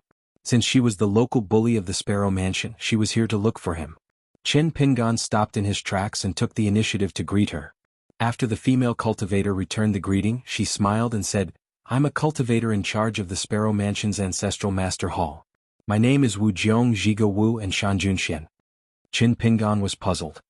He did not know why this great cultivator from the Sparrow Mansion, who was not in the workshop earlier, came to see him. She even introduced herself. "My surname is Qin and my name is Shalang." She did not blush at all. However, this female cultivator's name had a good meaning. It was as good as Qin Shalang's. The female cultivator was used to seeing cultivators hiding their identities. She did not think much of it. After a slight hesitation, she went straight to the point. "Immortal Master Qin, do you know Lu Jinglong of the Tai Hui Sword Sect, Mr. Lu?" Qin Pingon smiled. Who in the North Continent does not know Lu Jinglong? In the North Continent, people were still used to calling him Lu Jinglong by the name recorded in the ancestral hall of the Taihui sword sect, and not Qi Jinglong before they came up the mountain. Chen Pinggan did not ask about this secret, and Qi Jinglong did not explain it in detail either. Wu Jiong could not help but laugh. This answer was not sincere, but it seemed that there was nothing wrong with it. Wu Jiong smiled. Our mansion lord is now in seclusion. However, she was fortunate enough to travel with Mr. Lu for a period of time. It benefited her cultivation greatly. She has always admired Mr. Lu's character. However, Mr. Lu has never passed by the mountain all these years. Our mansion lord feels that it is a pity. In fact, Wu Jiong was telling the truth. According to seniority, the young mansion lord of the Sparrow Mansion was Wu Jiong's martial nephew. However, she was much more talented than her martial uncle. On the path of cultivation, those who were more accomplished were the seniors. The cultivators of the North Continent valued strength. Not only did her mansion lord admire Lu Jinglong, but she also adored him. Therefore she was not in seclusion this time. Instead, she was following the spider silk from the Futsu kingdom during the sword ceremony. Qin Pinggan asked, Senior Wu, may I ask how much are the 2 items? Wu Jiong did not give a direct answer. She smiled and invited, Immortal Master Qin, do you mind chatting while we walk? We have a tea house at Peach Blossom Crossing that uses peach blossom water to brew tea. The tea leaves are also unique to the back mountain of the Sparrow Mansion. There are only 12 old tea trees in total. Before the Ming Dynasty, they are harvested by a rare bird that is reared in the mountain gate. Then they are stir-fried into a ball by a cultivator using a secret method. It was once written by a great writer in a book of poems that has been handed down to the ages. The boiling tea has the wonders of the rising and falling of the tides and the shifting of the stars. This tea house is not open to the public. Qin Pinggan of course followed the customs of the place. It would be even better if the tea house and the robe could be sold together. After all, Qin Pinggan is still a bag shop that travels everywhere and opens the door to buy and sell. Things are precious when they are rare. You're tuning in to this Sword Dance in the Vast Sky YouTube channel. Don't forget to subscribe and join us on this journey to catch the most captivating stories.